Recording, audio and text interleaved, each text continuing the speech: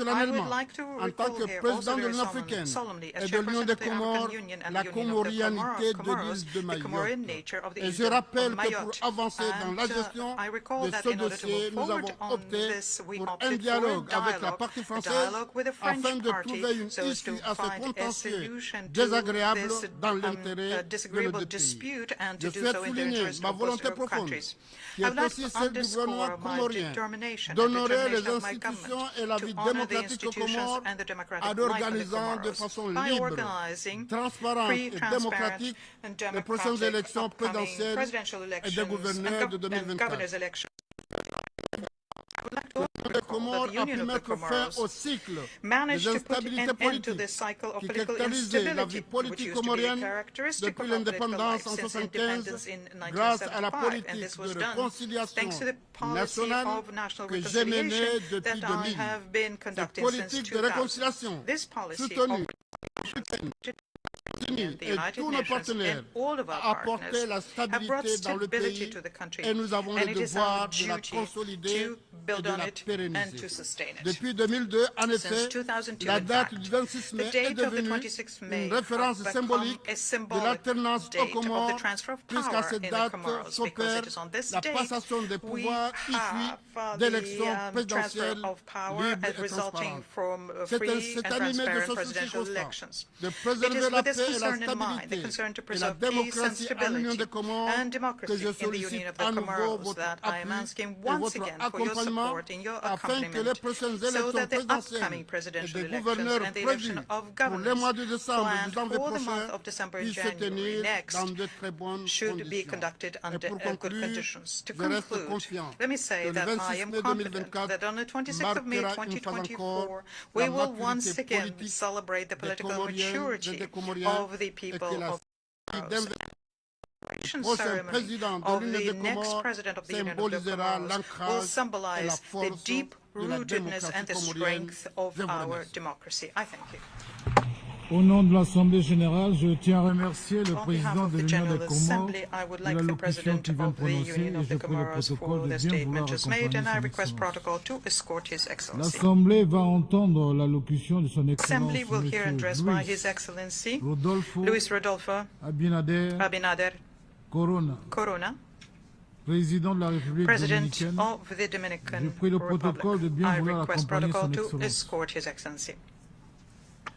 Au nom de l'Assemblée générale, j'ai l'honneur de souhaiter la bienvenue à son Excellence M. Luis Rodolfo Abinader Corona, président de la République dominicaine, et je l'invite à prendre la parole devant l'Assemblée.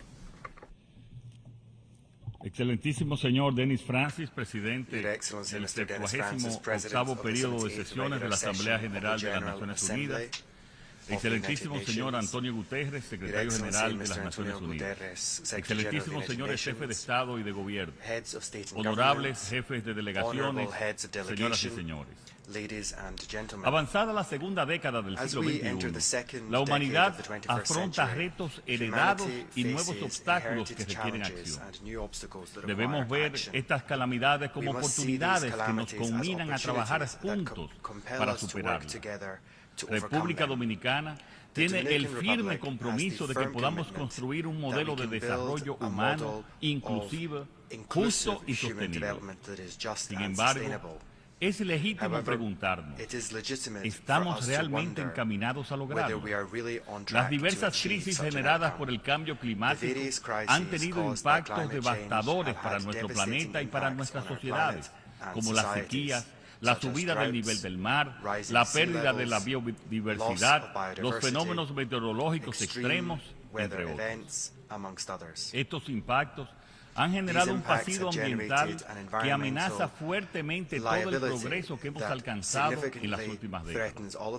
Como economía en desarrollo y con una huella de carbono negativa, estamos haciendo nuestra contribución a la mitigación del cambio climático, incentivando el uso de energías renovables, pero sabemos que este es solo un paso en el largo camino de la sostenibilidad, porque todavía tenemos una gran dependencia de combustibles fósiles. El petróleo sigue siendo importante para nosotros. Aprovecho este espacio para llamar la atención sobre la práctica del control de la oferta de los países exportadores para mantener elevados los precios del crudo en perjuicio de los países importadores. En esta asamblea representativa de unos y otros, deberíamos discutir y aprobar un mecanismo financiero que garantice la estabilidad de los precios del crudo a países importadores de renta media y baja, como lo es el nuestro. Se han dado pasos importantes para enfrentar la emergencia climática, como la reciente adopción de la Convención para la Conservación y el Uso Sostenible de la Diversidad Biológica Marina en zonas fuera de la jurisdicción nacional BBNJ, convención que firmaré en la tarde de hoy. Pero faltan muchos pasos aún más contundentes. Entre otros, la adopción del índice de vulnerabilidad multidimensional, IBM, de aplicación para todos los países en desarrollo, o la implementación del Fondo de Pérdidas y Daños para proporcionar asistencia financiera a las naciones más vulnerables a los efectos del cambio climático. También quiero resaltar la cumbre internacional a celebrarse en Antigua y Barbuda en mayo del 2024 sobre los pequeños estados insulares en desarrollo, en la cual nuestro país estará presente como miembro del comité preparatorio. Asimismo, es urgente la creación de un mecanismo de financiamiento en condiciones favorables para que los países de renta media puedan enfrentar los retos que plantea el cumplimiento de los Objetivos de Desarrollo Sostenible, ODS 2015 al 2030. La falta de acceso a recursos adecuados fue justamente una de las razones por las que la mayoría de los países no lograron cumplir con los Objetivos del Desarrollo del Milenio. Como ha declarado el secretario general del Sistema Financiero Internacional, el Sistema Financiero Internacional está roto. República Dominicana cree firmemente en una reforma profunda a la arquitectura financiera internacional que beneficie a todos los países de manera equitativa. Otro de los efectos nocivos del cambio climático afecta particularmente a nuestra región del Caribe. Me refiero a la proliferación masiva del sargazo. Esta alga que devora las costas caribeñas, incluyendo las de Estados Unidos y México, tiene gravísimos impactos económicos, sociales y medioambientales, especialmente para el turismo, que representa hasta un 75% de la economía de algunos de los países del Caribe. República Dominicana ha creado una mesa multisectorial para lidiar con este problema y aspiramos a que los países desarrollados contribuyan con la solución. Señor Presidente, uno de los pilares de nuestro compromiso para alcanzar un contrato social más justo y un Estado más efectivo ha sido y siempre será la lucha contra la corrupción.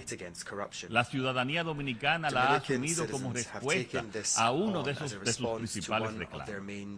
Los distintos indicadores internacionales sobre la percepción de la corrupción confirman los avances que mi gobierno ha logrado en este sentido. En otro orden, aprovechar para reiterar ante esta asamblea la candidatura de República Dominicana al Consejo de Derechos Humanos de la ONU para el periodo 2024-2026 en las elecciones que se celebrarán el próximo mes. Esta candidatura representa nuestro firme compromiso con la defensa de los derechos humanos. Distinguidos colegas, al observar la isla de la Española desde el espacio, háganlo desde su celular a través de Google Earth. Se percibe una diferencia palpable y desgarradora. Una mitad verde y floreciente que corresponde a la República Dominicana, que ha priorizado la conservación y gestión sostenible de sus recursos naturales.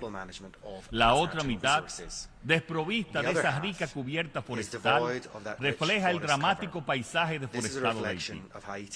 Esta frontera natural no es solo una lección geográfica, sino es un potente recordatorio de lo que le espera al mundo si continuamos ignorando las alarmas de la naturaleza.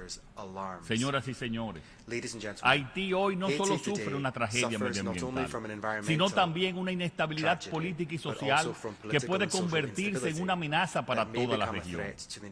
No me es grato recordar el llamado que hice hace 2 años atrás a esta Asamblea General cuando dije, desde que este gobierno asumió el poder, hemos venido anunciando la posibilidad de que la situación haitiana pueda desbordar las fronteras de ese país, incidiendo como un factor de inseguridad en la región.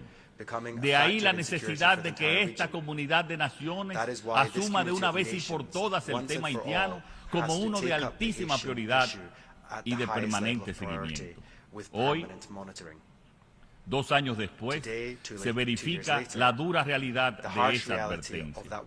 Un pequeño grupo de particulares haitianos ha retomado la construcción de un canal de trasvase ilegal en territorio haitiano para extraer agua del río Dajabón en violación de los tratados fronterizos dominico-haitianos. La comunidad internacional debe conocer que el río Dajabón nace en Loma de Cabrera y la mayor parte de sus 55 kilómetros recorren nuestro territorio hasta desembocar en la bahía de Manzanillo, Montecristi. Solo 2 kilómetros entran en territorio haitiano. Y en ese pequeño tramo del lado de Haití es donde están haciendo el canal. La información que disponemos indica que es una maniobra de control de agua por parte de una reducida élite económico-política para lucrarse con su venta a pequeños productores de la zona.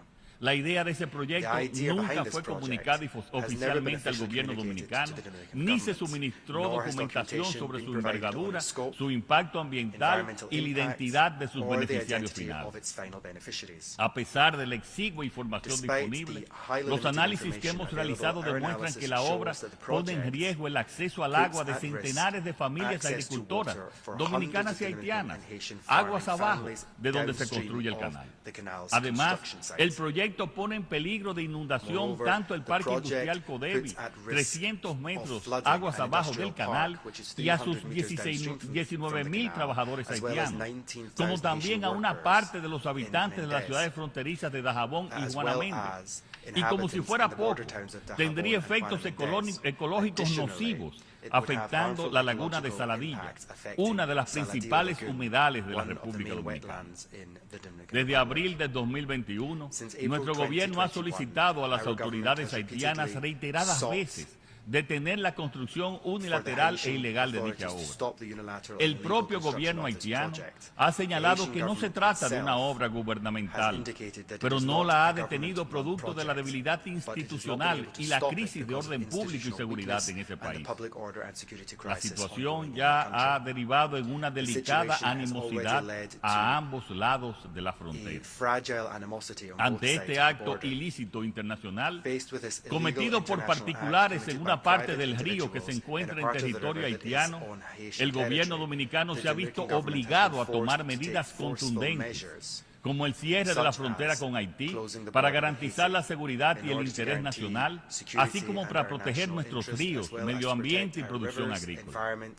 No tenemos, ni deseamos, ni buscamos una confrontación con el pueblo haitiano, pero sí estamos enfrentando a los actores incontrolables que mantienen la inseguridad en Haití por sus intereses particulares y que ahora conspiran también contra la estabilidad de su gobierno y la seguridad de los recursos hídricos. Señor presidente, sin lugar a dudas, el problema de Haití ya no está en Haití, está en manos de la comunidad internacional.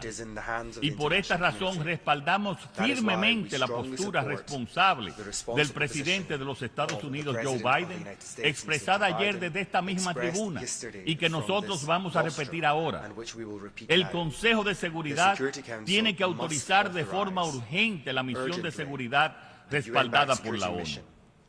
Ya el Consejo de Seguridad ha aprobado 3 importantes resoluciones creando un régimen de sanciones, un esfuerzo para detener el flujo ilícito de armas y un llamado a la creación de una fuerza multinacional para asistir a la Policía Nacional Haitiana, como han solicitado el gobierno de ese país y el secretario general de esta organización.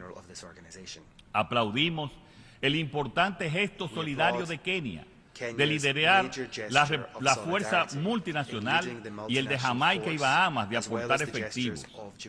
Aprovecho la ocasión para agradecer de forma particular al presidente de Kenia, William Ruto, por su solidaria y humanitaria disposición a liderar a través de esta misión la búsqueda de la paz y la estabilidad del pueblo haitiano. Además,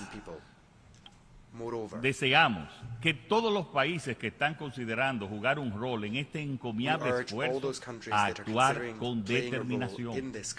Lo que ocurre en Haití es una ruptura del orden público por parte de elementos criminales sin ninguna reivindicación política o ideológica, por lo que acoger la solicitud de ayuda de las autoridades haitianas, enviando una fuerza multinacional, es cónsono con el espíritu y la letra de la Carta de las Naciones Unidas y del mandato de esta organización, acorde con el derecho internacional para garantizar la paz.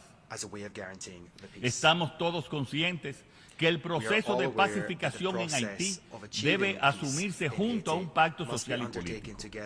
En ese sentido, encomiamos la noble gestión que viene desarrollando el grupo de personas eminentes de CARICOM para lograr un acuerdo político que permita la mayor legitimidad posible para la aceptación de una fuerza multinacional y la celebración de elecciones justas, libres y transparentes.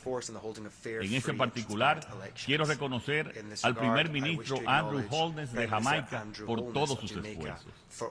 Al tiempo también de agradecer al secretario general por su trabajo en atender esta crisis, le hacemos un llamado a redoblar sus esfuerzos por lograr el despliegue inmediato de la fuerza multinacional en Haití.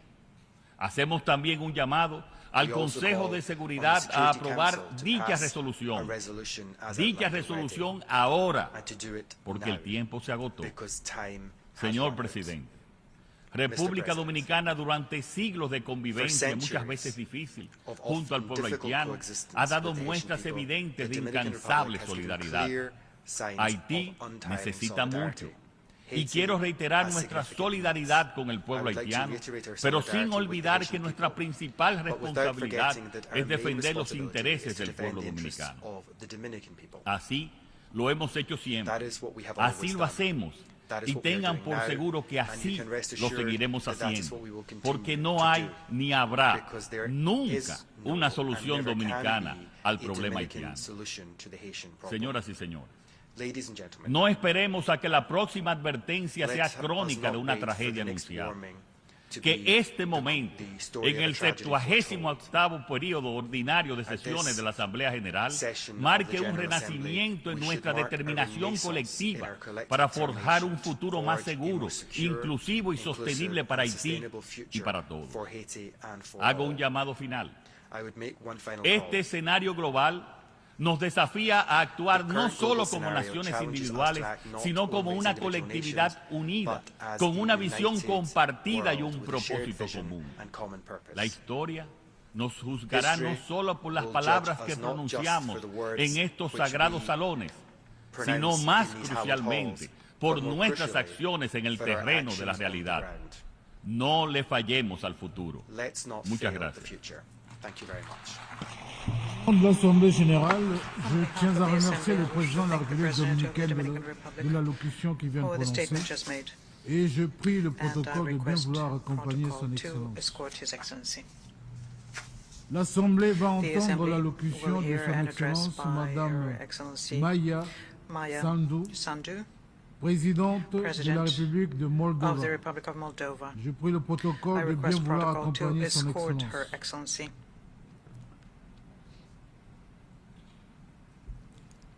Au nom de l'Assemblée générale, j'ai l'honneur de souhaiter la bienvenue à son Excellence Madame Maya Sandu, présidente de la République de Moldova, et je l'invite à prendre la parole devant l'Assemblée. Mr. President, Mr. Secretary General, Your Excellencies, it is with great pride that I once more stand before you at the General Assembly of the United Nations to represent Moldova, a country on the front line of the fight for democracy. Today, Moldova stands stronger and more resilient than a year ago. We stand firm in our belief in a democratic future, and we stand firm with Ukraine as our neighbor continues to resist Russia's brutal invasion, an attack on its sovereignty and way of life. We stand firmly for Ukraine's victory, because when Ukraine wins, the free world wins. Now, more than ever, support for Ukraine must not diminish. Please continue supporting Ukraine. Ladies and gentlemen, Ukraine, Moldova, Europe, and the free world are facing an external assault on our values. But countries like mine haven't broken free from imperial chains only to be brought back into servitude. We push forward. We are not facing an imminent military threat, unlike our Ukrainian friends and neighbors. But every day we are countering Russia's hybrid assault. Russia has teamed up with corrupt crooks to destabilize us. Their hybrid toolbox includes energy blackmail, support for separatism, cyber attacks, and disinformation campaigns. They also tried to overthrow our democratically elected government, but each time they failed. We know they will try again. In soon-to-be-held elections, they will attempt to undermine our citizens' ability to make their own democratic choice. This threat is not unique to us. Many countries in Europe and beyond our continent are feeling the sting of foreign interference in their democratic processes. This hybrid assault is conducted by those who oppose not just our democracy, but all liberal democracies. We must stay vigilant, and we must stand united. Distinguished audience, against all odds, we preserved peace across all of Moldova, including in the breakaway Transnistrian region, where Russian troops are stationed illegally and where concerns about human rights violations are deeply worrying. Our commitment to a peaceful resolution remains steadfast, and I call here today for the unconditional withdrawal of those Russian forces. In light of intertwined challenges, building Moldova's resilience has not been an easy task. Yet, we take heart in the fact that Moldova is not alone. Our friends and partners, the entire free world, stand with us.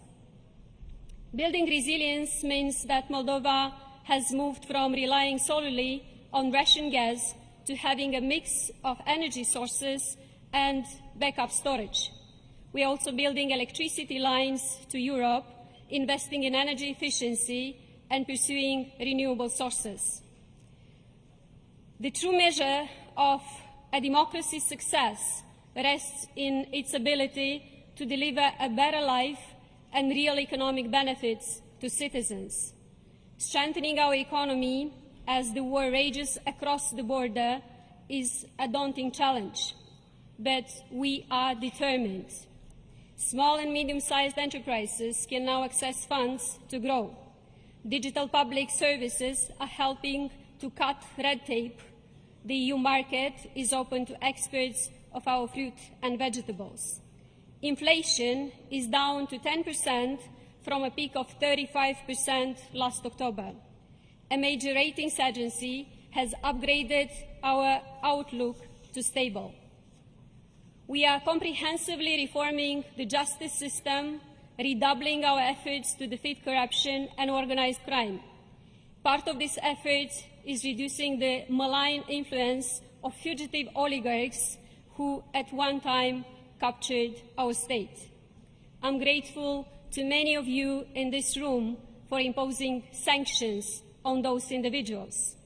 The next critical step in this journey is to ensure that the stolen money is returned to the Moldovan people. As evidence of our commitment on corruption perception, as measured by Transparency International, we improved by 24 places in the past 2 years, our best score in a decade. On the Rule of Law Index, part of the World Justice Project, we have advanced by 14 places since 2020. Greater resilience will also come through enhanced transport links with Europe. vitally important given Russia's blockade of Ukrainian ports and the disruption of trade routes. We are upgrading roads and railways, and this modernized infrastructure will not only boost our trade and create jobs, but will support solidarity lanes for Ukraine, ensuring that its grain reaches the regions where it's needed most. And one day, these very connections will be aiding Ukraine's post-war reconstruction. As we build up defenses and resilience, Moldova is increasingly recognized as a contributor to regional security, a strong neighbor to Ukraine and partner to the EU in countering security challenges. But our commitment extends globally. Moldovan servicemen actively contribute to peacekeeping missions, including most recently in the United Nations Interim Force in Lebanon. We hosted the European Political Community Summit last June, a summit that further cemented our place in the European family. Ladies and gentlemen, economic progress, improving security, and reinforcing our democracy are part of our journey towards membership of the European Union. Moldova's European aspirations have long been well known. Last May, 100,000 Moldovans rallied in Chisinau to reassert their commitment to democracy and to EU membership. Let me be clear. Moldova's EU membership is not just a political choice. It is the only way to protect our liberty, peace, and democracy. The enlargement of the EU is the sole path to ensure our neighborhood stays anchored in the free world and that we deliver better lives for our citizens. It would also demonstrate the Union's commitment to peace, the very reason the European Union was built. When it comes to membership, we believe in a fair and merit-driven process and have been doing our work diligently. With this in mind, I call on the European Commission and all EU members to support us. I extend this call beyond the EU borders to all the countries of the free world, especially those with well-established, robust democracies who have long reaped its benefits and understand its worth. The success or downfall of one democracy resonates globally. When one thrives, it inspires hope in others. When one falters, it risks a domino effect. Today, the fight for democracy anywhere is the fight for democracy everywhere. And in this interlinked fight for democracy, we will prevail. Thank you.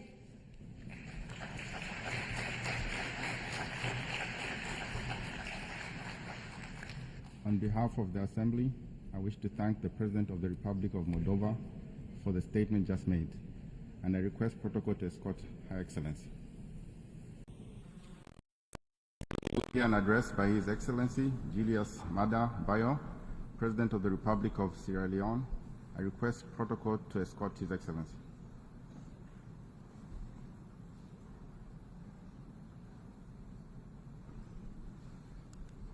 On behalf of the General Assembly, I have the honor to welcome His Excellency Julius Maada Bio, President of the Republic of Sierra Leone, and to invite him to address the Assembly.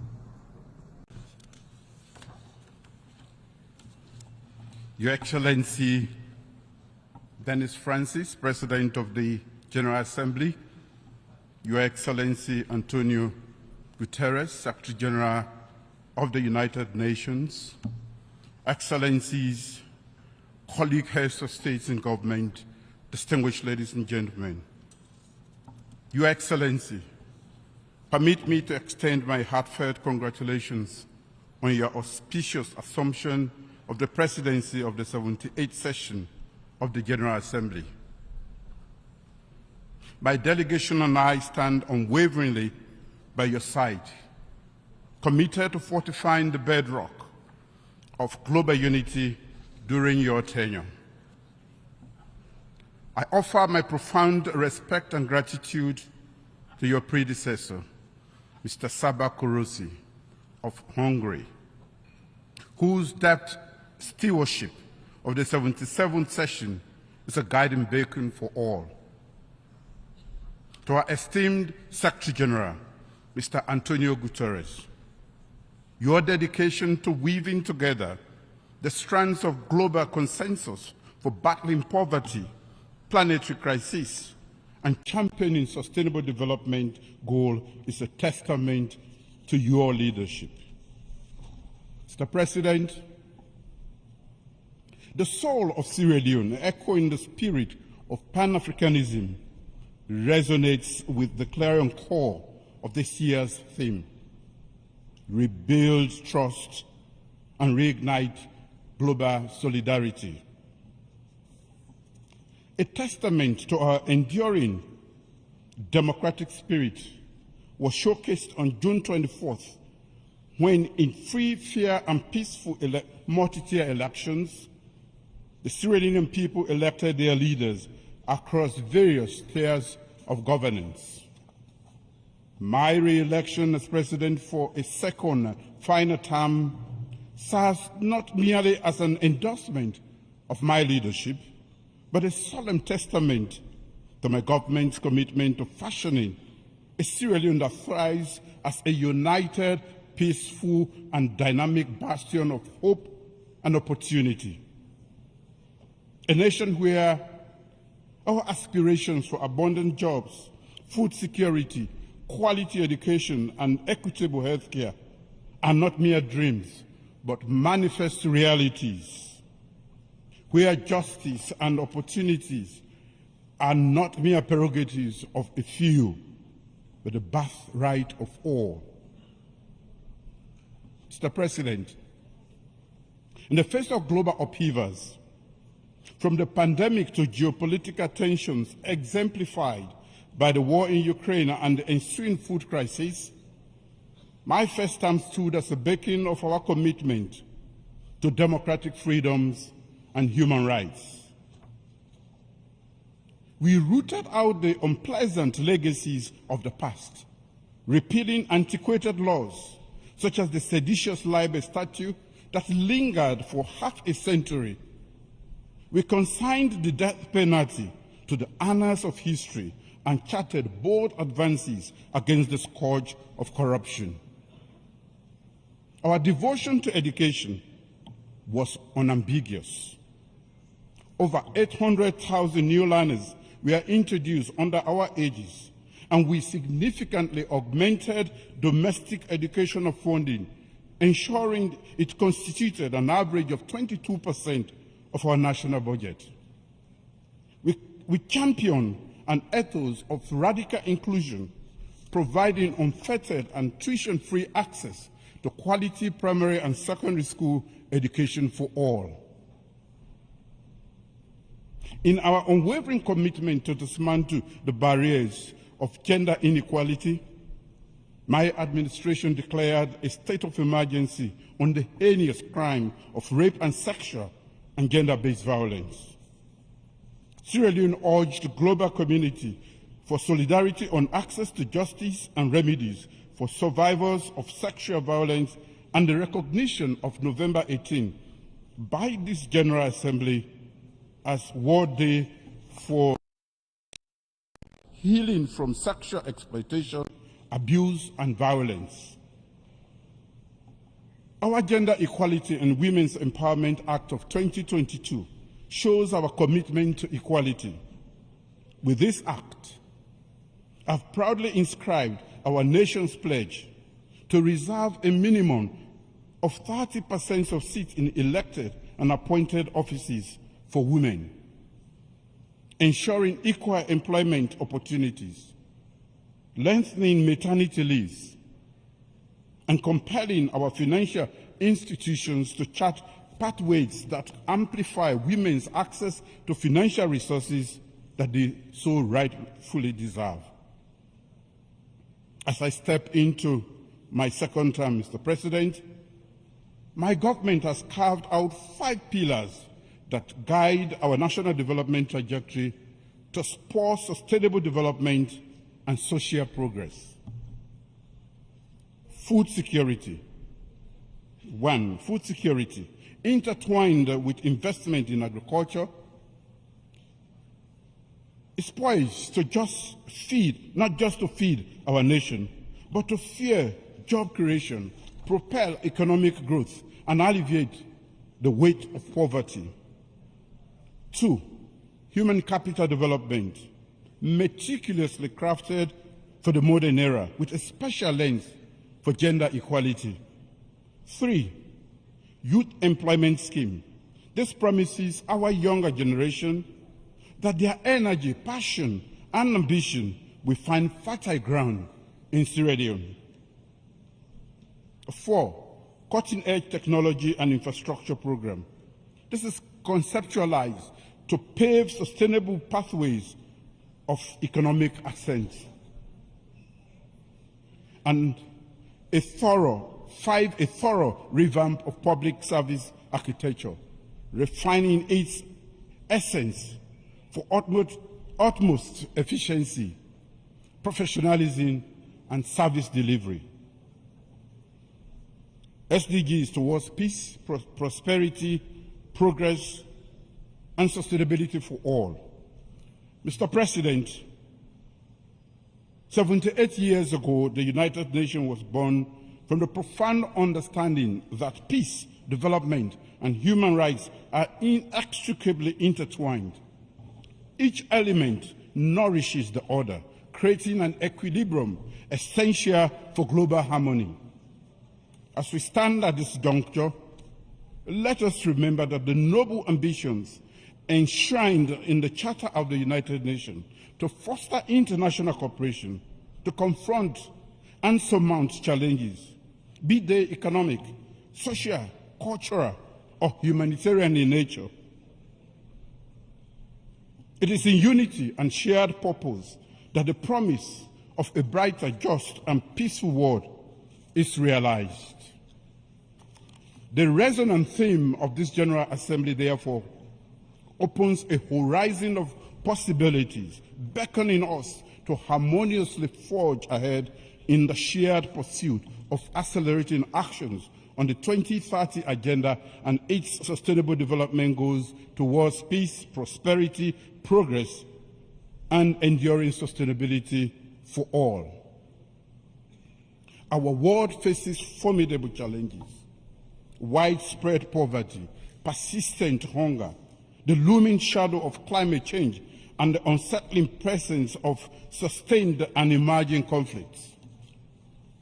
To honor our 2030 Agenda for Sustainable Development commitments, member states of the United Nations must rekindle the fires of trust and galvanize a renaissance of global solidarity. Trust requires a harmonious amalgamation of our collective wisdom and resources. Solidarity mandates our unwavering cohesion, even when navigating different and opposing philosophical terrains. In pursuing the 2030 Agenda, we must resolve to leave no one behind. We must fervently champion inclusivity, recognizing the intrinsic value of every individual, irrespective of their circumstances. Progress has been made, but we acknowledge that the road ahead is challenging. However, this challenge also presents an opportunity for innovation and collaboration and reimagining our global priorities. ECOWAS region as peace and security. Mr. President, we view with deep concern the rising tides of insecurity and the subtle erosion of democratic governance and ideas in the West African sub-region and the Sahel.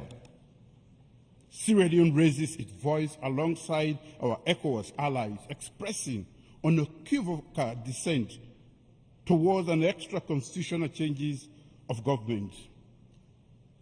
Such challenges to the very bedrock of our democracy threaten the stability of individual nations and the fabric of our collective African identity. Why we stand, it is not simply a call to maintain things as they are. Real stability and lasting peace don't come from resisting threats or building defenses.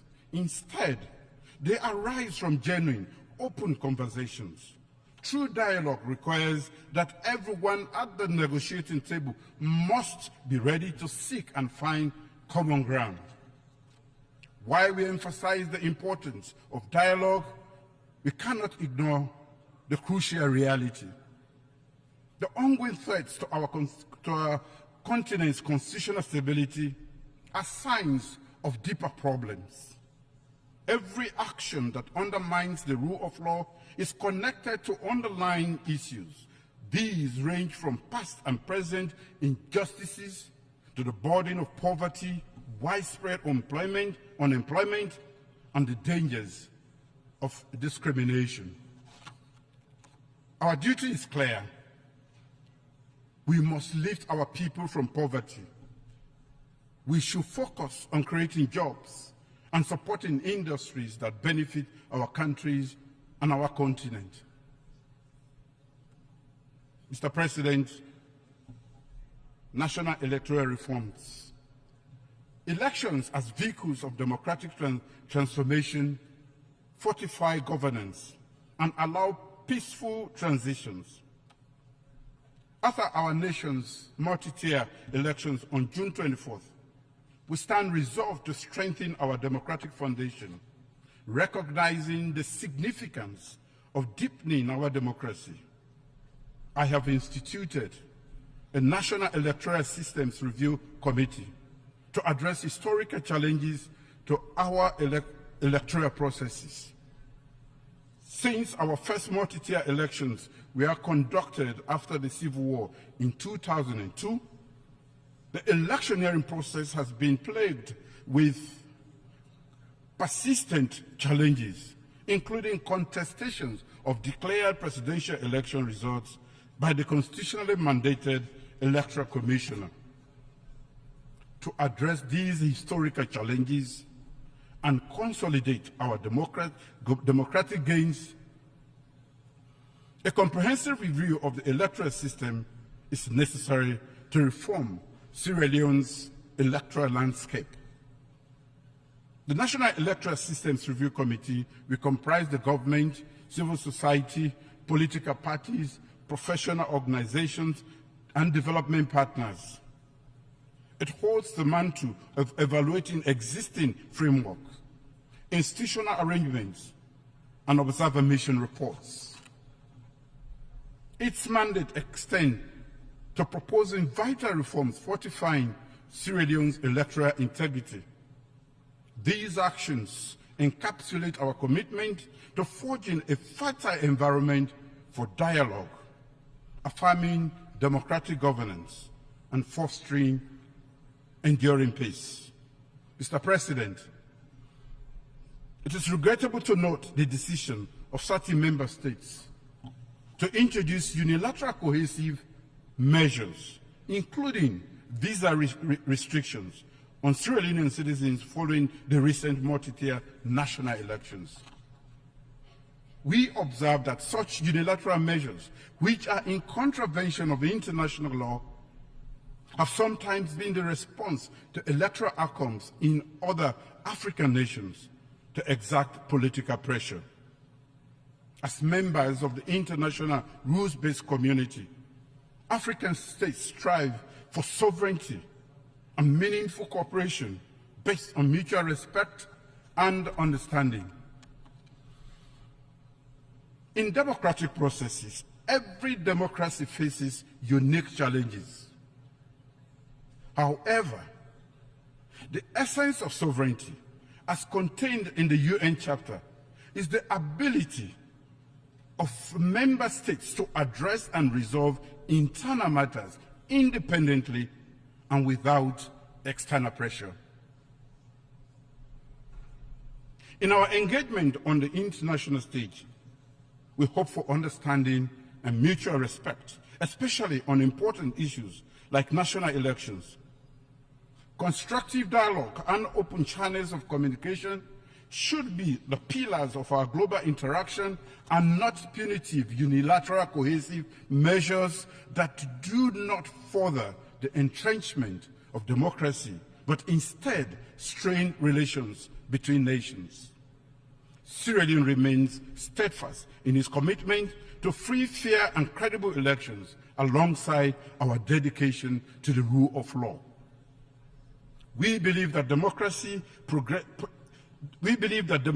democratic progress is a journey, and its pace varies from one nation to another.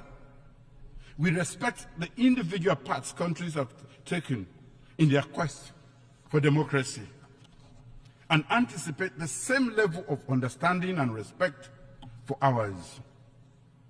We aspire to nurture relationships rooted in solidarity, cooperation, and mutual respect, all directed towards a shared global future. United Nations Security tenure. As Sierra Leone takes its non-permanent seat at the United Nations Security for the 2024-2025 term after a hiatus of 53 years, we are deeply aware of our shared duty to uphold international peace and security. The profound nexus between peace, development, and human rights will be the beacon guiding our priorities. We stand poised, resolute, and committed to forging a world where these ideas are not mere aspirations, but enduring realities for all. Sierra Leone fully subscribes to the ideas of multilateralism as a tool for global peace and security. Our vision is to serve as the vital conduit linking the ECOWAS community of the West African states, the African Union, and the nations in focus with the Security Council. As we yearn for tranquility and justice, we pledge our commitment to collaborate with the 5 permanent members of the Security Council and as part of the 10 elected members and the 3 African representatives. Reform of the UN Security Council. Mr. President, Sierra Leone recognizes the pressing issue of Security Council's legitimacy, equitable representation, and transparency. In a world reshaped by geopolitical realities, true global peace and security hinge on reforms and the rejuvenation of United Nations Security Council and the UN General the United Nations member states. Sierra Leone committed at the 2005 World Summit to support reforms of the Security Council as essential elements of our overall effort to reform the United Nations, to make it more broadly representative, efficient, transparent, and thus to enhance further its effectiveness and the legitimacy and implementation of its decisions. While the discourse has seen forward movement, the historical injustices endured by the African continent remain unresolved at the intergovernmental negotiations. Africa glaringly stands alone as the only region without permanent representation within the Security Council and is conspicuously unrepresented in its non-permanent category. The United Nations Security remains trapped in the era of 1945, when much of Africa was still in the regrettable grip of colonialism.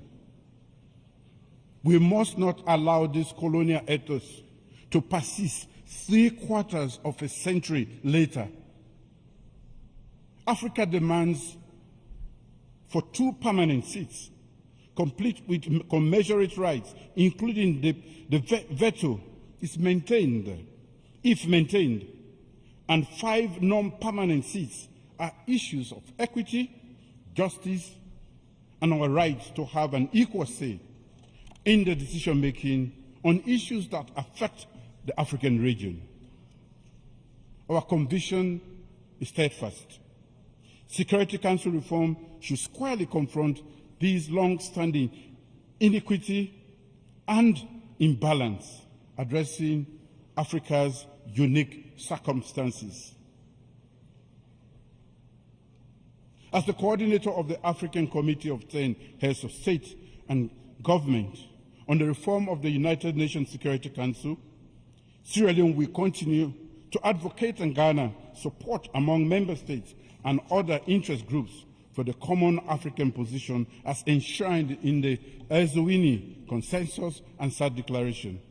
We will also envisage infusing the working methods of the Council to instill transparency, accountability, democracy, and ultimately renewed legitimacy. Climate change. Mr. President, our collective pursuit of sustainable development confronts the triple planetary crises of pollution, climate change, and biodiversity loss. Despite contributing minimally to these crises, Sierra Leone remains intensely vulnerable to their repercussion, a reality compounded by limited capacity. Our National Adaptation Plan, launched in 2018 as an embodiment of our commitment, designed to have our vulnerability by 2030, it underscores risk awareness, regulatory enhancement, institutional empowerment, and gender-responsive adaptation strategies. Sierra Leone seeks equitable and timely access. We request unfettered access to leverage new climate change adaptation and mitigation technologies and shared knowledge. Our salvation from the escalating climate change crisis lies in collective wisdom and concerted efforts. Global solidarity. In today's complex world, the urgent need to rebuild trust and strengthen global unity stands out. We must adopt a cooperative approach, set aside individualistic actions, and promote shared progress based on common values. As we deal with disputes of sovereignty and self-determination across the world, we must also resolve to do so with dialogue, exhausting all avenues for peaceful resolution. Conclusion. In this evolving multipolar world, where conflicts ripple across borders and power dynamics are in flux, we must recognize our shared interests and intertwined destinies. The multifaceted crisis challenging our global community demands unified action. For our collective strength is determined by our most vulnerable segments. The voices we make today, the choices we make today, have far-reaching implications for tomorrow. We stand at a crossroads. One path takes us to mere rhetorical commitments to equity and solidarity, while the other beckons us to act with conviction, driven by profound belief in equity and justice, economic justice, social justice, political justice. Let us choose wisely, for the fate of generations to come hinges on the decisions we make now. Thank you.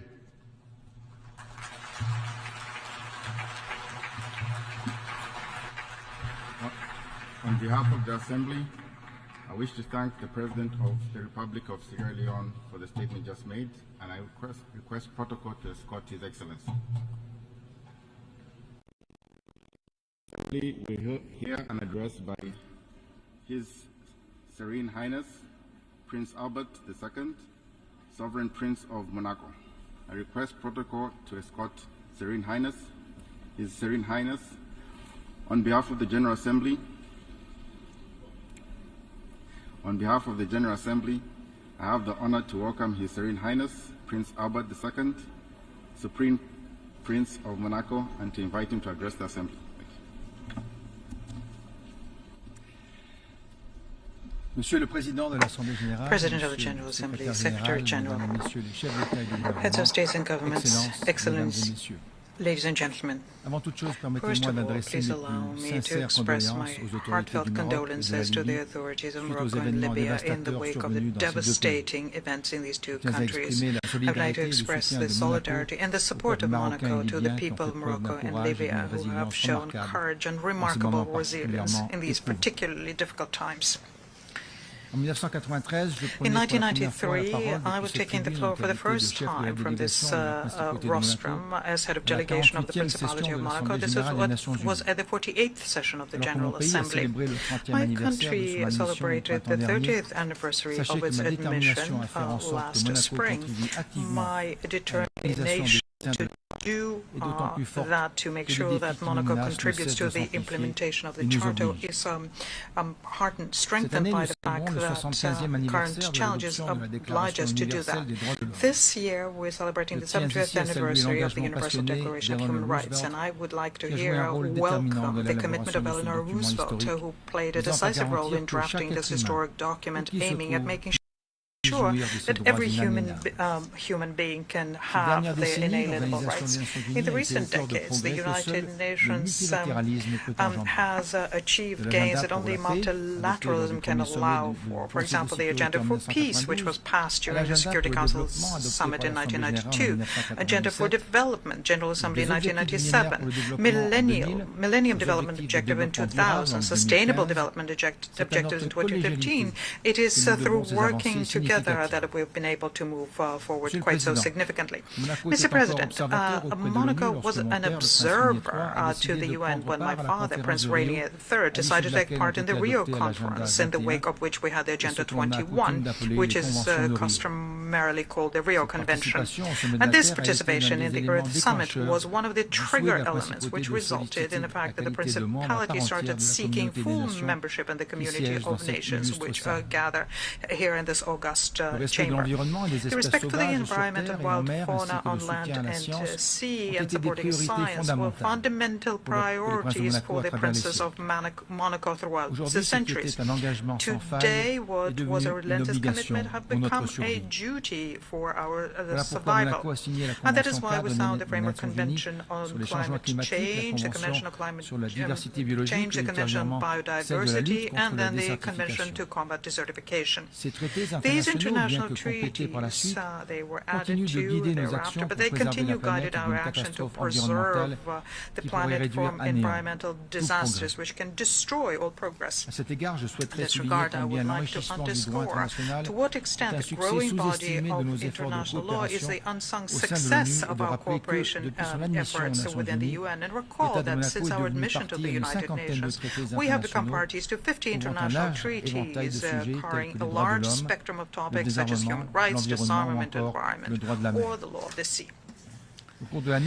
In the course of this past year, the multilateralism in certain areas has shown once again its strength and its effectiveness because it continued and persevered. In December last, we have had a historic event when we adopted the Congo-Montreal Global Framework on Biodiversity, and then we concluded about 2 decades of negotiations by finalizing the agreement on biodiversity and high sea, which I had the honor signing. And this binding legal instrument will have another decisive step in protecting and safeguarding the seas and the oceans. And these victories, which come out of our collective efforts, have to give us hope, because above and beyond the ocean and the biodiversity, they also show the very potential of the United Nations to build common edifices for us to live better in harmony with nature. Furthermore, it seems fundamental to me to be aware of these new instruments because they give us powerful tools to combat climate change. Amongst the indigenous people or island people, the sea is a fully fledged being. The crucial role of seas and oceans in regulating climate is clearly recognized now and enables us to handle this challenge holistically. Because make no mistake, we will only be able to gain the battle on climate if we work together towards the implementation of the SDGs that we have set ourselves 8 years ago. We should, there is not a moment to lose. Extreme climate events, floods, droughts, fires, whose frequency and intensity is only growing, already result in the suffering of millions of people and require from us to undertake urgent and drastic measures. Physical modifications of the marine environment and coastal areas, the acidification of the ocean, rising sea levels are other phenomena which are threats for the very existence of coastal communities in many countries. Secretary General, your determination to bring together the leaders of states, representatives of private institutions and civil society within the framework of the Climate Ambition Summit is very timely. The very recent IPCC report has alerted that once again showed us that our collective efforts are insufficient in order to fight this planetary scourge. Several months ago, we have started the first stage of assessing the implementation of the Paris Agreement. This will be finalized at COP28, but it cannot be simply a statement of failure. We need to, on the contrary, use this most recent opportunity. We have to rectify the trajectory so as to make sure we do not raise the temperature more than 1.5 degrees Celsius. Ladies and gentlemen, let's face facts. Serious changes to our ways of life and our collective organizations are needed and needed fast. We need to redouble our solidarity so justice and equity become keywords of this phase of our transition. In this context, Monaco would like to play its part. The government of the Principality will contribute to the replenishment of the Green Climate Fund to the tune of 3.3 million euros for 2024-2027.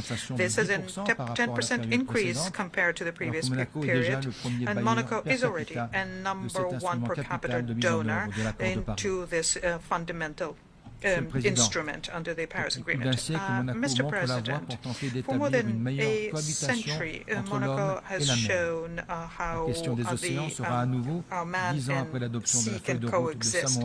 And the question of oceans will be once again, 2 years after Samoa pathway, at the center of the deliberations of the fourth conference on SIDS and the third conference on SDGs for land for in Nice, presided by France and Costa Rica 2025. Monaco decided, together with the organizers of this conference, to host sessions on blue economy, and the conclusions of that, I hope, will enrich the deliberations of this gathering. We do still have the unexplained phenomena of the cold stretch in the east of the Pacific Ocean, but the United Nations Decade on Ocean Sciences in the service of development provides us an opportunity to better understand the complex phenomena of climate change. Major countries have understood what needs to be done for our oceans. We are looking for water on Mars, but we have to wait for a generation to make sure that under the impetus of the President of the 77th GA, we had another conference on water last March. The young people of our nations place a very serious responsibility on us to make sure that we safeguard the air they breathe, the land where they grow, and the seas and the oceans, the cradles of humanity and key to our survival. And this fight will never be over. Mr. President, the conflict also undermines the environment and an additional obstacle to the implementation of the SDGs. Voilà près de 600 jours It's que la Russie been a pris la about 600 décision, days now en that violation Russia du took droit the decision international, and de violation of lancer une agression international à law grande to échelle contre l'Ukraine. launch a major Agression scale aggression dénoncée, ainsi against que ses Ukraine. This was conséquences humanitaires et condemned environnementales à plusieurs several reprises par times notre by Assemblée. our Assembly, as well as Je tiens à humanitarian exprimer environmental ici à nouveau la consequences. solidarité de Here, mon yet once pays again, face à I'd like ces to événements express the tragiques solidarity of my et aux country destructions given endurées these chaque jour par les tragic populations events and the civiles. destruction that the Comme dans civilian tous les population conflits, suffer every les day. combats et les bombardements génèrent une pollution des sols et des eaux par des substances toxiques. And the bombings D'innombrables resulted zones in naturelles pollution protégées ont of été soils détruites. and Les dommages infligés resulted in aux toxic infrastructures substances. essentielles ont augmenté les Natural risques de areas have pollution de l'eau been potable et destroyed, de la and propagation de maladies. there is now a shortage of drinking water De même, and il n'est spread pas of diseases. concevable It is qu'au XXIe inconceivable siècle, that des in the personnels de 21st santé soient century, régulièrement healthcare agressés professions are regularly et des attacked, infrastructures that sanitaires medical attaquées dans différentes infrastructures zones de are conflit. attacked in various areas of conflict. Aussi, j'en appelle une So nouvelle fois à I la protection de appeal ces once again professionnels for the protection et of des these populations professions civiles. and for the protection of civilian Alors que le populations. monde se relève à The peine de la world pandémie de is la now COVID-19, beginning to recover je tiens à after the saluer pandemic l'organisation of cette semaine COVID-19. I de would 3 like réunions to de haut niveau welcome, therefore, dédiées the à des fact that this problématiques week majeures we'll de have santé publique. several Nous high-level devons meetings tirer on profit des major public expériences health issues de cette issues. pandémie We need to afin de draw renforcer la gouvernance lessons from mondiale this et pandemic so bâtir as des to systèmes de strengthen santé global forts governance et and résilients. build resilient and strong public health Monsieur le systems. Président, Mr. au rang des President, questions et des amongst menaces the issues existentielles of pour notre civilisation, existential il y threats en a that we une qui a are pris une facing, there is ampleur one fulgurante ces which dernières has années. become very Je veux widespread bien entendu parler recently, de and I am l'intelligence referring to, of artificielle course, to artificial qui porte intelligence, en which elle à la fois un potentiel has in immense it pour accéder à la réalisation des both at the ODD same et time des immense risques sans potential for the précédent SDGs pour and la paix et la unprecedented sécurité risks mondiale. for peace and security. La quête de l'innovation est Looking for inhérente à la nature innovation humaine is et part of our mérite very notre soutien nature and lorsqu'elle needs est to be orientée vers supported when it's l'amélioration de geared la towards vie de nos improving the populations. lives of our people. Bien que nous soyons We are, of fascinés course, par les fascinated avantages by des the outils numériques advantages qui provided simplifient by notre vie digital quotidienne, tools that simplify our nous daily ne life, pouvons en but négliger we les cannot dangers. ignore the potential dangers they L'intelligence represent. artificielle se Artificial révèle souvent plus intelligence efficace et very fiable que l'homme frequently dans de is nombreuses more tâches. effective Pour autant, than man elle peut in être many comme la tasks. langue d'Ésope, à la fois la meilleure et la Just pire des like the choses pour language of l'humanité. Aesop, it could be the best and the worst Les thing for cyberattaques humankind. utilisant Cyber l'intelligence attacks artificielle using visent déjà artificial des intelligence infrastructures are already critiques comme les hôpitaux et les targeting critical opérations d'aide infrastructure, humanitaire de l'ONU. hospitals and humanitarian operations L'industrie de la conducted by the sécurité et de UN. l'armement exploite ces Security techniques and dont le weapons potentiel industries use these soulève des techniques, problèmes and éthiques. their potential Peut-on gifts laisser une leads machine us décider to an de la ethical vie problem. ou Can de a la machine mort d'un decide être humain? on the human issue Ces of life questions and death? démontrent l'obligation qui These nous incombe à questions tous show d'ériger un cadre that de we all gouvernance have a mondiale et des duty normes to éthiques imposant build des limites a à framework l'utilisation de of l'intelligence global artificielle. governance and La ethical conclusion des norms travaux en dealing cours with dans ce artificial domaine revêt donc une intelligence. urgence capitale. Therefore, concluding current works Je underway salue à on cet this égard tous les is travaux of visant à particular l'élaboration importance. I d'un welcome organe therefore works consultatif de haut niveau aimed au sein de l'ONU at pour travailler creating sur a la high-level gouvernance advisory internationale body on this de within the UN l'intelligence to artificielle. work on international governance over artificial Monsieur le Président, intelligence. Mr. President, fidèle à son rôle de modérateur our role et is de sa always the tradition role of pacifique, moderator je in reste what was been a convaincu peaceful du rôle country, and I central de remain l'ONU convinced of dans the la central role to be reconstruction played de la by the UN confiance in et le rebuilding the réveil de la trust and solidarité awakening mondiale. global solidarity. Cela nécessite des efforts communs ancrés dans un système multilatéral solide, fidèle aux valeurs et aux principes consacrés par la Charte des Nations Unies. Je conclurai en exprimant l'espoir que nous parvenions à améliorer l'efficience de notre organisation afin qu'elle puisse pleinement réaliser sa mission initiale, celle de préserver la paix entre les nations et le bien-être de notre commune humanité. Je vous remercie.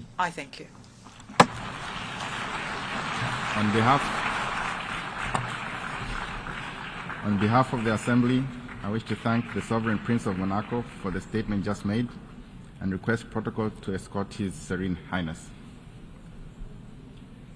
The Assembly will hear an address by His Excellency Gabriel Boric Font, President of the Republic of Chile. I request protocol to escort His Excellency.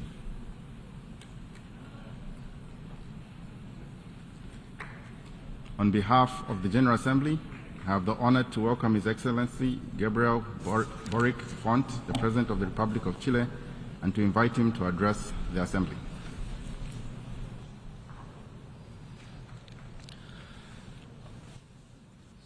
Señor Presidente, Mr. President, estimadas y estimados representantes de los Estados miembros de las Naciones Unidas, of the member states of the United Nations, porque tenemos la firme convicción we que la have the democracia firm conviction that democracy es memoria y futuro, is En nuestro país, hace 9 días conmemoramos los 50 años del golpe de Estado que el 11 de septiembre de 1973 fracturó brutalmente nuestra convivencia, trayendo muerte, dolor, persecución y miseria a mi patria. Las imágenes de La Moneda, el Palacio de Gobierno siendo bombardeada, la inmolación del presidente constitucional de Chile, Salvador Allende, y también la evidencia que el gobierno de Estados Unidos de la época, a cargo del presidente Nixon, habían conspirado desde un inicio para promover el fracaso del gobierno chileno, conmovieron la conciencia democrática del mundo.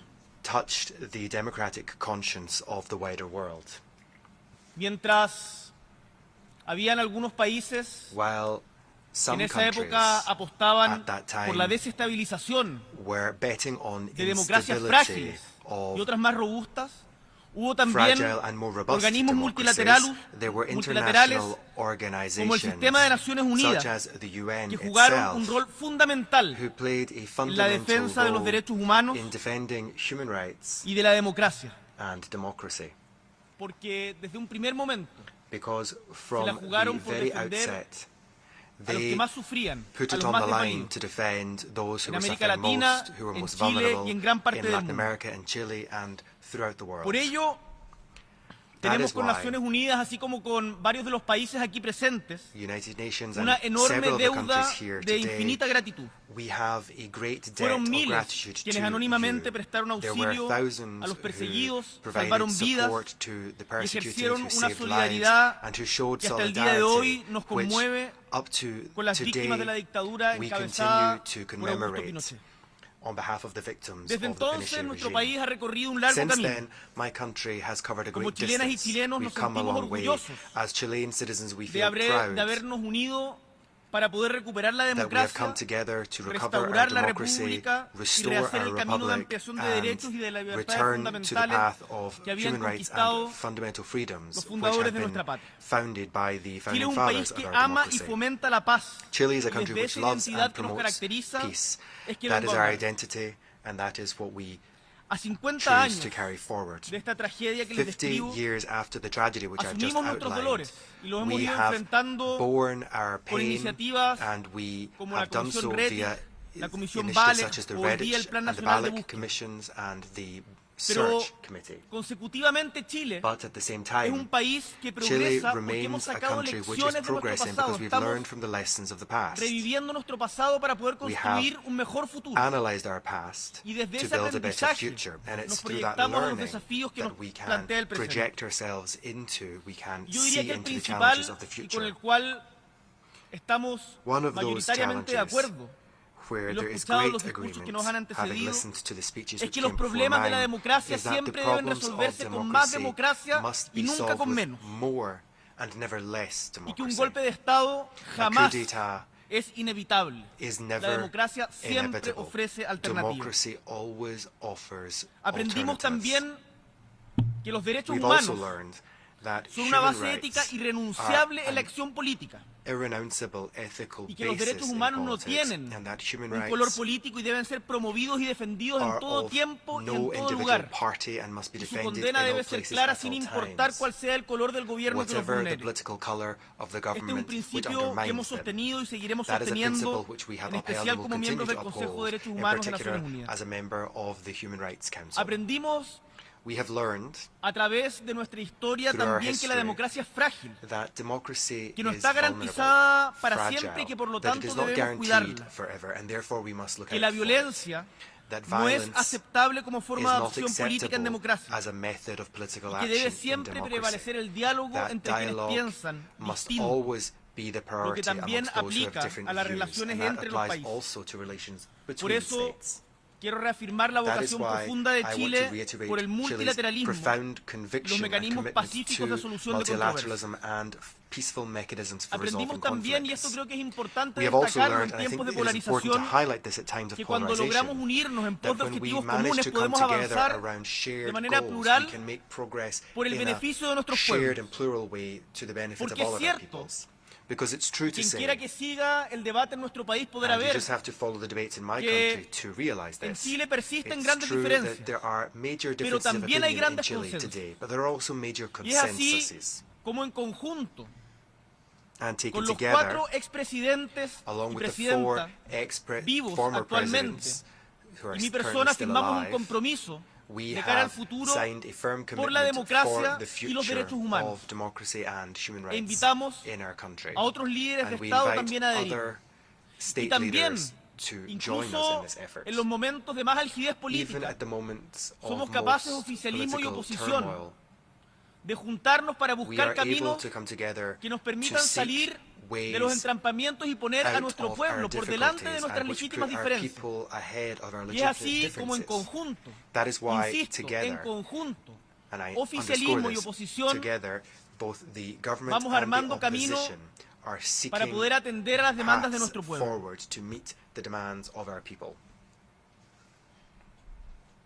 Las generaciones que nos antecedieron, The estimadas y generations estimados, which came before us, ladies and asumieron la gentlemen, responsabilidad assumed de the independizar responsibility a nuestras naciones, of making our de nations instituir las democracias independent, of y de establecer building libertades democratic fundamentales, institutions, derechos and humanos creating universales leadership and y avanzar universal progresivamente human en la rights, and conquista de derechos progressively moving sociales. forward on achieving A mi social generación, rights. la que aún no había nacido para el golpe de Estado de My 1973, generation, which hadn't nos yet been toca born when the la coup d'etat no menos happened in difícil tarea 1973, it falls de to us consolidar y defender to muchos de esos legados, consolidate and to al mismo enhance many of the tiempo que achievements of the enfrentamos con past at the optimismo same time as with las nuevas optimism amenazas we y tackle desafíos. new threats and challenges Señor ahead. Presidente, estimados Mr. miembros President, de la Asamblea, hoy quiero distinguished members of the General plantearles Assembly, 3 tareas today urgentes a there are las 3 que urgent humildemente tasks which I creemos en mi humbly patria que today debemos wish to abocarnos, bring que to your attention coinciden and which my con country mucho de lo thinks planteado en esta deserve Asamblea our hoy día. priority and which have already been mentioned by many in this Es tarea General Assembly urgente today. y número It is an 1, urgent cuidar task. la It is number democracia. 1 that we look out for Debemos democracy, that we detener take el care avance of de la it. We intolerancia must put a stop y de los to the autoritarismos. advance of Enfrentar totalitarianism. decididamente We must be a la decisive desinformación in que corroe nuestras confronting democracias disinformation which de is forma corroding our institucional y democracies sin complejos, from the inside. We must do it from a an la vez institutional and non que defendemos los avances de los derechos and de las clear minorías way. We must y también de defend quienes the no rights son of minorías, minorities, but also of those sino who are not mayoría como las mujeres, minorities,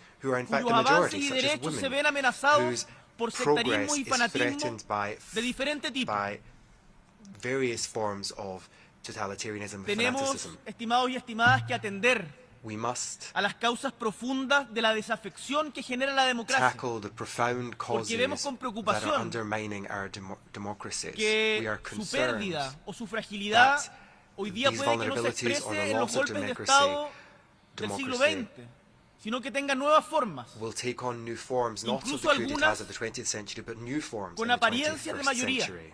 Some of which may even have the sheen ¿Por of qué majority la to them. democracia hoy día no está Democracy satisfaciendo today is not los anhelos satisfying de all pueblos of que the yearnings desean of urgentemente, people que who necesitan urgently seguridad, want and need mayor igualdad, security, salir de la greater pobreza? equality, a way out of La democracia poverty. tiene que ser capaz de entregar Democracy must resultados be able to come up y with debemos abocarnos con results. mucha fuerza a We ello. must Cuando las pour all instituciones of our tardan efforts en dar into that. respuesta When o no lo logran a institutions tiempo de forma fail clara, or are too slow in la coming up with corrupción, el results, crimen organizado, corruption and las organized múltiples crime, desigualdades, various forms of todos esos inequality, desafíos que van all of corroyendo these nuestras challenges instituciones, which are la población corroding deja our de confiar. institutions lead to a lack of trust among Por the eso, people. cuidar la democracia, That estimadas is y why, estimados, ladies and implica gentlemen, hacernos looking cargo de las after frustraciones, democracy los means anhelos tackling the y las frustrations and the necesidades de la yearnings and the ciudadanía, needs of our people. canalizando los We desafíos have que to impone channel nuestro them, tiempo we have to y channel them avanzando con through the acciones challenges which we concretas, face and make progress with con mayor shared libertad, action, prosperidad, greater freedom, justicia more social, prosperity, social sostenibilidad justice, sustainability. y poniendo siempre We el must interés always colectivo put the por collective delante de los interest intereses ahead individuales, of en particular individual interests, de los and in intereses particular individuales de quienes tienen más poder, the entre individual interests ellos of those who have de the most nosotros como power, including gobernantes. ourselves as the En este governing sentido, class. también defendemos In this regard, el respeto irrestricto We a los also derechos humanos como avance call civilizatorio for the independiente strict de qué respect gobierno of esté en el human poder. rights as a path into Por the, eso, a path forward Me regardless siento of en el who deber, como hemos is in señalado en government. otros foros And internacionales, as I've already said in other de international denunciar fora, I ante feel esta the Asamblea y el obligation to mundo denounce in front of this la assembly and the persecución world the que hoy persecution día vive todo quien piensa distinto that is del gobierno del brought régimen against dictatorial all del those señor who Ortega y Murillo en Nicaragua.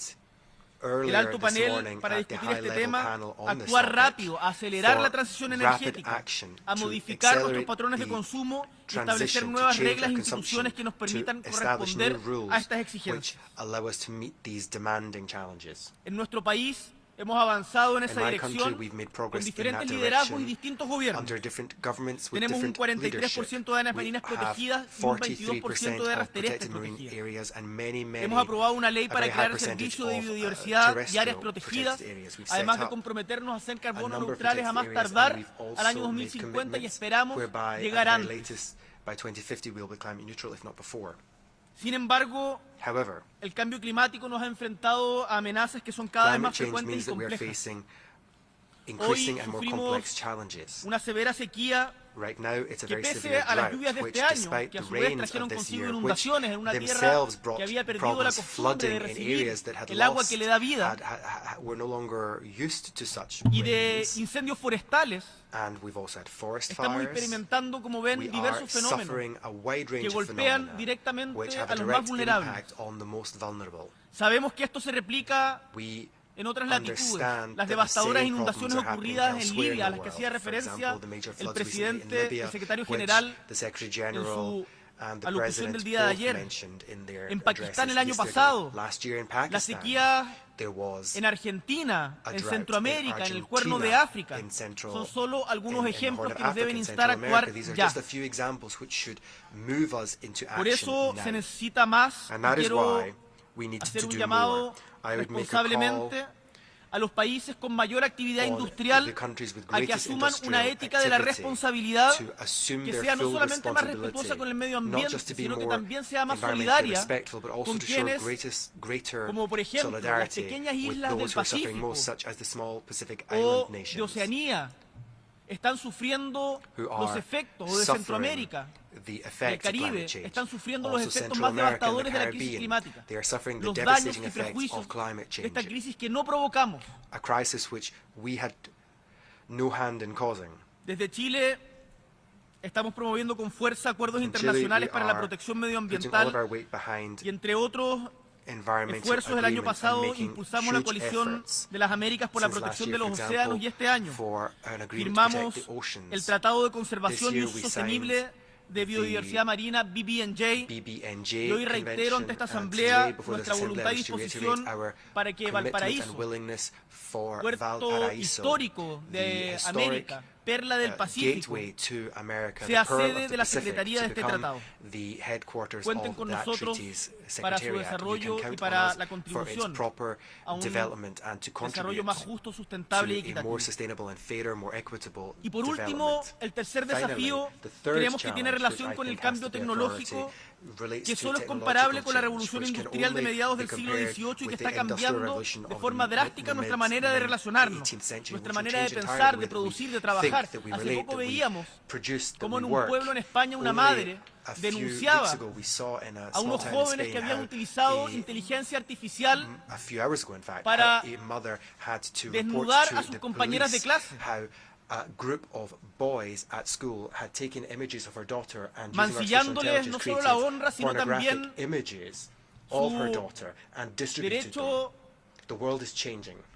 a ser persona, a tener integridad, a tener privacidad. Cada gran transformación tecnológica siempre ha sido en la historia de la humanidad una gran oportunidad para construir sociedades más justas, pero también, si lo hacemos mal, puede ser fuente de nuevas injusticias. Y en este contexto es deber de todos establecer consensos multilaterales para dar un marco ético al desarrollo y al uso de nuevas tecnologías, como el caso de la inteligencia artificial. Requerimos un marco que incorpore la perspectiva de derechos humanos a la investigación e innovación tecnológica, considerando el resguardo y fomento de la libertad y la dignidad de las personas y los pueblos, así como las necesidades del desarrollo sostenible. Las sociedades tenemos que avanzar y de ello no nos cabe duda, pero tenemos que hacerlo de forma responsable. Por eso, entender y gestionar mejor las oportunidades que el porvenir nos ofrece para usarlas en nuestro beneficio antes de que se conviertan en amenaza y terminen profundizando las desigualdades existentes es un deber. que es, por ejemplo, lo que hacemos en Chile desde el Congreso del Futuro, que no me cabe ninguna duda, ustedes también tienen iniciativas parecidas en sus países. Con humildad, pero también con orgullo, puedo afirmar que nuestro país hoy día tiene condiciones para ser un referente latinoamericano de cara al futuro de la inteligencia artificial, y vamos a trabajar firmemente en esa dirección. Democracia es memoria y futuro. Y es por ello que queremos que el desarrollo tecnológico sea una herramienta de unión y no de división, que promueva el empoderamiento en conjunto de la sociedad, que enfrente el fenómeno de la desinformación, que apoye sobre todo a los sectores más vulnerables, y que no signifique una profundización de las inequidades ya existentes, tanto a nivel global como al interior de nuestros países. Termino diciendo que los desafíos que enfrentamos requieren de soluciones audaces y colectivas, porque ninguno de nosotros, ni siquiera el país más poderoso, puede enfrentar estos desafíos por sí solo. Los fenómenos migratorios, la crisis climática, las pandemias no tienen fronteras ni banderas. Nos afectan a todos los países del mundo. Y por eso este foro, esta asamblea, tiene que estar a la altura de ese desafío. Y hagamos valer, si somos más, las palabras y la petición que nos hiciera el día de ayer el secretario general Antonio Guterres respecto a la necesidad de reformar la gobernanza mundial, tanto en sus aspectos político como financiero. ¿Es reforma o es barbarie? Nosotros estamos por la reforma y le decimos al señor secretario general que cuenta con nuestro apoyo para reformar no solo el Consejo de Seguridad, sino también las organizaciones financieras nacidas después del consenso de Bretton Woods. Insisto, democracia es memoria y futuro, y en este camino hacia un mundo mejor, el rol de esta Asamblea General es decisivo. Por eso, y porque hemos aprendido de nuestro pasado, y como representante de las nuevas generaciones, soy optimista respecto a lo que está por venir.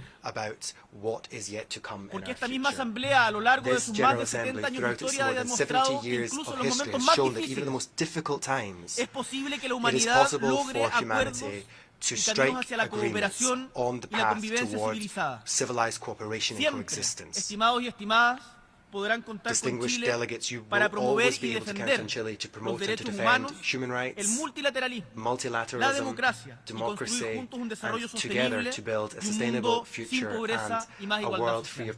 Muchísimas gracias. On behalf of the Assembly, I wish to thank the President of the Republic of Chile for the statement just made, and I request protocol to escort His Excellency. The Assembly will hear an address by His Excellency Kurel Shaw Ukna, President of Mongolia. I request protocol to escort His Excellency.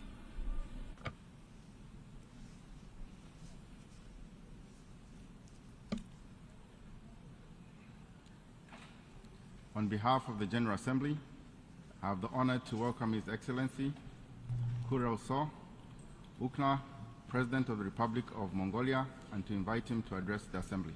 Your Excellency.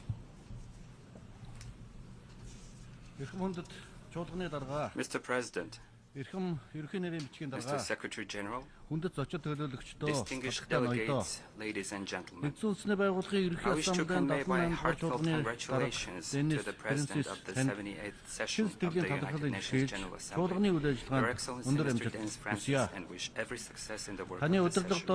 I'm confident that under your able leadership, the 78th session of the General Assembly will facilitate comprehensive discussions on a range of critical issues facing the world and will present constructive solutions for peace, prosperity, and sustainability. We can not only indulge in peace and harmony, but we can entrust a peaceful and prosperous world to future generations by sincerely yearning for peace, security, and sustainable development, and by devoting efforts and financing resources to consolidate the political, economic, environmental, and social-cultural foundations that sustain the world.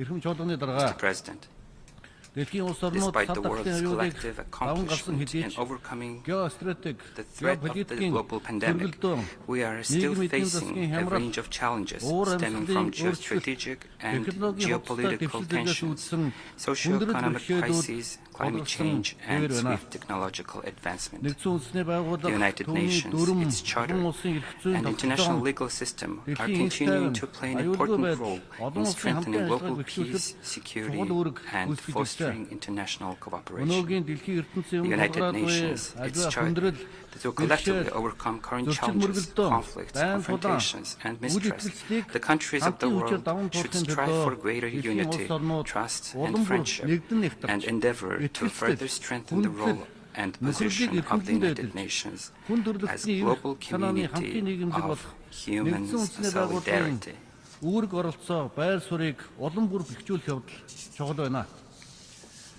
Mongolia commends and supports the initiatives outlined in the United Nations Secretary General's report, Our Common Agenda, including the recent new Agenda for Peace, which offer proactive solutions to global challenges in international relations by amplifying preventive diplomacy and reinvigorating multilateral cooperation and dialogue. The rapid advancement of digital technology is unlocking new prospects for global development. Yet, on the other hand, it is also reshaping the landscape of threats that jeopardize world peace and security, such as terrorist attacks, their financing, money laundering, and proliferation of weapons of mass destruction. Therefore, in order to combat them effectively, it is vital for the countries across the globe and the international community to collaborate in all aspects, exchange information, and refine the international legal framework.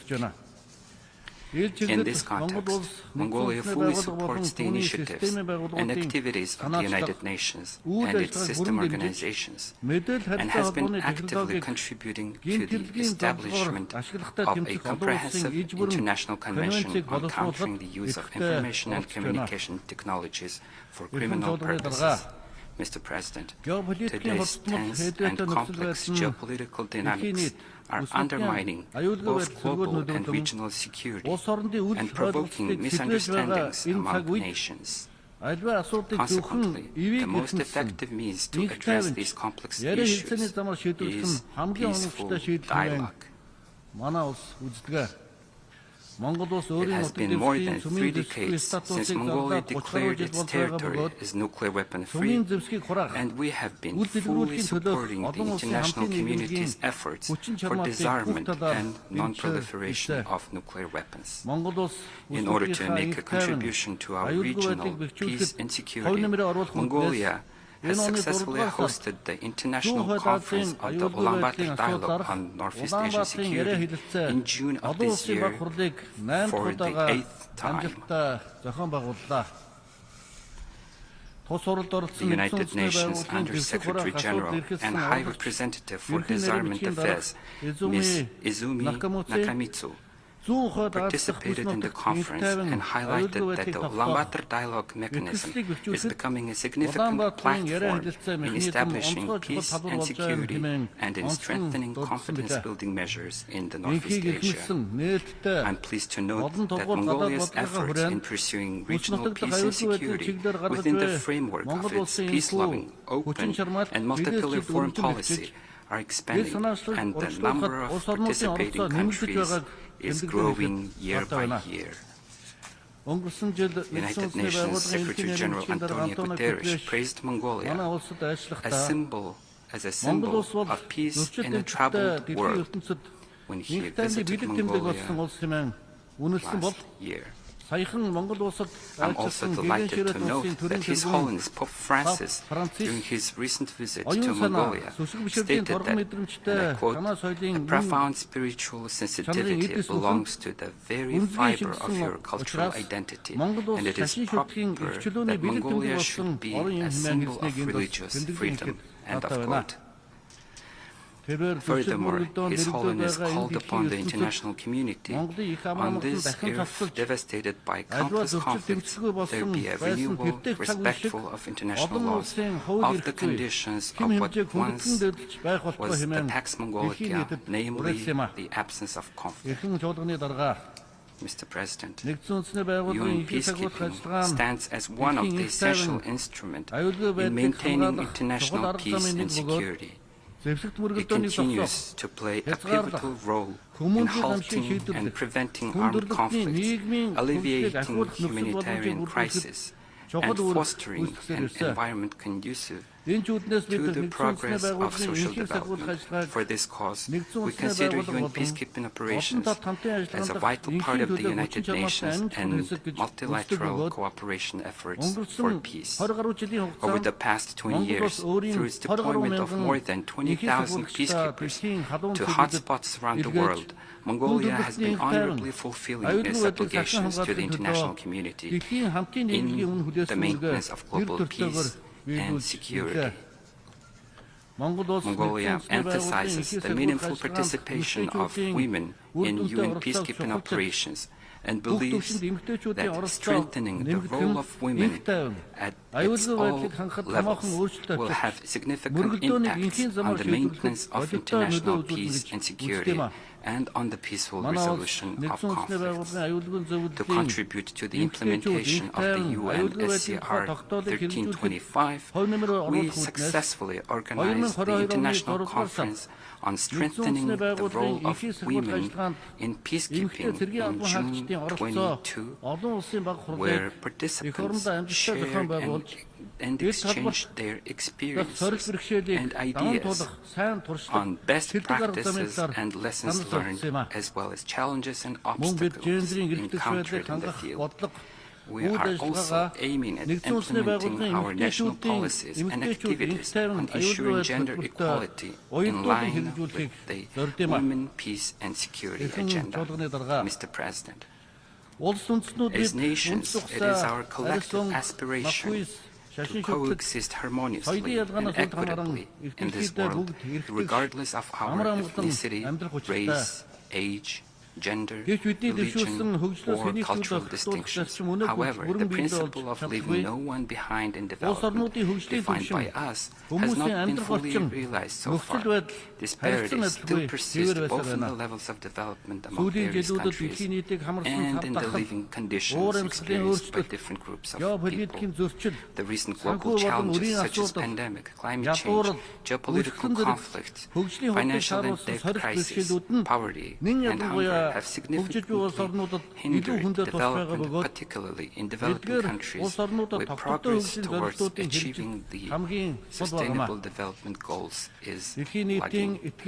Even though we have already passed halfway to the deadline for the 2030 Agenda, which is the roadmap for fostering trust, unity and development. The UN Report 2023 reveals that only 12% of the SDGs targets are on track, while progress on 50% is weak and insufficient, and progress on 30% has stalled or even reversed. If we are unable to achieve our goals, it is evident that the further path for development and progress for mankind is bleak.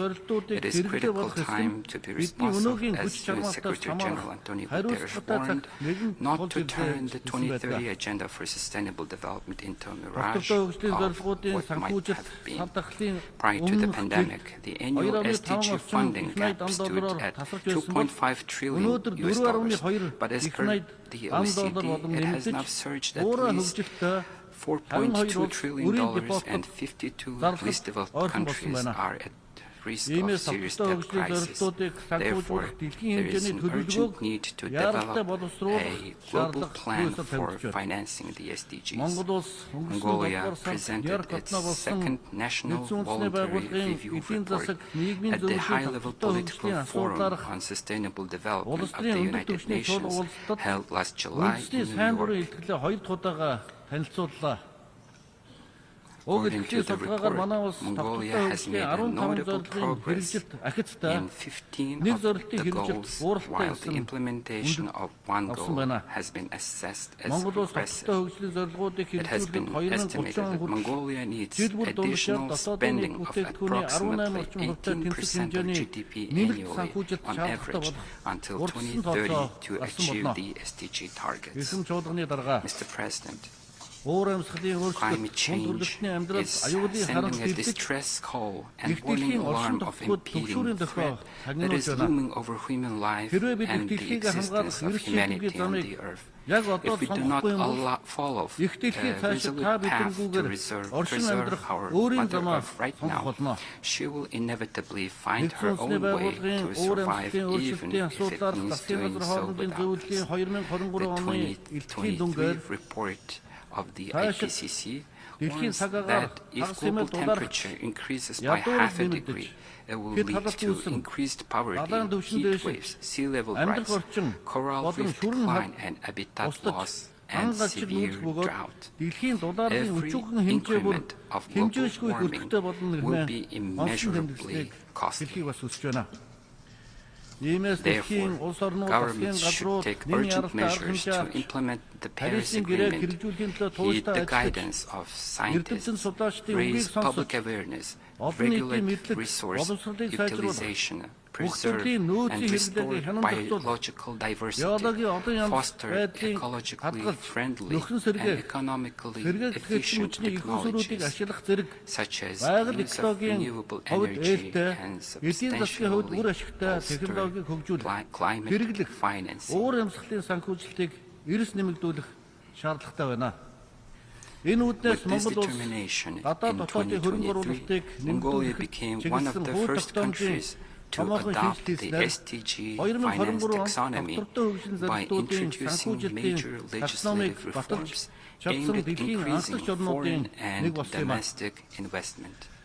Mongolia is effectively implementing the national movements, billions trees, and food supply and security, as well as successfully hosting the World Export Development Forum, focusing on further development of green, digital, and inclusive trade and economic relations. Furthermore, in the Orkhon Valley, which has been inscribed in the World Heritage List, we commenced a major development project to rebuild Karakorum, the ancient capital of Mongols, into environmentally friendly, smart ecocity for green development. I'm also pleased to inform that Mongolia has proceeded into the preparation for hosting the UNCCD COP17 in Ulaanbaatar in 2026. Mr. President, at the United Nations, Mongolia actively endeavors to protect the interests of the landlocked developing countries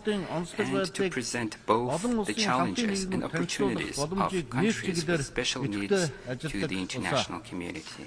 Currently, Mongolia is working as Vice Chair of the Group of Landlocked Developing Countries at the United Nations and is making advancement on the initiative to set up a group of LLDCs in the World Trade Organization and the International Civil Aviation Organization, henceforth during the 41st session of the Assembly of the ICAO, held in Montreal, Canada in September 2022. Mongolia submitted a working paper on improving air connectivity in LLDCs, which received a wide support from its member states.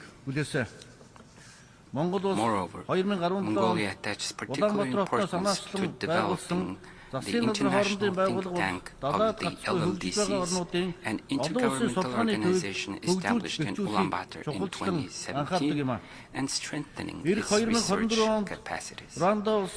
We believe that based on the practices, practical experiences, and lessons learned from the implementation of the VINA Program of Action, the third United Nations Conference on LLDCs to be held in Kigali, Rwanda in 2024 will be a critical occasion to adopt a renewed development framework for the landlocked developing countries for the next decade. Mr. President, it's commendable that the 78th session of the United Nations General Assembly is drawing global attention to health issues by convening 3 high-level meetings on universal health coverage, pandemic preparedness, prevention and response, and fight against tuberculosis, and adopt their political declarations. I'm confident that outcomes of these meetings will have a significant contribution to the international efforts in this field, and they will be reflected as well in the national program Healthy Mongolian implemented at my own initiative. Mongolia fully supports and expresses its commitments to contribute to the negotiation on the development of the WHO Convention, Agreement, or other international instrument on pandemic prevention, preparedness, and response as agreed by the member states during the second special session of the World Health Assembly. We believe that the establishment of the international legal document will be of great importance for timely and equitable access to and distribution of pandemic-related vaccines, treatments, and diagnosis. On behalf of the people of Mongolia, I wish to express my deep gratitude to all healthcare workers around the world who selflessly and tirelessly work to save people's lives and their health.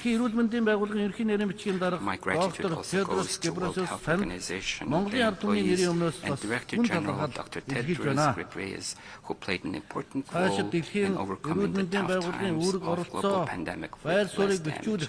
We call upon member states to support and cooperate comprehensively in strengthening the WHO's role and position while broadening its range of activities. Mr. President, this year marks the 75th anniversary of the adoption of the Universal Declaration of Human Rights. As a democratic country, Mongolia fully advocates for human rights, freedom and justice, and the principles of promoting gender equality and human rights in political, social, cultural, and economic spheres. Are enshrined in the Constitution of Mongolia. Building a world free of gender inequality is our shared goal, and it is our collective duty and responsibility to collaborate in its realization. Just as women's role and contribution are essential for both the harmony and prosperity of nations and well-being of families, women and female leaders play a critical role in security and development of humankind. Last June, Mongolia successfully organized a female foreign ministers meeting where the participants conducted constructive discussions on presenting solutions to pressing issues of mankind and international community, including global peace and security, climate change, and food security. As an outcome of the meeting, Ulaanbaatar Declaration was adopted.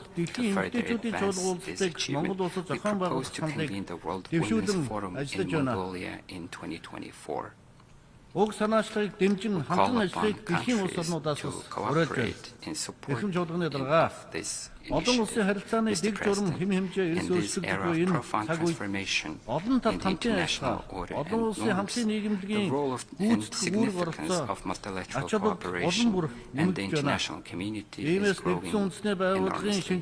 Therefore, Mongolia believes that it is important for the UN member states to actively participate in the intensification of the reforms of the United Nations, particularly in furthering the negotiations of the reform of the UN Security Council. I have a confidence that the summit of the future, which will be convened in September 2024 under the theme Multilateral Solutions for Better Tomorrow, will be a decisive event to reaffirm the principles enshrined in the United Nations Charter, revive multilateralism, fulfill commitments, seek solutions to global challenges, and rebuild trust among member states. Today, our leadership plays a pivotal role in shaping the destiny and well-being of our nations. Humanity is counting on our sagacious and visionary policies and initiatives that are in the best interest of the future generations and to prioritize global peace, security, and environment. Let's act together for peace, solidarity, and the world of well-being of the future generations. May the eternal blue sky bless us mankind forever. Thank you very much for your attention. On behalf of the Assembly, I wish to thank the President of Mongolia for the statement just made, and I request protocol to escort His Excellency. The Assembly will hear an address by His Excellency Mohammed Ould Sheikh El Ghazouani, President of the Islamic Republic of Mauritania. I request protocol to escort His Excellency.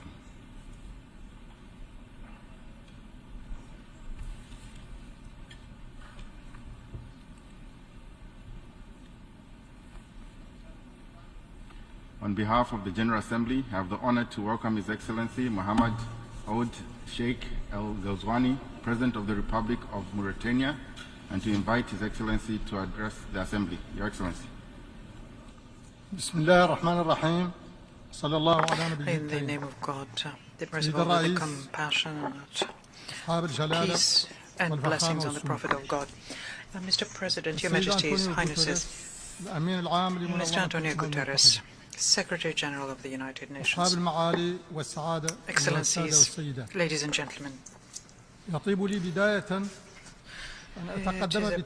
is my pleasure to first of all express my congratulations to Ambassador Denis Francis, congratulate him on presiding over the 78th session of the United Nations General Assembly, and wish him every success in discharging this mission. I'd like to thank his predecessor, His Excellency Sadek Koroshi, for the excellent way he steered the deliberations of the previous General Assembly.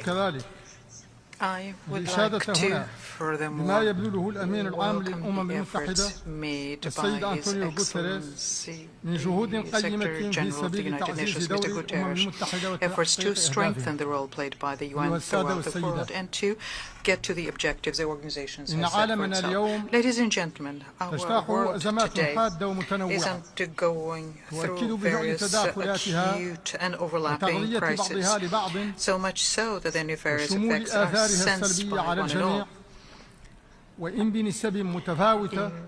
if it's not in equal measure, our fates are therefore intertwined, and that is why we need to accelerate the implementation of sustainable development goals in line with the collective undertakings we took upon ourselves to implement them by 2030. There is no doubt, in fact, that the pace and the degree of inclusivity of this implementation have so far been below our expectations, given the complexity and the diversity of the challenges we are facing. Globally speaking, we can say that the progress accomplished so far, in particular in developing countries, is slowing down. Difficulties and even stopping sometimes. For example, let me quote the worsening poverty, unemployment, public health and acute food crisis, inflation, which could lead to economic recession and greater violence, terrorism, destructive armed conflicts. All of this accompanied with environmental deterioration throughout the world. However, as grim as this picture is, we remain hopeful when it comes to implementing the SDGs. On this will depend our collective capacity to open a new pathway for multilateral cooperation to rectify the imbalance in the system of development assistance, to create more effective mechanisms for mobilizing the funding which is needed to finance sustainable development. And that is why this 78th session of the General Assembly is of particular importance. It allows us to take a halfway look at the implementation of SDGs and also to discuss the means we can accelerate the process. Ladies and gentlemen, In the Islamic Republic of Mauritania, we have made the implementation of the SDGs the main area of our developmental effort. And this is shown in our accelerated growth and prosperity strategy, which is the framework for our public action for development. Thanks to these efforts, and despite the regional and international context, which is not favorable, we managed to improve many indicators having to do with SDGs. We fought against poverty, the vulnerability and exclusion. We created a network of social protection abroad network so as to strengthen the resilience of our most vulnerable nationals, strengthen their purchasing power, and strengthen the medical and social coverage, so as to progressively get to universal health coverage. We undertook structural reforms with this so as to build a diversified economy which is more resilient and better able to create jobs and add value. We also strengthen the economic governance, financial governance, and monetary governance in my country. We did this by strengthening the productivity of such sectors as agriculture, fisheries, cattle, husbandry, so as to achieve food security and self-sufficiency. And thanks to these reforms, the economic growth in Mauritania, it was at the level of 6.4 last year. Access to basic services also improved, and the offer of health services has broadened.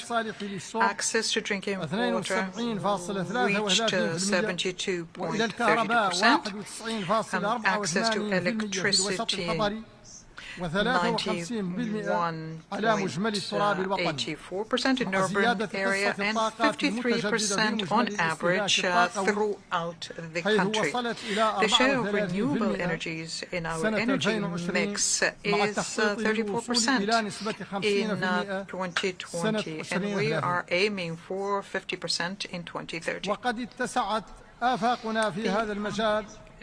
Energy diversification horizon has broadened in Mauritania thanks to a program for the development of green hydroenergy that we've just launched. And this provides us with an alternative, sustainable solution when it comes to clean energy. This helps us implement the objective of the nationally determined contribution, namely an 11% drop in carbon emissions. COP28, which will take place in the United Arab Emirates, is for us a source of great hope. We call on industrialized states to honor the commitments they undertook when it comes to greenhouse gas emissions and the commitments that they undertook during the Paris Summit. Our efforts in terms of energy transition are accompanied by continued fight against desertification and other climate change. We're doing this so as to restore the balance of our ecosystems. It is within this framework that we're implementing the initiative on the Great Green Wall, and there we are active within the permanent interstate committee on fighting drought in the Sahel. We're strengthening thus the green economy. We also are investing in our human capital.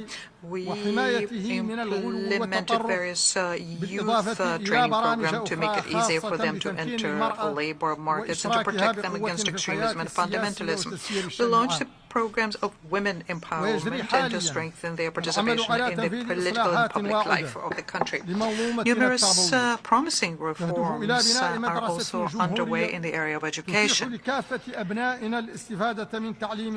as to create a republican schooling system which gives all of our children quality education and gives them equal opportunity. Furthermore, we're actively working on strengthening the rule of law, good governance, social cohesion, and individual and collective freedom. In fact, we are ensuring that human rights are promoted. We're promoting the rights of women and children, and we're fighting against any contemporary forms of slavery. And we have seen positive results in all of these areas.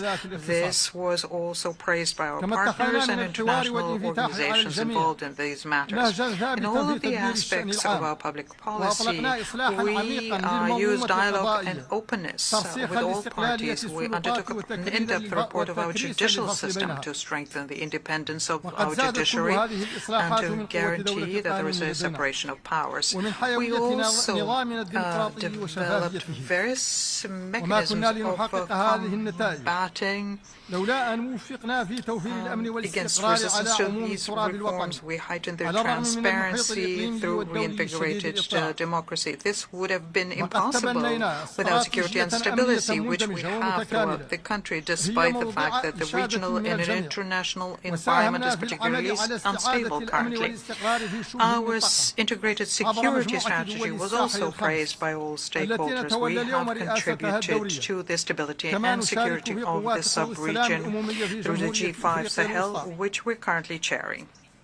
We're also contributing to MINUSCA in the Central African Republic and are hosting more than 100,000 of our Mali brothers who found refuge in Mauritania in the wake of the instability in their country. Our efforts to achieve regional and international peace and stability is part of our foreign policy based on good neighborliness, mutual respect, constructive cooperation, dialogue, negotiations, upholding international treaties, and support for any and all just cause. In this regard, I would like to reaffirm the right of the Palestinian people to create an independent state with a capital in East Jerusalem under the relevant resolutions of the United Nations. The Arab Peace Initiative. We also support any and all solution aimed at preserving the territorial integrity, stability, and security in Libya, Yemen, and in Syria. We call for the deployment of any and all possible efforts so as to put an end to the hostilities and to do this effectively in Sudan and to reach a comprehensive political solution in this brotherly country. Also, we stand with the government of Somalia in the efforts they are making so as to attain stability in their country. We reiterate our position of principle when it comes to the conflict in Western Sahara. We support the efforts being made by the United Nations and the various Security Council resolutions aimed at finding a lasting and acceptable solution for all. We firmly condemn the phenomenon of Islamophobia, which distorts Islam and which sows division and hatred between the West and Islam. We would like to express our very serious concern as regards the continued war in Ukraine. We call for a negotiated solution taking into account the concerns of various parties in respect of international law and the Charter of the United Nations. We reject any coming into power through non-constitutional means, in particular in the Sahel, and call on brotherly countries in the Sahel to rapidly return to a constitutional order. We are aware that a lot remains to do so as to attain the SDGs. We in Mauritania need resources which are far greater than what we can mobilize domestically. Our situation in this regard is similar to the majority of developing states and in particular African states. And that is why the easing of the debt burden of those countries, heightening the level of investment, and upholding the commitments undertaken by partners could help us to collectively get to better results. And that is why we call for the resolution of the issue of debt by reforming the development debt system and increasing the support to the least developed countries, the most vulnerable countries, through multilateral cooperation, which should be strengthened. Ladies and gentlemen, our organization is the very institutional embodiment of our common destiny and the need to cooperate and of solidarity so as to meet the common challenges whilst upholding our common values. And that is why we need to work together so as to let's continue with the reform of this organization. This is needed for the purpose of working in a more balanced way to resolve international crises, taking into account the needs of the least developed countries. This will help us strengthen the trust everyone should have in the United Nations, and trust in its effectiveness and its work for international peace and security. I thank you, and may the peace of God be on one and all of you. On behalf of the Assembly, I wish to thank the President of the Islamic Republic of Mauritania for the statement just made, and I request protocol to escort His Excellency. The Assembly will hear an address by His Excellency George Mane Ware, President of the Republic of Liberia. I request protocol to escort His Excellency.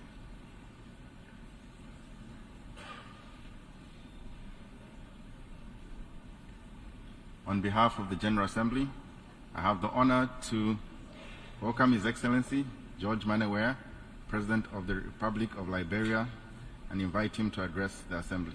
Your Excellency.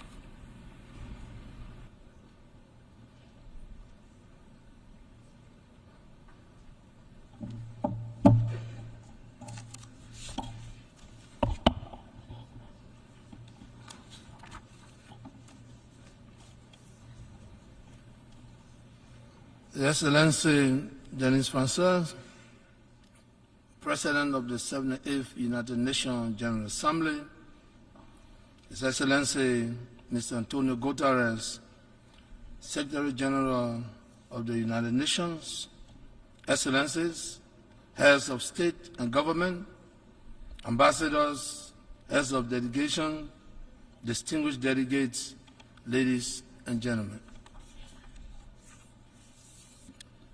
Let me begin by extending sympathy to all nations experiencing loss of lives due to recent natural disaster. May the souls of all the faithful departed rest in perfect peace. I'm honored to address the 78th sessions of the United Nations General Assembly on behalf of the government and people of the Republic of Liberia. I congratulate His Excellency Mr. Denis Francois on his elections as President of the 78th sections of the United Nations General Assembly, trusting that he will bring his word of experience to bear on the works of this august Assembly. I wish to assure him of my delegation's further support as he steers the works of this Assembly successfully in fulfillment of the expectation and confident repose in him. Let me use the occasion to congratulate your predecessor, His Excellency Saba Korosi, for the capable manner in which he administered the affairs of the 77th session of this General Assembly. Let me also commend His Excellency Mr. Antonio Guterres, Secretary General of the United Nations, for the astute manner in which he continues to administer the affairs of the United Nations in these difficult and challenging times. His foresight, commitment, and dedication have kept the United Nations firmly on course. Mr. President, Excellencies, distinguished delegates, We have convened at a time when the world is faced with many challenges: security, social, economic, political, and natural disaster. We must exert our collective efforts to confront these challenges with a view of resolving them in order to have a safer, secure, and prosperous future. We must continue to promote global solidarity and rebuild trust in accelerating progress on the Sustainable Development Goals, the SDGs. The SDGs, by design, require bilateral and multilateral collaborations to achieve the result we seek.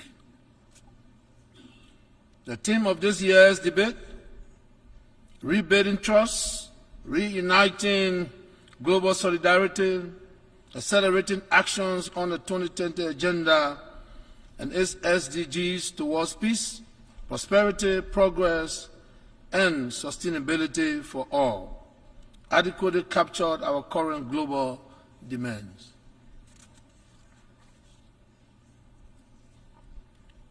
There is a critical need to ensure that development assistance is aligned with SDG projects. That is why my delegation welcomes and supports the Secretary General agenda for actions to accelerate the implementation of existing agreements, including the Sustainable Development Goals, and to re-embrace global solidarity and find new ways to work together for the common good of mankind. As the world deals with unprecedented global political and security challenges, there are growing concerns about the proliferations of non-state armed actors, threats of nuclear escalations, and extreme climate conditions. These challenges continue to serve as obstacles to our quest for a safe and peaceful world. Reaching the 2030 vision is to ensure that the journey is secure through accountability and mutual understanding. Liberia is committed to the 2030 Agenda and the Sustainable Development Goals, the SDGs.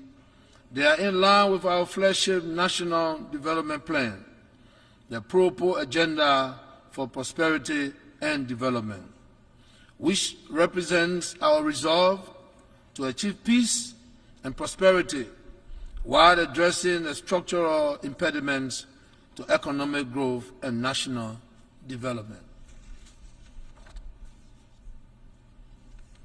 Mr. President, the slowdown in global economic growth continues to be a challenge. Over the past 12 months, Liberia has made progress in areas ranging from health to education, gender equality, and infrastructure development.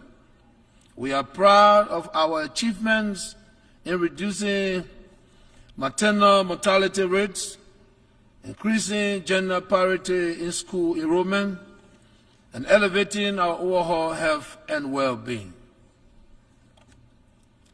Liberia appreciates the fact that this august body has once again directed its attention to issues of global health, as demonstrated by the number of high-level meetings to keep these critical issues on our collective agenda.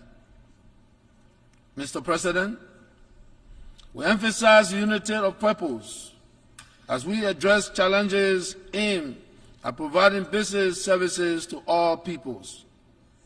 Considering that more than 60% of Liberia's population comprises of youth, the future of our nation rests on their shoulders. Understanding this immense responsibility, we are committed to continue paving the way for their growth and development.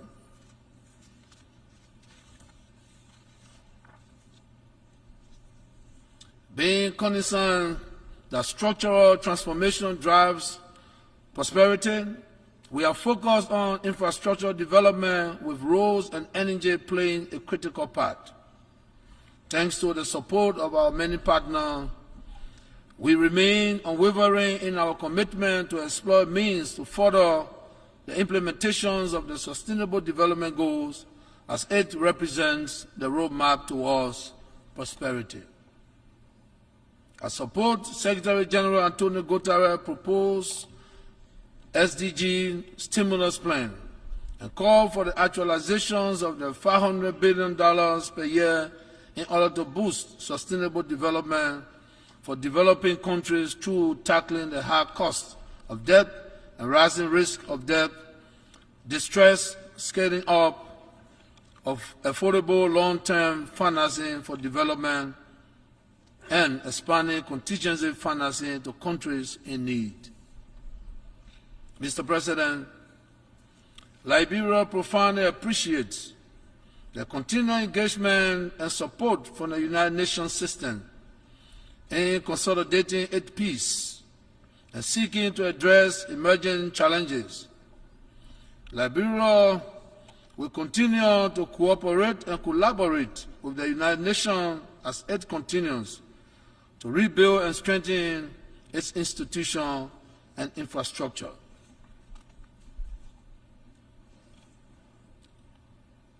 Five years ago, on the occasion of my first address to this August Assembly, we informed you of a peaceful democratic transition that had just taken place in Liberia.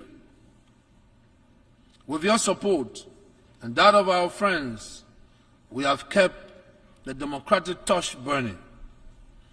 We have maintained peace and security.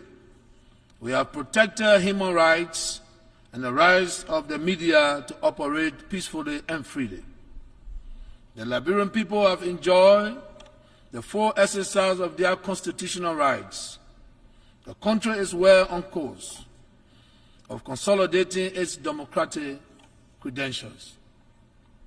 I am pleased to inform you again that in a few weeks, Liberia will go to the polls in keeping with the Liberian Constitution to vote in our scheduled presidential and legislative elections.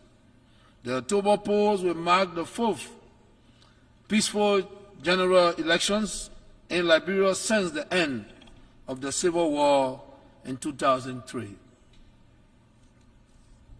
This 78th session is taking place at a time when my country is preparing for the first election since the withdrawal of the UN peacekeeping presence from Liberia.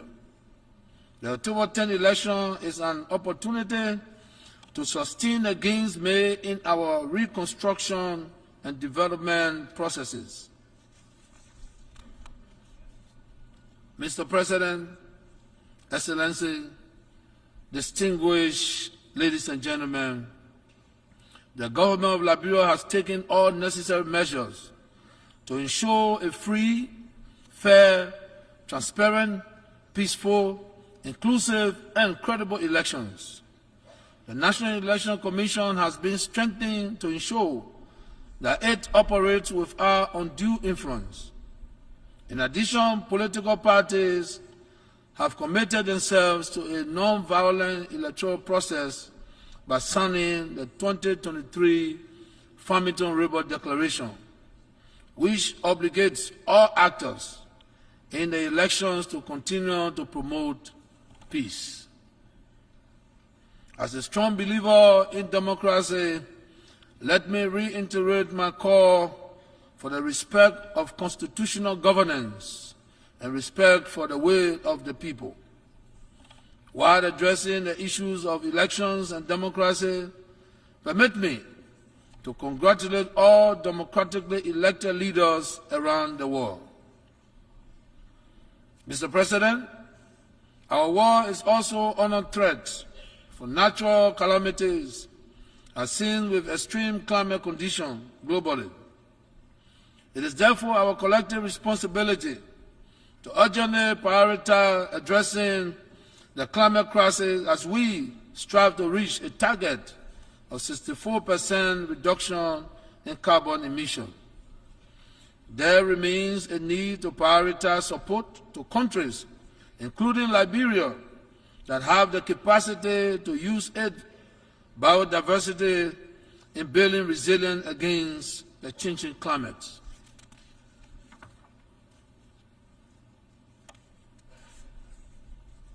The United Nations has always been confronted with challenges and has withstood the test of time. Hence, this too will come to pass. I wish to thank the Secretary General for his new agenda for peace. Liberia is in solidarity with these bold steps needed to address the triple crisis of disruption, biodiversity loss, and pollution destroying our planet. Liberia is hopeful that concrete global actions toward the attainment of the goals of the common agenda will be achieved. Liberia's journey is best captured in a spirit of unity, resilience, and ambition.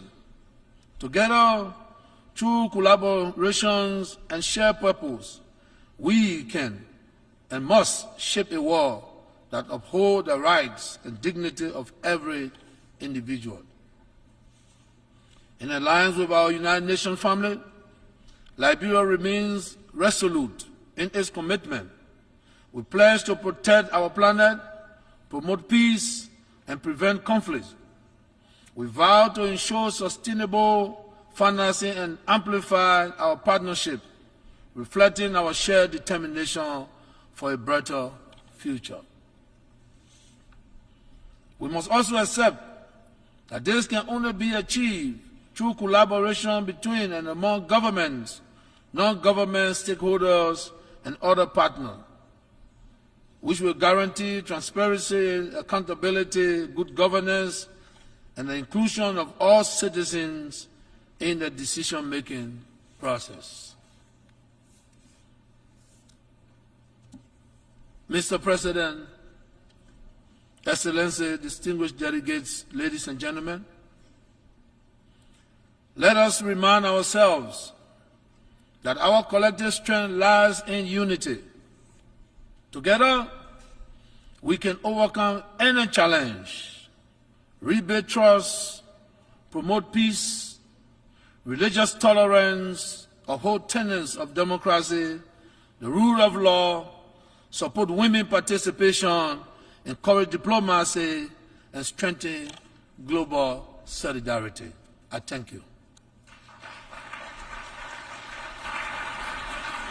On behalf of the Assembly, I wish to thank the President of the Republic of Liberia for the statement just made, and I request protocol to escort His Excellency.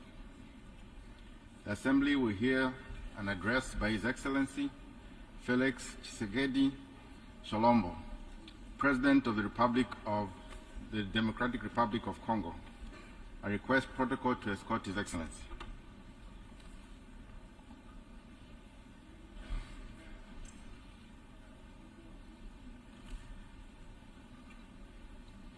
On behalf of the General Assembly, I have the honor to welcome His Excellency Felix Antoine Tshisekedi Tshilombo, President of the Democratic Republic of Congo, and to invite him to address the Assembly. Your Excellency. Monsieur le Président de l'Assemblée Générale des Nations Unies, President of the General Assembly of the United Nations, Excellences, Mesdames et Messieurs les chefs d'État et de gouvernement, Monsieur le Secrétaire Général des Nations Unies, Mesdames et Messieurs les chefs de délégation, la tenue de cette 78e session de l'Assemblée Générale des Nations Unies m'offre l'opportunité de partager avec les États membres de notre organisation la vision et les préoccupations majeures de mon pays, la République démocratique du Congo, face aux enjeux de l'heure dans le monde.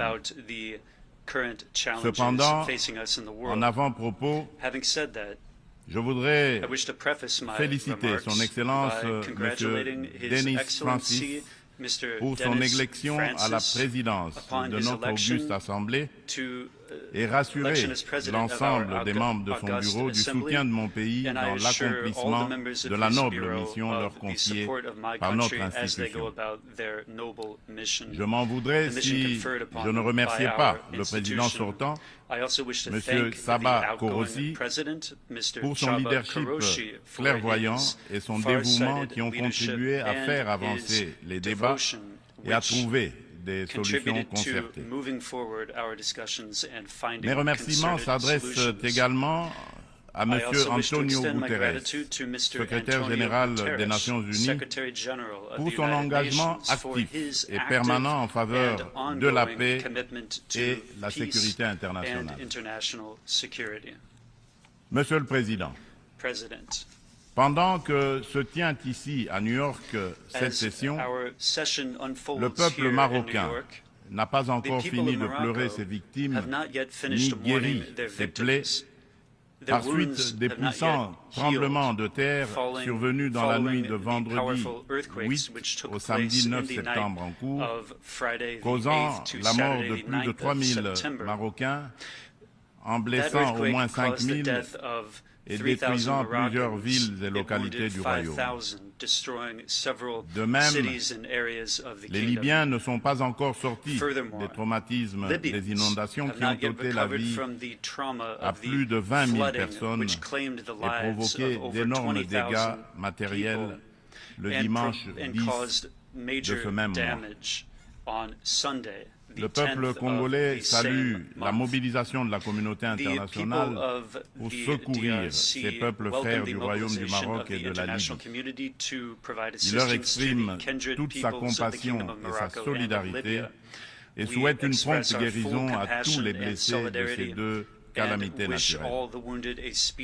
Monsieur le Président, au-delà de déplorer ces calamités naturelles, l'actuelle session de l'Assemblée générale se tient à une période exceptionnelle de notre histoire où le monde est confronté à des situations graves qui menacent l'existence même de la nature humaine. À la guerre en Ukraine qui entraîne la crise alimentaire, marquée par une flambée des prix et une pénurie de denrées de première nécessité, s'ajoute l'aggravation des effets du réchauffement climatique, des conflits armés qui continuent à faire rage ici et là. Ces crises qui se renforcent mutuellement mettent au défi le système multilatéral et la coopération internationale.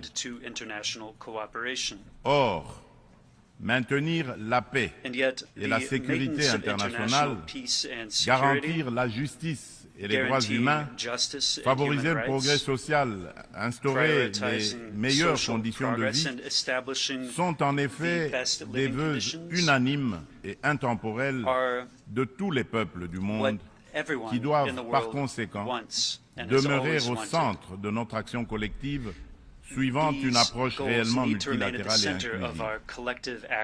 Nous sommes interpellés à travailler ensemble en vue de répondre à ces défis qui sont de portée existentielle.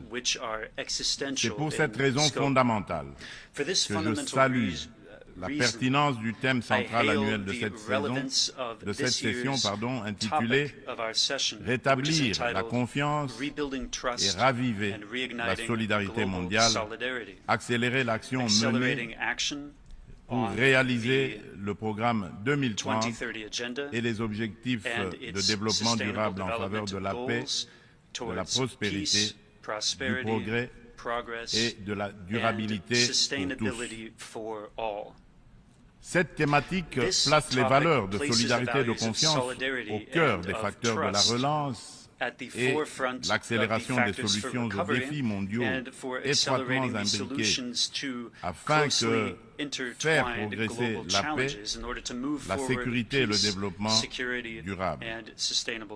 Ces deux valeurs prennent tout leur sens dans le contexte de crise que nous vivons aujourd'hui. À ce sujet, il est essentiel de rappeler qu'à mi-chemin vers l'atteinte des ODD en 2023, sous l'effet conjugué des catastrophes climatiques, des conflits récurrents, de la récession économique et des effets persistant de la pandémie de Covid-19, les inégalités et la pauvreté se sont aggravées. La faim et la malnutrition sont en augmentation. Les besoins humanitaires et les déplacements de population atteignent des niveaux records. Et les catastrophes climatiques et environnementales plongent le monde dans un risque systémique et existentiel des plus graves. Pour venir à bout de ces fléaux, qui sont des menaces réelles à la paix et à la sécurité internationale, ainsi qu'un obstacle majeur à la prospérité et au progrès des nations, il est évident que la mutualisation des énergies et une approche multilatérale dans la confiance réciproque et la solidarité sont des atouts majeurs et indispensables. Monsieur le Président, le maintien de la paix et de la sécurité internationale constitue le fondement et l'objectif primordial de la création de l'Organisation des Nations Unies. Ceci requiert plus de détermination et d'engagement de tous face à toute menace contre la paix et la sécurité dans le monde. Les peuples africains ne comprennent pas souvent l'attitude équivoque, la politique de deux poids, deux mesures, les ambiguïtés et atermoiements de notre organisation, plus particulièrement de son Conseil de sécurité, dans certaines crises politiques et sécuritaires qui sévissent en Afrique, parfois depuis plusieurs décennies. C'est le cas notamment de la crise oubliée du Sahara occidental qui déchire deux pays frères, l'Algérie et le Royaume du Maroc, et dure depuis plusieurs décennies. C'est aussi le cas de celui du Mozambique, victime d'attaques terroristes meurtrières depuis environ une décennie dans la province de Cabo Delgado. C'est la situation en Afrique de l'Ouest, dans la région sahélo-saharienne, où les troupes des Nations Unies se retirent, laissant derrière elles le souvenir de l'inachevé, alors qu'elles incarnaient tous les espoirs de libération des peuples des pays concernés, les griffes du djihadisme. La République du Soudan n'en fait pas exception. Elle s'enlise dans une guerre civile meurtrière, opposant depuis l'année dernière les militaires fidèles au président Abdel Fattah al-Burhan aux forces paramilitaires de soutien rapide qui sont sous le commandement du général Mohamed Hamdai Dagalo. Cette guerre a déjà causé beaucoup de morts et d'importants dégâts matériels. La communauté internationale est quasiment indifférente à la tragédie soudanaise. C'est ici le lieu d'aborder une question d'une importance capitale pour la République démocratique du Congo et pour la consolidation de la paix dans notre région. Il s'agit du retrait de la mission de l'Organisation des Nations Unies pour la stabilisation en République démocratique du Congo, la MONUSCO en sigle, de notre territoire. Après plus de 2 décennies de présence, il est temps pour notre pays de prendre pleinement son destin en main et de devenir le principal acteur de sa propre stabilité. Nous sommes reconnaissants envers la communauté internationale et les Nations Unies pour leur soutien et leur partenariat, mais nous sommes également conscients que le retrait progressif de la MONUSCO est une étape nécessaire pour consolider le progrès que nous avons déjà réalisé. Cependant, il est à déplorer que les missions de maintien de la paix déployées sous une forme ou sous une autre depuis 25 ans en République démocratique du Congo n'aient pas réussi à faire face aux rébellions et conflits armés qui déchirent ce pays et la région des Grands Lacs, ni à protéger les populations civiles. Aussi, le projet de retrait échelonné, responsable et durable de la MONUSCO, annoncé depuis 2018 et dont le plan de transition a été adopté en 2021, devient-il anachronique au regard de l'évolution des contingences politiques sécuritaires et sociales actuelles. Il est donc illusoire et contre-productif de continuer à s'accrocher au maintien de la MONUSCO pour restaurer la paix en République démocratique du Congo et stabiliser celle-ci. Par ailleurs, l'accélération du retrait de la MONUSCO devient une nécessité impérieuse pour apaiser les tensions entre cette dernière et nos concitoyens. Il est temps pour mon pays d'explorer de nouveaux mécanismes de collaboration stratégique avec les Nations Unies, davantage en phase avec nos réalités actuelles. C'est pourquoi, en ma qualité de garant constitutionnel de l'intégrité territoriale, de la souveraineté et de l'indépendance de mon pays, de la bonne tenue de notre nation ainsi que du bien-être de mes concitoyens, j'ai instruit le gouvernement de la République d'entamer des discussions avec les autorités onusiennes pour un retrait accéléré de la MONUSCO de la République démocratique du Congo, en ramenant le début de ce retrait progressif de décembre 2024 à décembre 2023. Tel est le sens de la démarche actuelle de notre gouvernement, qui a adressé un courrier au président du Conseil de sécurité des Nations Unies en date du 1er septembre 2023, sollicitant l'accélération du retrait de la MONUSCO. En sus du retrait accéléré de la MONUSCO, la République démocratique du Congo réitère sa demande au Conseil de sécurité de l'ONU de sanctionner toute personne physique et morale reconnue comme auteur, co-auteur et complice matériel et intellectuel des crimes de guerre et contre l'humanité, ainsi que des violations graves des droits de l'homme, du droit international et de la Charte des Nations Unies sur le territoire congolais. Il est injuste et inadmissible que des personnes citées comme responsables des crimes graves susmentionnés dans les différents rapports des experts de l'ONU elle-même sur la situation sécuritaire en République démocratique du Congo restent impunis dans le silence total de notre organisation et de ses membres qui placent pourtant la lutte contre l'impunité parmi leurs priorités en matière de gouvernance interne et externe. À ce sujet, le gouvernement de la République démocratique du Congo salue chaleureusement les sanctions que vient d'infliger le gouvernement des États-Unis d'Amérique au Rwanda pour son soutien au groupe terroriste du M23 et à un de ses hauts responsables impliqués dans les aventures criminelles au Congo. Pour rappel, ce groupe terroriste supplétif du Rwanda ne respecte aucun des engagements conclus par les chefs d'État de la région dans les cadres des processus de Luanda et de Nairobi. En effet, non seulement ils n'ont pas quitté les positions conquises, mais ils continuent à massacrer nos populations civiles et refusent le pré-cantonnement et le cantonnement, exigeant un dialogue qui ne leur sera jamais accordé. La République démocratique du Congo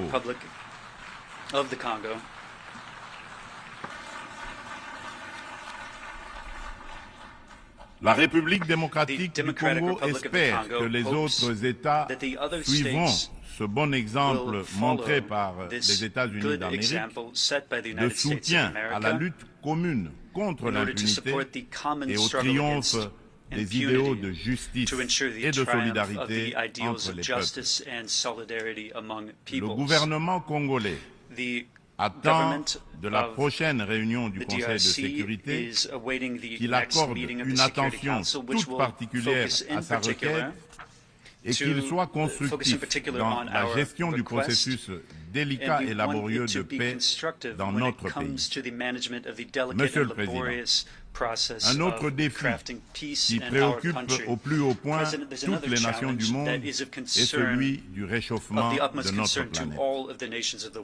Point n'est encore besoin de rappeler que l'augmentation de la température depuis quelques décennies affecte la vie de toute l'humanité et nous préoccupe tous.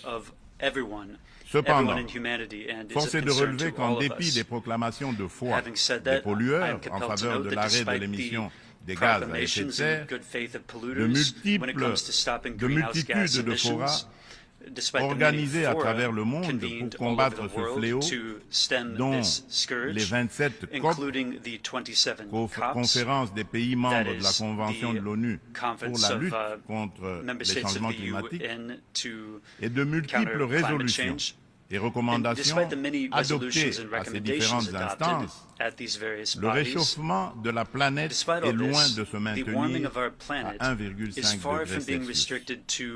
Bien au contraire, à la COP 27 tenue à Sharm el-Sheikh, en Égypte cette année, des inquiétudes se sont manifestées sur une tendance à la hausse de cette température.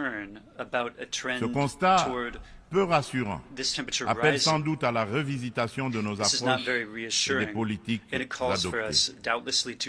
Dans ce cadre, le sommet africain sur le climat qui vient de se tenir à Nairobi au Kenya, sous la direction conjointe de l'Union africaine et de la République du Kenya, du 4 au 7 septembre dernier, a été une initiative salutaire et très opportune qui traduit la détermination de l'Afrique à participer activement au traitement de cette question vitale et de compter désormais comme un poids lourd incontournable dans la solution du réchauffement planétaire et de l'économie du futur plus verte et responsable. Les Africains sont sortis du sommet avec un cahier de charges commun, contenu dans la déclaration de Nairobi et axé notamment sur la réforme de l'architecture du système financier international pour plus d'équité, la restructuration et l'allègement des dettes de leur pays, la transformation locale de leurs produits et la mise en place d'un régime de taxation de carbone incluant une taxe sur le commerce des combustibles fossiles, ainsi que sur le transport maritime et aérien. Ils ont rappelé également aux riches pollueurs un engagement pris en 2009, mais non encore honoré jusqu'à ce jour, de fournir 100 milliards de dollars américains en financement climatique. La République démocratique du Congo demande aux Nations unies et à l'ensemble de la communauté internationale de prêter une attention particulière aux revendications légitimes de l'Afrique. Dans ce cadre, mon pays appelle à la création d'un marché carbone équitable et des prix incitatifs tout en renforçant l'efficacité des financements climatiques. Il espère une opérationnalisation rapide de l'article 6 de l'accord de Paris et soutient l'idée des partenariats mutuellement bénéfiques entre l'État et les secteurs publics. C'est dans la même logique que la République démocratique du Congo réitère sa disponibilité de coopérer avec tout partenaire, public ou privé, pour mettre en valeur ces minerais stratégiques en vue de la transition écologique et a pris des engagements courageux, notamment ceux de consacrer 30% de la superficie de son territoire national à la préservation de la biodiversité et de déposer une contribution prévue déterminée comportant des mesures d'atténuation axé sur 4 secteurs prioritaires, l'agriculture, les forêts, l'énergie et les transferts de technologies, ainsi que des mesures d'adaptation. Monsieur le Président, le multilatéralisme et le respect d'un système mondial fondé sur des règles ont soutenu la paix, la sécurité, la santé et la prospérité dans de vastes parties du monde depuis 78 ans. Les Nations Unies incarnent ces principes et restent un acteur indispensable pour faire face aux menaces existentielles contemporaines, qu'il s'agisse de la crise alimentaire actuelle, du changement climatique, du terrorisme, ainsi que des pandémies et de la prolifération nucléaire. Aucune de ces menaces mondiales critiques ne peut être résolue par des nations agissant seules, aussi puissantes soient-elles. Tout cela exige une coopération multilatérale. Pour conserver la confiance de la communauté internationale, l'Organisation des Nations Unies doit montrer qu'elle est capable de s'adapter au temps présent et de relever avec efficacité et responsabilité les défis d'aujourd'hui. Aussi, pour donner un nouveau départ au multilatéralisme, la réforme de la Charte des Nations Unies sur les points clés, Conseil de sécurité, veto, chapitre 7, recours à la force, est-elle indispensable, mais ne serait pas suffisante. Les chantiers ne manquent pas. La coordination et la coopération entre les différentes institutions et agences des Nations Unies sont imparfaites. Des problèmes globaux sont abordés plusieurs fois dans différentes enceintes, sous des angles différents, de façon contradictoire. D'autres ne le sont jamais, nulle part. Chaque bureaucratie internationale entend persévérer dans son être. À ce sujet, la demande pressante et incessante de mon pays et de l'Afrique tout entière est d'élargir le Conseil de sécurité des Nations Unies en tant qu'organe pilote et décisionnel de l'ONU, afin de pouvoir intégrer en son sein deux représentants du continent africain en qualité de membres permanents aux fins de consacrer un équilibre géographique juste et représentatif. D'où la pertinence et la nécessité de réformer notre organisation vieille de 78 ans, qui accuse certaines limites face aux mutations actuelles et à la dynamique internationale, afin de lui donner plus d'inclusivité, aussi bien dans sa composition que dans son processus de prise de décision, qui désormais devra prendre en compte la voix de l'Afrique. Monsieur le Président, avant de clore mon propos, permettez-moi du haut de cette tribune de revenir sur la question des violences faites aux femmes dans le contexte de guerre et des conflits armés. Il n'est un secret pour personne que la République démocratique du Congo est l'un des États africains où les violences sexuelles contre la femme sont les plus déconcertantes, du fait notamment des décennies de conflits armés. Afin de soulager les souffrances des femmes victimes des violences liées au conflit et de réparer, un tant soit peu, le préjudice leur causé, mon pays a mis en place des mécanismes institutionnels spécifiques. Il s'agit notamment du Fonds national des réparations des victimes des violences sexuelles liées au conflit et des victimes des crimes contre la paix et la sécurité de l'humanité, le FONAREB, créé en décembre 2022. Dans le prolongement de ces initiatives de protection et de promotion de la femme, la République démocratique du Congo s'emploie inlassablement à changer le regard des hommes sur les femmes, notamment en bannissant les structures sociétales qui créent des barrières à l'épanouissement de la femme, ainsi que les dynamiques de pouvoir qui sous-tendent les relations hommes-femmes. En effet, les compétences et les ressources données aux femmes ne suffisent pas à elles seules pour changer leurs conditions. Il est indispensable, en plus, de changer les dynamiques sociales au sein des couples, des familles et des communautés. C'est tout le sens du projet de promotion de la masculinité positive que j'avais initié depuis le début de mon mandat à la tête de l'Union africaine. From the beginning of my mandate at the helm of the African Union. Monsieur le Président de l'Assemblée générale des Nations Unies, Excellences, Mesdames et Messieurs les chefs d'État et de gouvernement, Monsieur le Secrétaire général des Nations Unies, Mesdames et Messieurs les chefs de délégation, pour conclure, je voudrais confirmer une fois de plus qu'à la fin de cette année, les élections générales seront organisées en République démocratique du Congo dans les institutions à mandat électif jusqu'au niveau des communes. En vue de garantir leur succès, toutes les parties impliquées se mobilisent activement. La Commission électorale nationale indépendante, la CENI, a déjà convoqué le corps électoral et publié les listes des candidats pour les législatives nationales et provinciales ainsi que les municipales.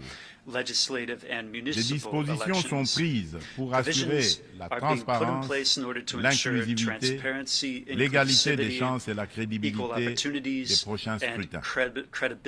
Des invitations ont déjà été lancées aux institutions internationales et organisations non gouvernementales spécialisées en la matière pour mandater leur mission d'observation électorale afin d'accompagner le processus et d'aider l'État congolais à consolider sa jeune démocratie. L'ONU est invitée aussi à y jouer un rôle important par ses institutions spécialisées.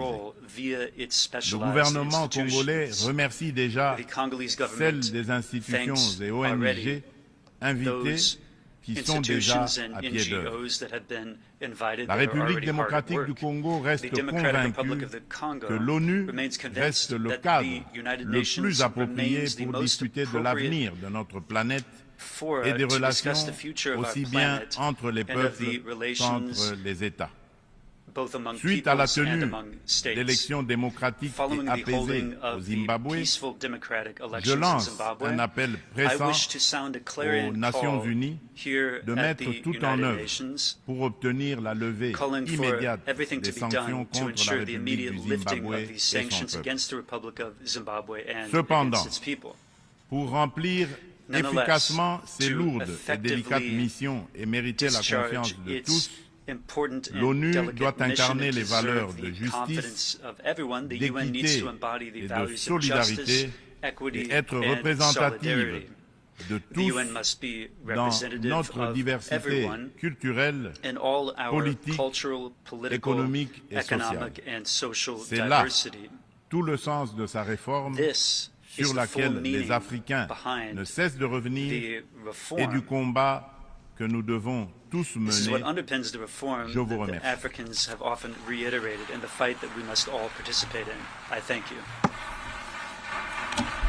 On behalf of the Assembly, I wish to thank the President of the Democratic Republic of the Congo for the statement just made and request protocol to escort His Excellency. The Assembly will hear an address by His Majesty King Mswati III, Head of State of the Kingdom of Eswatini. I request protocol to escort His Majesty.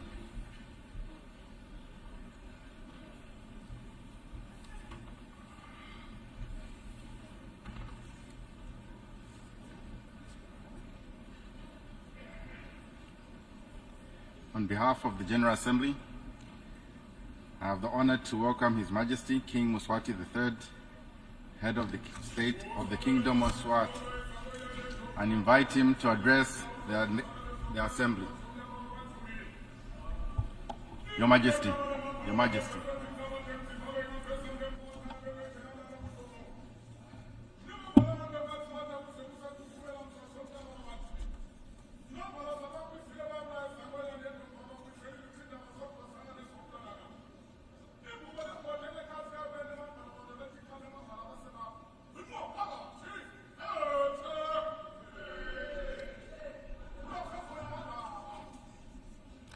Mr. President, Your Majesties, Your Excellencies, Heads of State and Government, the United Nations Secretary General, distinguished delegates, ladies and gentlemen, it is a great honor for me to address this 78th General Assembly under the theme Rebuilding Trust and Reigniting Global Solidarity, accelerating action on the 2030 Agenda and its sustainable development goals towards peace, prosperity, progress and sustainability for all.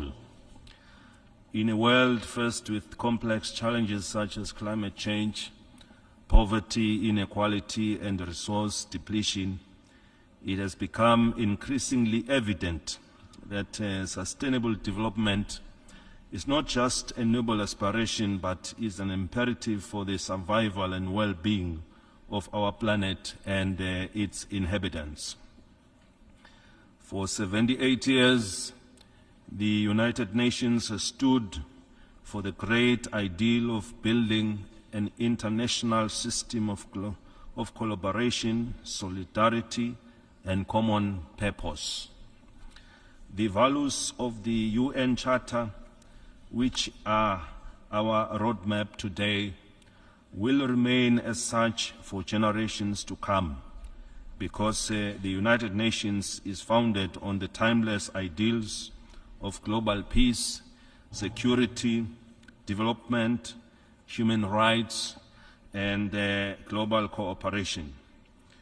Today we need unity in our organization more than ever before. Among the multiple crises we are experiencing are the impact of the COVID-19 pandemic, geopolitical conflicts and wars, and the climate change catastrophe. These have undermined our resilience and increased vulnerability to shocks and significantly slowed the progress to achieve the SDG by 2030. Just as the founders of the UN once united to address the challenges of their time for the benefit of all, it is now our responsibility to stand together and to confront those we face today, rebuild trust, and take swift action to achieve the Sustainable Development Goals and the African Agenda 2063. Of great concern are the conflicts around the world, the coups and the unconstitutional change of governments in several African states, which are negating the gains towards attaining our AU goals. We have also witnessed natural disasters in the form of floods and earthquakes that have claimed thousands of lives in Libya and Morocco, among others. We wish to extend our sympathies and condolences to those who have lost their loved ones. The Kingdom of Eswatini wishes to encourage the efforts that are being undertaken to find a political solution to the matter regarding the Western Sahara within the parameters of the United Nations Security Council Resolution 2654 of 2022. We command the United Nations Secretary General and his personal envoy to progress dialogue as means to reaching a sustainable solution to the impasse.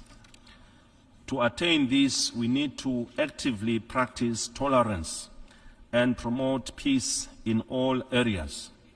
We owe it to ourselves to reignite global solidarity to achieve economic and social advancement for all our peoples. Mr. President, the Kingdom of Eswatini embraces multilateral cooperation and prioritizes adherence to international laws when looking to address the challenges posed by conflicts and wars.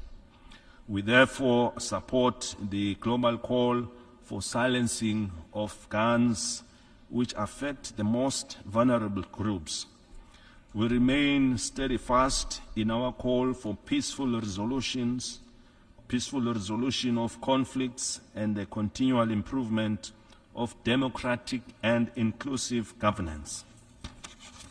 The Kingdom of Eswatini therefore commends the UN General the UN Secretary General for facilitating the new agenda for peace, which promotes the principles of trust and solidarity that are foundations of the UN Charter.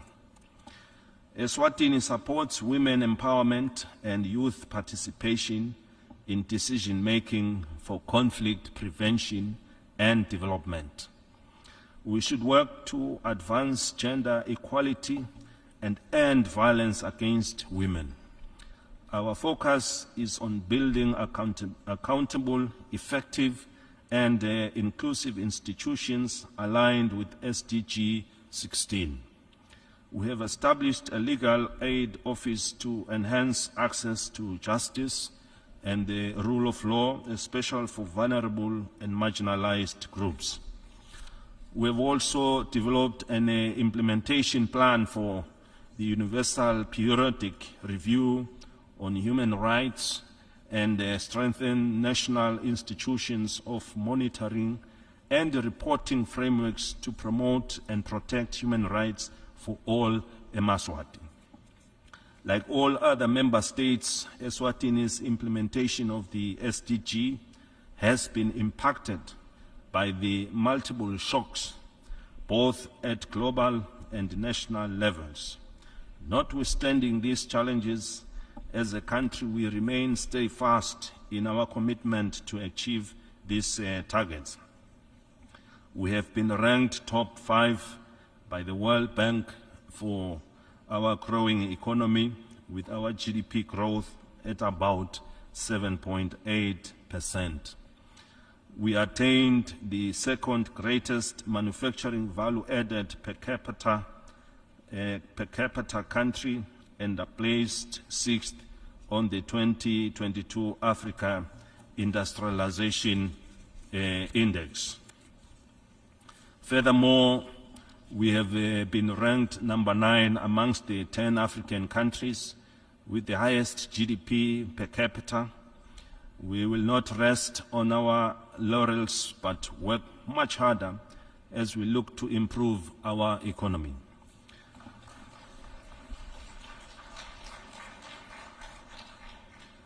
Mr. President, the recent global challenges had negative impacts on our ability to provide social services, including health and education. Despite this, we have significantly reduced the rate of under 5 deaths and the maternal mortality ratio in Eswatini. The HIV prevalence amongst adults aged 15 to 49 has also dropped.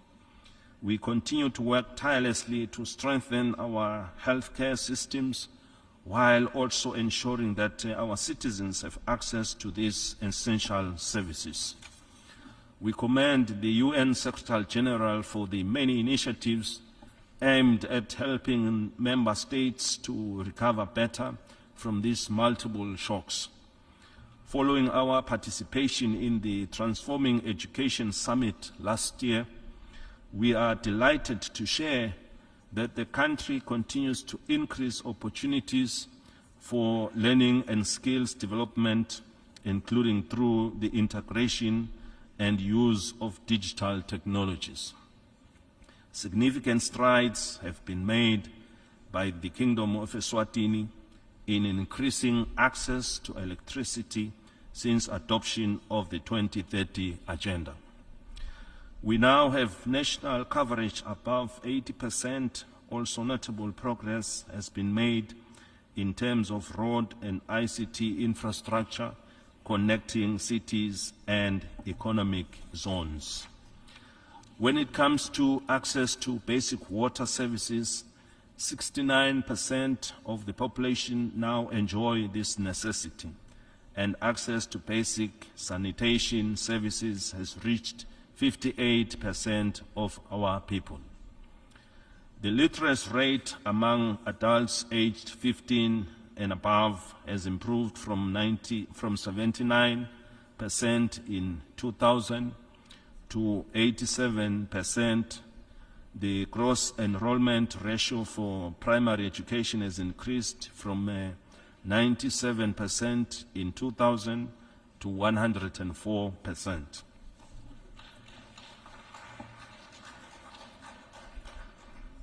In the lead-up to the SDG summit this week, the Kingdom of Eswatini undertook a series of consultations in each region, seeking the views of the people regarding how best to accelerate the attainment of the SDGs. As a result, the Kingdom has prioritized investments in key areas in the remaining 7 years. We want to create decent jobs and employment opportunities for everyone, especially the youth. We want to improve water and sanitation for all.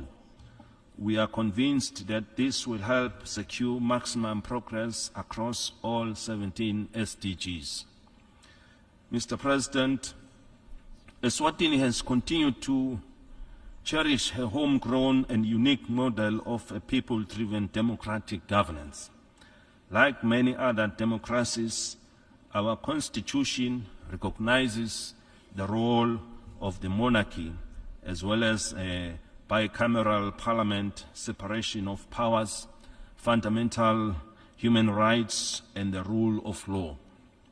It takes into account our rich cultural heritage and traditional African values in that it is grounded in respect, consensus, and community support through traditional structures.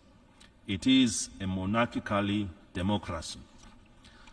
Our system is based on individual merit, where candidates are nominated from their communities to stand for elections in constituencies which we call Dingundla, to which they are accountable. The electorate expects members of parliament to meet as colleagues rather than combatants, to look for consensus as opposed to partisanship, and to balance the interests of their constituencies with those of the nation. In terms of our democratic dispensation, elections are a constitutional imperative and are held every 5 years. Eswatini is in the middle of our electoral cycle in a bid to elect the 12th Parliament. In this regard, a voter registration exercise was conducted, which returned over 95% registered against an eligible population. This was a resounding success and a ringing endorsement of the support for the system of government. As we speak, the nomination process has been completed. Primary elections were held on the 26th August 2023, and our secondary elections will be taking place 29th September 2023. We are looking forward to Emaswati expressing their desires through the ballot box. Sibaya remains one of our highest institutions where Emaswati dialogue and play their part in determining the future they want. It is an inclusive forum where citizens, irrespective of gender and social status, discuss issues of national interest. A couple of weeks ago, the nation was celebrating 55 years of our independence, during which Emaswati have been living in peace and harmony. Mr. President, Eswatini has been hit hard by the COVID-19 pandemic, which has affected some of our social sectors. Although we have made progress in reducing poverty and inequality, they remain high. As a result, we continue to battle with high unemployment, especially among the youth. With the support of the United Nations in Eswatini, we have launched a youth empowerment program which has generated great public interest from the private sector. We hope to enroll at least 4,000 young people into the program to increase their chances of employment, help them start their own businesses, and with access to finance. The European Union has also pledged to support youth empowerment initiatives to mitigate the unemployment situation. Eswatini is highly dependent on external sources of income, such as regional trade, remittances, and transfers from the Southern African Customs Union. We continue to implement structural reforms to improve our business environment, diversify our economy, and foster inclusive growth. We have recently launched our national implementation strategy for the Africa Continental Free Trade Agreement. 2 days ago, on the sidelines of the United Nations General Assembly, we had a resource mobilization session to introduce the Africa Strategic Investment Alliance. This will support the program of the AE Trade, which seeks to create a digital marketing platform for all African countries to promote trading through technologies. We are also looking at the advanced countries to share their experiences so that Africa will not be left behind. We urge member states and financial institutions to support the AE Trade initiative. We wish to commend the private sector that participated at this forum and further committed itself to pledges towards this noble objective. This will help us take full advantage of the opportunities for intra-Africa trade, increase national productivity, and promote regional integration in the world's largest free trade area that connects 1.3 billion people across 55 countries with a combined gross domestic product valued at $3.4 trillion. Eswatini is embracing the leave no one behind principle, which is the central promise of the 2030 Agenda for Sustainable Development and its goals. As we work towards achieving these targets, it is crucial to re-evaluate the global financial architecture. We must address interest rates in a way that is fair and beneficial for both the least and developing nations. This will ensure eradication of poverty in all its forms and improved living conditions for the poorest of the poor. Sustaining the SDG will require that member states develop innovative financing strategies to ensure that implementation reaches the most left behind. At this critical juncture, including Taiwan is an essential next step if we are to successfully achieve the 2030 Agenda for the Sustainable Development. We call for Taiwan's inclusion in the United Nations system, which encompasses participation in meetings, mechanisms, and activities that pertain to the implementation of the Sustainable Development Goals. This would not only strengthen global cooperation and partnership, but also emphasize the principle of ensuring that no one is left behind. In conclusion, Mr. President, the remaining 7 years, Eswatini will continue to prioritize the implementation of the SDGs and ensure that they remain the core agenda behind our development.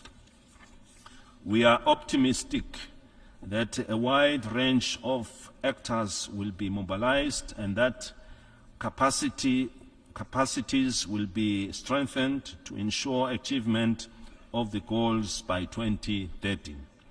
The SDGs will continue to be a guiding light that shapes national policies, budgets, institutions, governments, and sector strategies.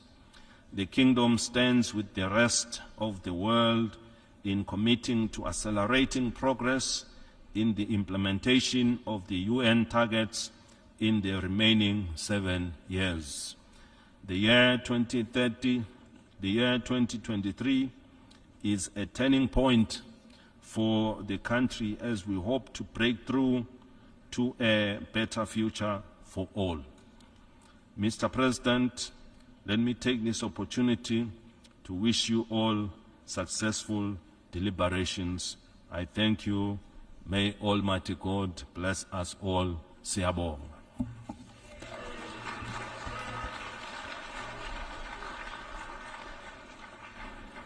On behalf of the Assembly, I wish to thank the Head of State of the Kingdom of Eswatini for the statement just made and request protocol to escort His Majesty. The Assembly will hear an address by His Excellency David Kabua, President of the Republic of the Marshall Islands. I request protocol to escort His Excellency.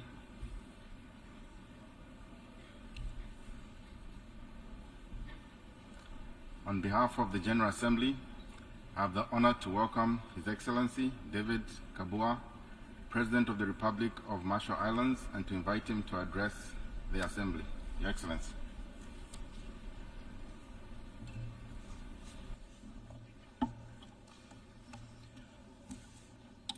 Mr. President, Mr. Secretary General, Excellencies,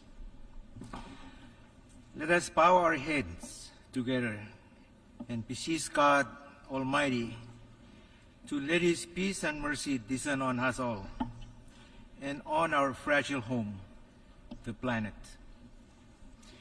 I extend to you all warmest Yahweh greetings from the people of the Republic of the Marshall Islands. Mr. President, I congratulate you upon your election to lead the General Assembly. I also offer sincere condolences for the devastating flood in Libya and the earthquake in Morocco. Mr. President, a strong and effective United Nations is needed now, more than ever. Together, we now face economic shock, growing global tension, and intensified climate impacts. Our United Nations was forged to help maintain peace, reduce threats and conflict, and address the economic and social challenges facing humanity. It has also served a useful purpose as a key platform for dialogue between nations, and we acknowledge the strong efforts of the UN system in humanitarian relief and assistance with development goals. Yet, the world is at an hour when, more than ever before, we are falling well short of what the world needs and deserves. Mr. President, the world is now vastly different from that of 78 years ago. The remarkable advances in all spheres of human life has been phenomenal and unrivaled. New advances have facilitated people-to-people connectivity and helped to shrink our planet into a small global village. Yet, we are feeling an intense rise of the very global tensions, if not the threat of wider conflict, which the founding members sought to avert. Politics must never blind the need for accountability, not only in Russia's illegal and immoral invasion of Ukraine, but everywhere without exception. Mr. President, every nation in this room, including my own, has more to do to deliver on our human rights records. Far greater understanding and direct assistance is needed to better address complex rights situations. Every nation scattered in this hall bears a vital responsibility to protect, not overstep, the voices of the most vulnerable. As a candidate country for election to the Human Rights Council in the term 2025 to 2027, we are firmly committed to strong and credible action and also to listen closely to all perspectives. And we are proud to call attention to the recent endorsement of our candidacy by the foreign ministers of the Pacific Island Forum. Mr. President, the Pacific Small Island Developing States are truly large ocean nations. Before, we are small island developing states. Oceans are not a distant notion.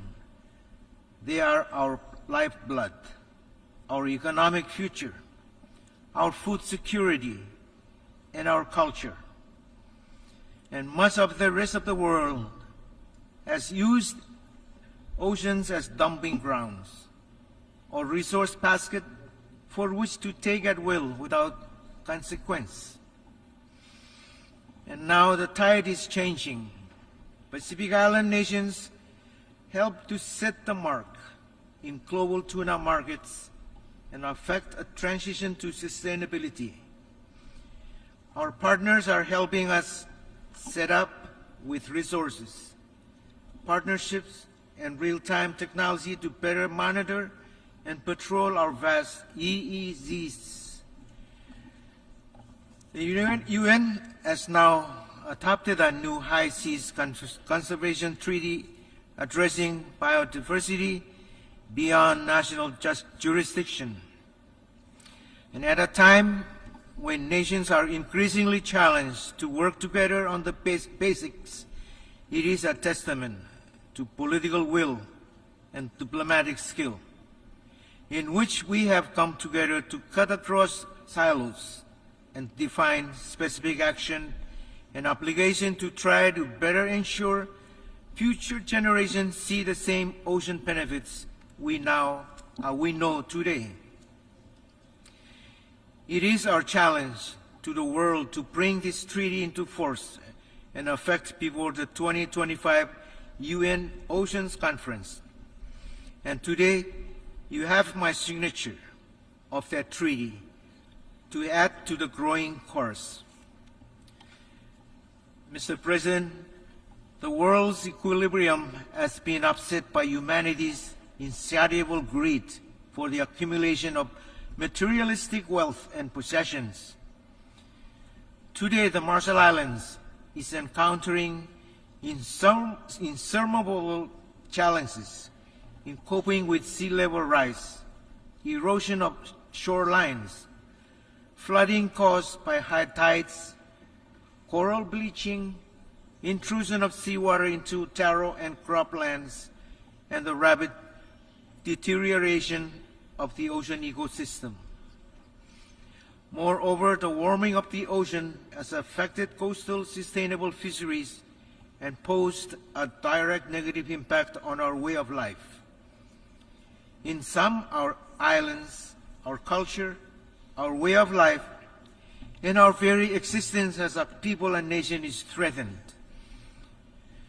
We call for the establishment of an international financing facility to provide assistance and support to small islands, developing states, and low-lying atoll nations and territories devastated during and after natural disaster, as well as other elements of insulation from external shocks, be it energy, supply chains disruption, food security, global health pandemics, hyperinflation, and other challenges. Mr. President, the Marshall Islands leaders have raised the alarm and called the world's attention to dangers posed by the climate change monster since we became a member of this August party in 1991. For over 30 years, Marshallese leaders, as is the case with leaders of low-lying island states, have sounded the alarm in every international and regional forums. For over 30 years, the world has been meeting and talking about the adverse effect of global warming and climate change. We hailed the historic conclusion of the Paris Agreement. However, 8 years has gone by, and carbon emission levels remain high, and the planet is getting hotter with each passing day. And as a matter of fact, the Secretary General himself has affirmed that the era of global warming has ended. Now we have entered the age of global boiling. May I again reiterate my humble call for the world to declare war on climate change. Mr. President, the future of the Marshall Islands and all low-lying island states hangs in the balance. The eyes of people the world over are on us in the 78th session of the General Assembly. The Marshall Islands believes that the time for speeches and eloquence of talk is over. It is time for eloquence of actions. Let deeds, not words, be our operating principle. Our own island security is at stake, not only by the tension between superpowers, but by rising seas and changing oceans. The world has spent a full generation falling short in our common goals to avoid dangerous climate change. And we are past the hour of waiting for a real step up in ambition. This year must be different. At COP28, the global stocktake must mark the turning point at which we all recognize that we are collectively failing to deliver on the Paris Agreement. And we must all respond by agreeing upon a clear roadmap to correct our course. This ambition roadmap must include the phase-out of fossil fuels. The world cannot afford to further ignore the issue at the heart of the crisis. Though we must use every tool at our disposal, we cannot place our hope in dreams of unproven, untested solutions, or use updated technologies, or greenlight the continued expansion of fossil fuels. For the most vulnerable nations, adequate, predictable, and accessible finance is crucial, particularly for adapting to prepare for the present and future onslaught of the impacts of climate change, and addressing the loss and damage that is already being experienced. We need donors to deliver on their existing commitments and to come together to address the climate finance crisis in a way which is led by the science and the needs of vulnerable states. These challenges might be inconvenient for large economies, but I can assure the climate impacts already at our door and those yet to come are decidedly more inconvenient for low-lying atoll states like mine and for other island nations around the world. Mr. President, the United States has not fulfilled its obligation to the people of the Marshall Islands, resulting from the nuclear testing program. On November 25, 1947, U.S. President Harry S. Truman, in response to concern about the people of Eniwetok, who were being removed and relocated so that the U.S. could conduct its nuclear weapon tests, stated, "The Eniwetakis will be accorded all rights which are the normal constitutional rights of the citizens under the Constitution, but will be dealt with as wards of the United States for whom this country has special responsibilities." Our atoll nations were affected, other atoll nations were affected, and these obligations likewise remain unfulfilled. The Marshall Islands has continued its negotiation with the United States on extending our relationship of free association.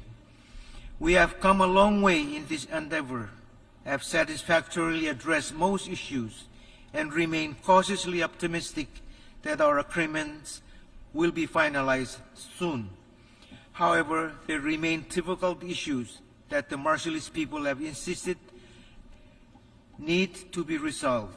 As a functioning democracy, we cannot ignore the wishes of our people, and as the world's most and preeminent democracy, the United States needs to understand this reality. The Marshall Islands desires to continue its free association with the United States, but the United States must realize that the Marshallese people require that the nuclear issue be addressed. Mr. President, the Marshall Islands strongly welcomes the rise of the partners in the Blue Pacific and the support of friends and allies who are committed to working with us on island-driven solution. Our early steps together are positive, even as more structure is needed to listen closely to our deepest needs. Let's all go beyond the headline announcement and into our local communities and move into more focused dialogue with the Pacific, and not just about the Pacific. Mr. President, the Republic of the Marshall Islands affirms a recent statement by the Pacific Islands Forum foreign ministers, which regarding the release of treated water from the Fukushima power plant. With other forum members, we remain vigilant and concerned, as committed to regular and ongoing discussion with Japan, as well as an annual dialogue with the IAEA. Mr. President, distinguished heads of state and government, I appeal to you all. Let us work together to strengthen the foundation of international peace and security. Let us then jointly call the UN Secretary General Summit of the future next year to include diverse perspectives and voices, and to force a watershed moment for peace and security. We have before us all a valuable opportunity to strengthen the pillars of accountability and UN system reform. Together, we can all help ensure the UN is truly fit for the purpose and better aligned with contemporary challenges. The 4th UN SITS meeting in Antigua and Barbuda next year likewise is a spotlight moment for island-driven solutions and strategies. Mr. President, there remains a visible crack in the UN. Our United Nations will never be whole and complete without the meaningful participation of the 23 million people of Taiwan in the specialized agencies of the UN system, as well as in meetings and mechanisms which supports the SDGs. Difficult indeed it would be for our UN family to build further trust and prosperity between us, while also closing the doors of our organization to Taiwanese journalists and public visitors. For too long, the UN bureaucracy has stuck to a wrongful misinterpretation of Resolution 2758 and has used political influence conclusion to include any clear engagement with the people of Taiwan and their vibrant democracy. We must have the courage to recognize the reality of the present situation and relegate this outdated dogma to the walls of history. Today, the UN can no longer look the other way and ignore the need to actively facilitate peace, stability, and security across the Taiwan Strait and within the region. We commend the Secretary General's commitment for the UN to do its utmost ease tension in the Strait and prevent escalation by involving all stakeholders and by logic and common sense. We believe this must include Taiwan. Mr. President, is it possible for us to wage peace instead of war? Is it too much to ask that the United Nations declare war on climate change and global boiling, poverty, racism, injustices, and unequal distribution of wealth, the wide gulf between the haves and the have-nots, exploitation of the planet's finite resources? We must help hasten the peace foretold by Isaiah when they say, shall beat their sword into plowshares and their spears into plunging hooks. Nation shall not lift up sword against the nation, neither shall they learn war anymore. Thank you and kumultada.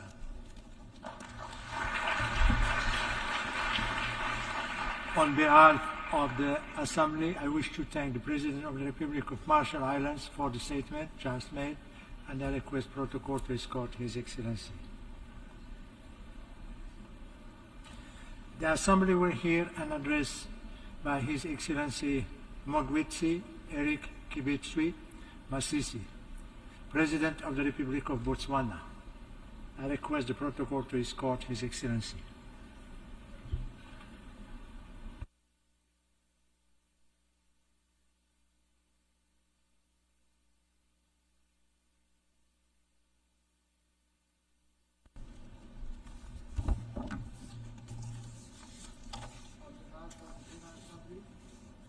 On behalf of the General Assembly, I have the honor to welcome His Excellency Mogwitsi Eric Kibitswi Masisi, President of the Republic of Botswana, and to invite him to address the Assembly. Your Excellency. Mr. President, I join previous speakers in extending my sincere congratulations to you on your election as the President of the 78th session of the United Nations General Assembly. You can count on my delegation's full support as you steer the work of this august body.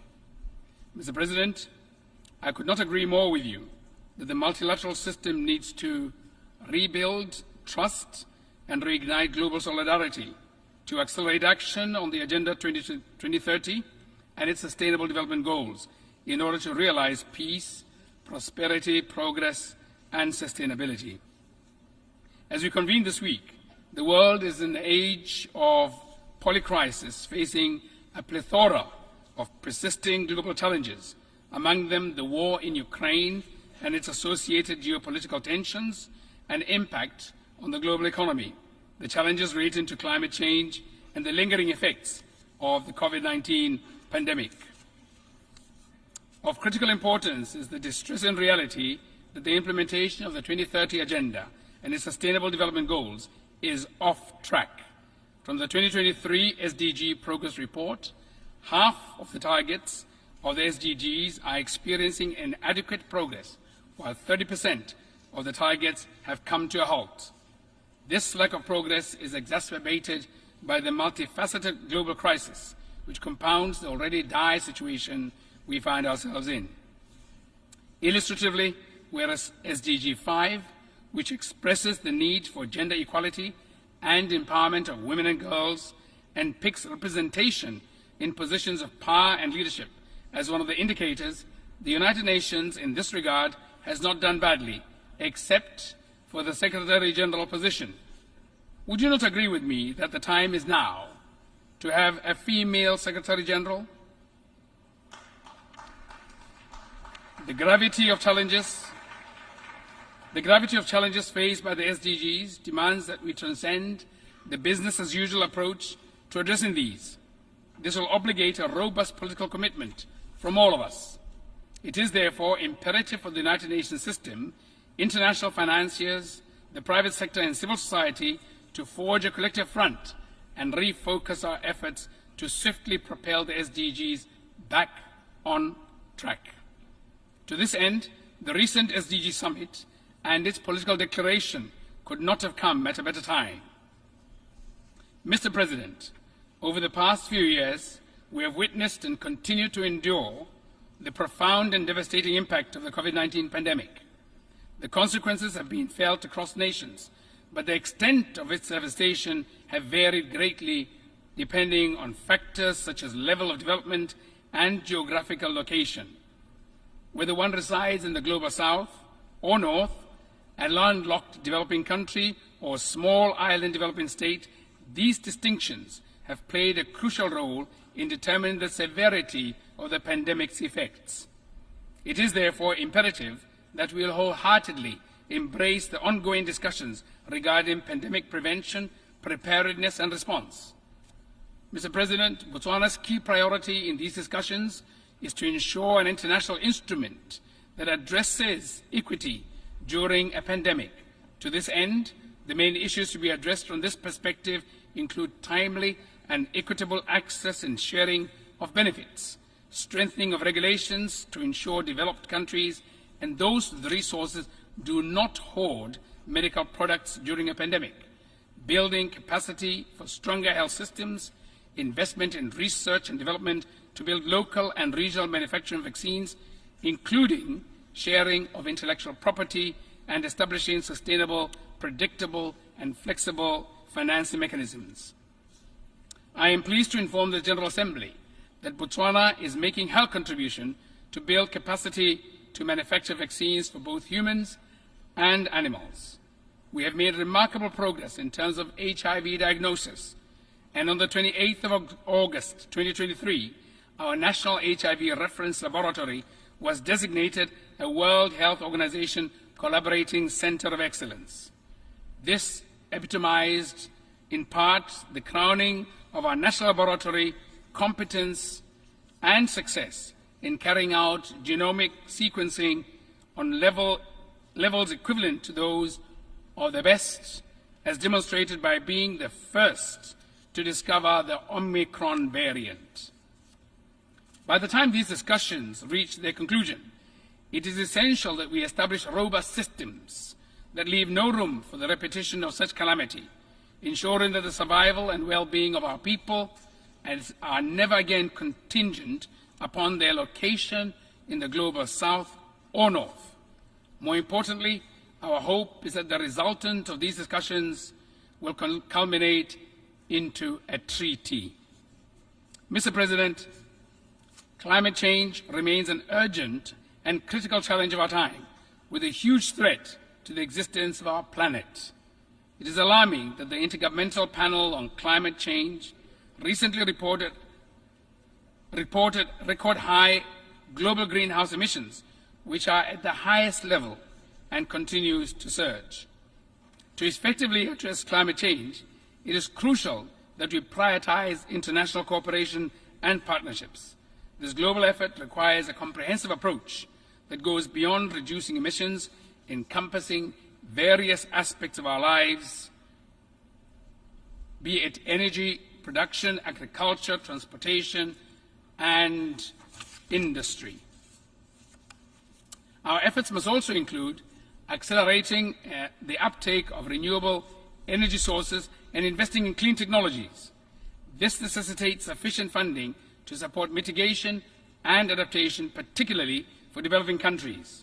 In this context, we endorse the appeal for developed countries to fulfill their pledge of providing $100 billion annually in climate finance to developing countries. This also includes fully replenishing the Green Climate Fund. My government welcomes the Secretary General's acceleration agenda, which urges the fast tracking of climate action in all countries and sectors. It is imperative that both developed and developing countries comply with their targets. As for Botswana, we reaffirm our commitment to achieving a 15% reduction in carbon emissions by 2030. Mr. President, it has been more than a year since the beginning of the Russia-Ukraine war. The war's destructive consequences have been experienced not only in the region, but also globally, as the international economy has suffered from food and energy crisis. Botswana strongly urges an immediate cessation of hostilities and advocates for a diplomatic resolution to the conflict.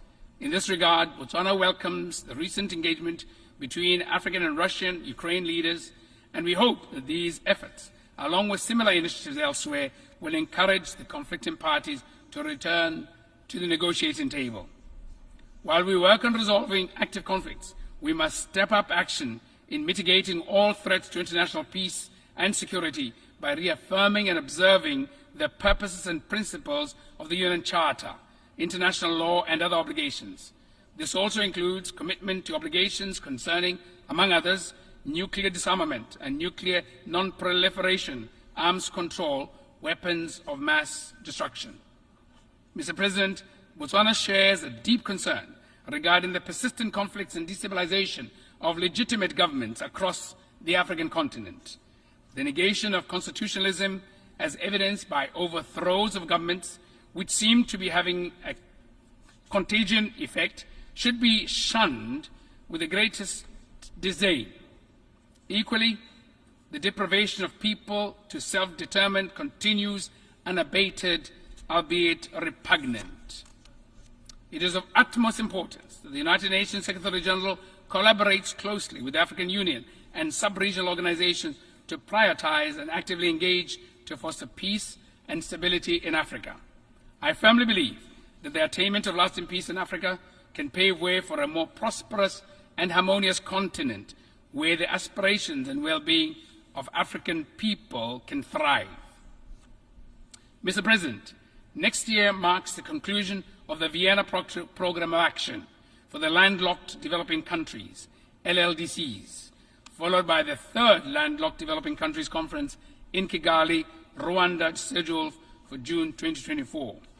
The challenges faced by the LLDCs have been extensively documented, and the ongoing global crisis have inflicted severe damage to their economies. Unfortunately, the progress achieved in implementing the Vienna Programme of Action has been eroded by these crises, resulting in persistently high poverty levels in LLDCs that averaged 23% as of 2022. These countries continue to suffer from marginalization in global trade due to exorbitant trade costs, underscoring the urgent need for infrastructure development and maintenance to address geographical and structural obstacles and capitalize on their untapped potential. The forthcoming program represents a valuable opportunity to rally greater global support and foster multi-stakeholder partnerships. Consequently, we must prioritize the formulation of new and tangible priorities aimed at bolstering infrastructure in LLDCs, with particular emphasis on transit, transportation, ICT, and energy sectors.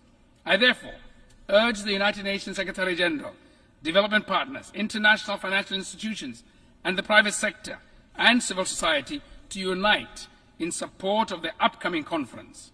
It is essential that we not only strive for its success, but also forge a new program of action that is attuned to the pressing challenges confronting the LLDCs.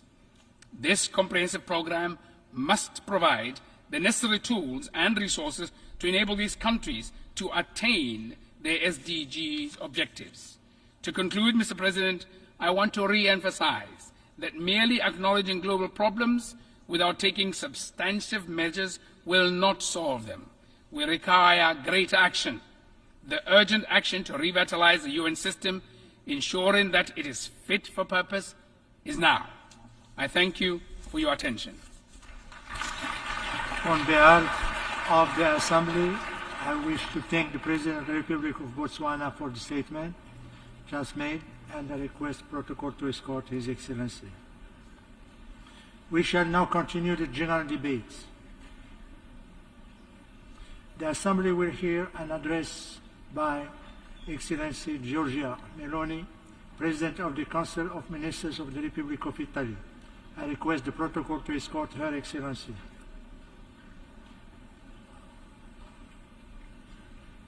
I have great pleasure in welcoming Her Excellency Giorgia Meloni, President of the Council of Ministers of the Republic of Italy. I invite her to address the Assembly.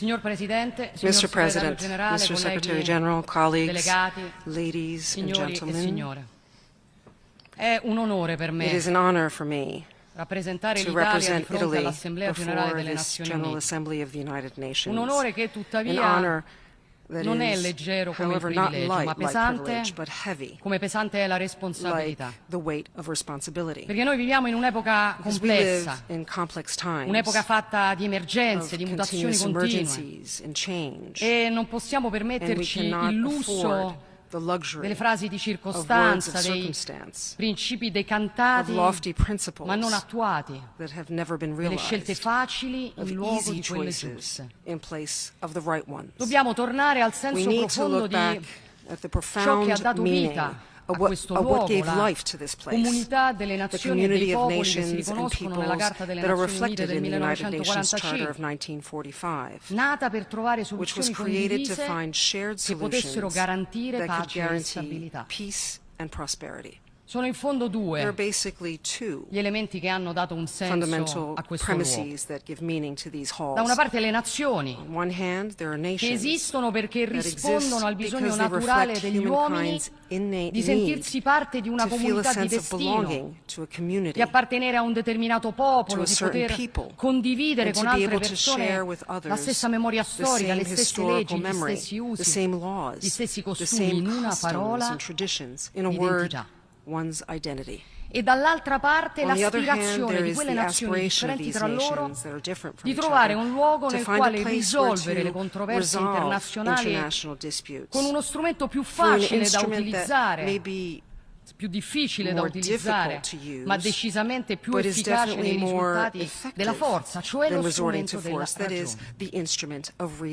Se questi due elementi, la nazione e la ragione, sono ancora il fondamento di ciò che ci muove, allora noi dobbiamo respingere il racconto interessato e utopico di chi dice che un mondo senza nazioni, senza confini, senza identità sarebbe anche un mondo senza conflitti.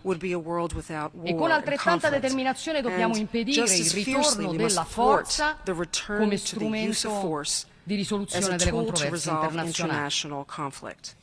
La guerra di invasione russa all'Ucraina ci racconta esattamente questo, che di fronte a chi vorrebbe riportarci al tempo delle guerre di dominio e di stampo neo-imperialista del quale pensavamo di esserci liberati nel secolo scorso, la ragione può ancora avere la meglio e che l'amore di patria e il valore della nazione può ancora essere difeso oltre l'inimmaginabile. Sta a noi, a ciascuno di noi, decidere da quale parte della storia stare in coscienza, ma non dobbiamo prenderci in giro, perché la posta in gioco è questa, la scelta tra la nazione e il caos e tra la ragione e la prevaricazione. L'Italia ha scelto chiaramente da che parte stare, lo ha fatto per senso di giustizia, lo ha fatto perché è consapevole di quanto sarebbe difficile governare un mondo nel quale ha avuto la meglio chi bombarda le infrastrutture civili sperando di piegare un popolo con il freddo e il buio, chi utilizza come arma l'energia, chi ricatta le nazioni in via di sviluppo impedendo di esportare il grano, la materia prima indispensabile per sfamare milioni di persone.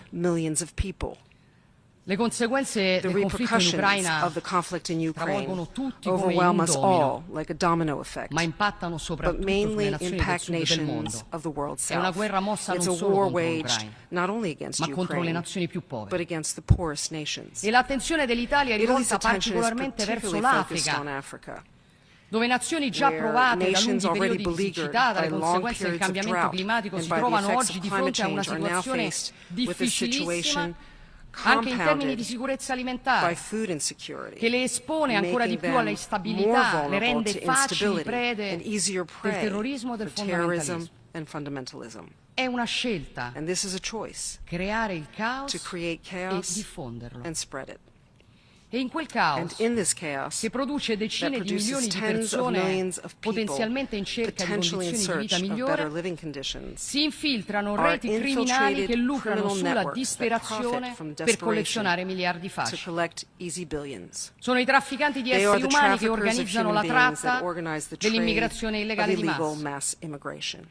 Illudono che affidandosi a loro chi vuole migrare troverà una vita migliore, si fanno pagare migliaia di dollari per viaggi verso l'Europa che vendono con le brochure come fossero normali agenzie di viaggio, ma su quelle brochure non scrivono che quei viaggi troppo spesso conducono alla morte, a una tomba sul fondo del Mar Mediterraneo, perché a loro non importa se la barca sia adatta o meno ad affrontare quel viaggio.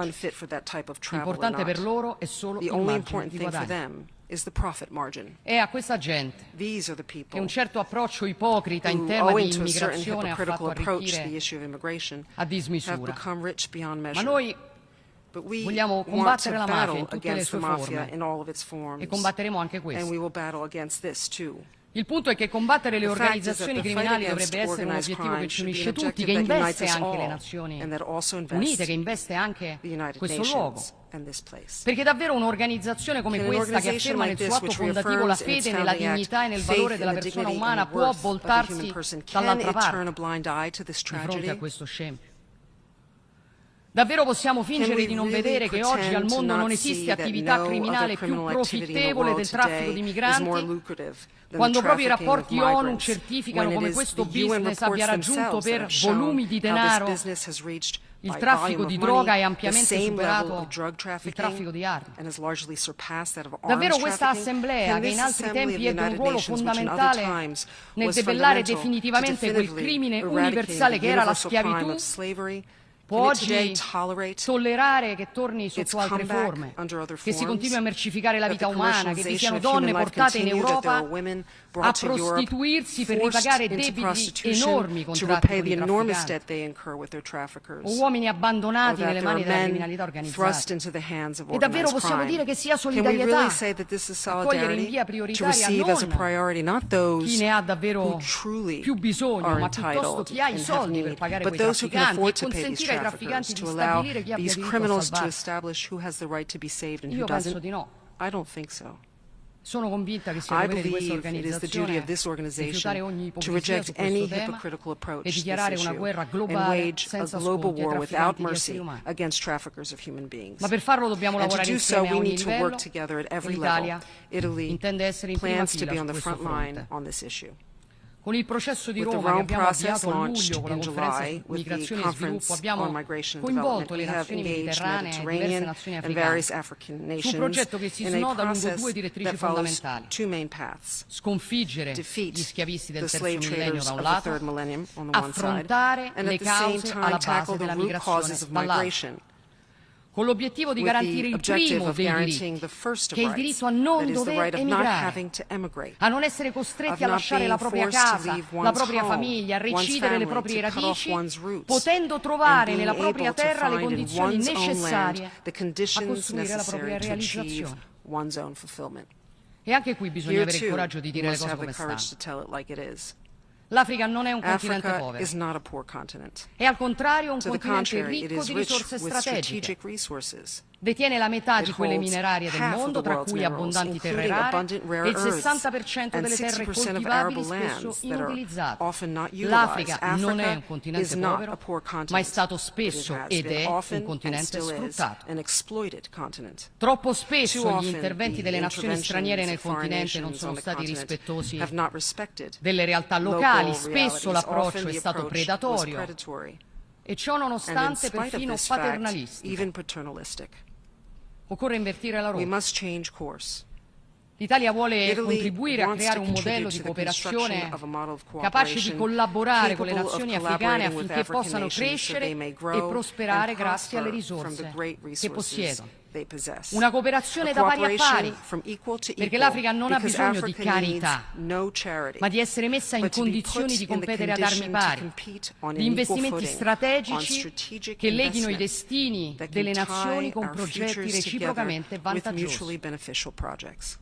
E così offrire un'alternativa seria al fenomeno della migrazione di massa, un'alternativa fatta di lavoro, formazione, opportunità nelle nazioni di provenienza e percorsi di migrazione legale e concordata e dunque anche integrabile. Saremo i primi a dare il buon esempio con il piano Mattei per l'Africa, un piano di cooperazione allo sviluppo che prende il nome di Enrico Mattei, un grande italiano che sapeva conciliare l'interesse nazionale italiano con il diritto degli Stati partner a conoscere una stagione di sviluppo e di progresso. Il punto centrale è che noi dobbiamo avere il coraggio di rimettere l'uomo con i suoi diritti al centro del nostro agire. E questo è un principio apparentemente scontato, che tuttavia scontato non è più. Non è il nostro tempo. Nazioni vengono invase, la ricchezza si concentra sempre di più, la povertà dilaga, si riaffaccia la schiavitù. Tutto sembra voler mettere a repentaglio la sacralità dell'essere umano. Perfino quello che a uno sguardo superficiale può sembrare uno strumento per migliorare il benessere dell'umanità a un'analisi più attenta rivela i suoi rischi. Pensiamo all'intelligenza artificiale. Le applicazioni di questa nuova tecnologia rappresentano sicuramente una grande opportunità in molti campi, ma non possiamo fingere di non comprendere anche gli enormi rischi che porta con sé. Io non sono certa che ci stiamo rendendo conto abbastanza delle implicazioni connesse a uno sviluppo tecnologico che corre molto più velocemente della nostra capacità di governare gli effetti.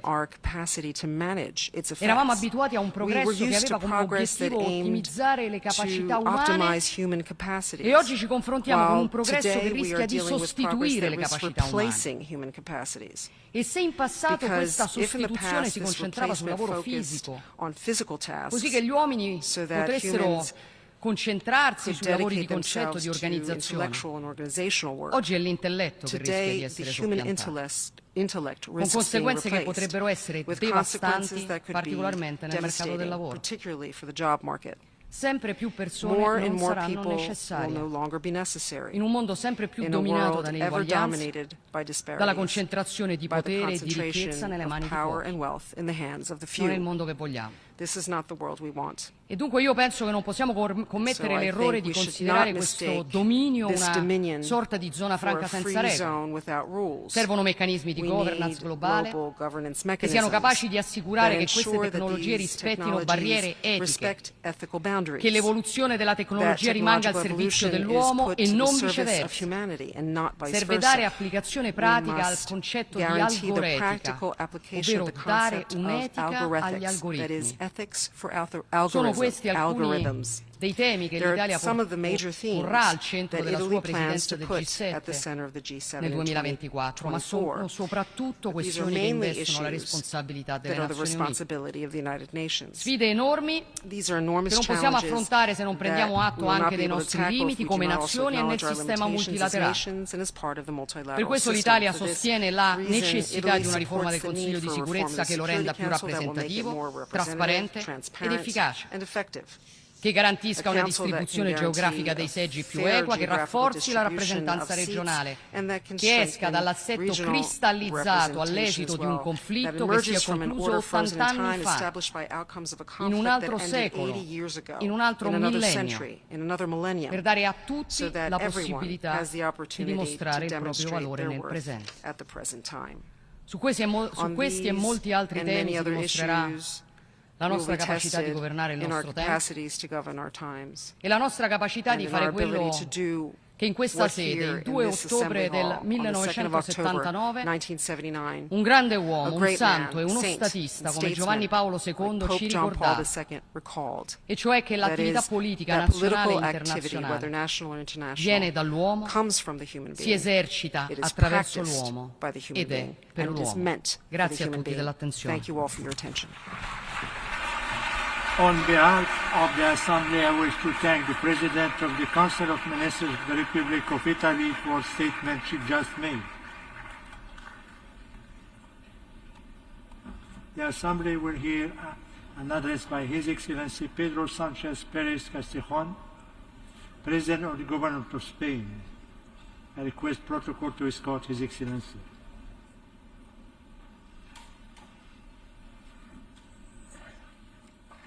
I have great pleasure in welcoming His Excellency Pedro Sanchez Perez Castejón, President of the Government of Spain, and I invite him to address the Assembly. Señor Presidente, señor Secretario General, señoras y señores, jefes de Estado, de Gobierno, embajadores, embajadoras, delegados, delegadas, quiero que mis primeras palabras sirvan para expresar la solidaridad del pueblo español con las víctimas del terremoto de Marruecos y las inundaciones en Libia. España está y estará al lado de dos países amigos para mitigar en lo posible las consecuencias de estas terribles tragedias. Señoras y señores, el pasado 10 de septiembre, una joven cooperante española perdió la vida en la región de Bakhmut, en Ucrania. El vehículo en el que viajaba fue alcanzado por fuego de artillería, causando la muerte de otro cooperante y heridas graves a dos más. Los cuatro compartían idéntico afán, un afán que ennoblece el alma de todo ser humano y que trasciende fronteras. Y no era otro que ayudar a los más necesitados. No era lo único que les unía. Por encima de todo, compartían activismo. Llevaban suministros, alimentos a los civiles, proporcionaban asistencia médica, evacuaban heridos. Su ejemplo debe llevarnos a una reflexión serena, pero también inaplazable sobre la necesidad de tomar partido ante la injusticia, de no callar ante la violación de los derechos humanos y de las normas más básicas de la convivencia pacífica entre naciones. Este recinto ha sido testigo de discursos memorables de líderes como Salvador Allende, como Olof Palme, Nelson Mandela. Y sin duda debemos encontrar inspiración en sus palabras.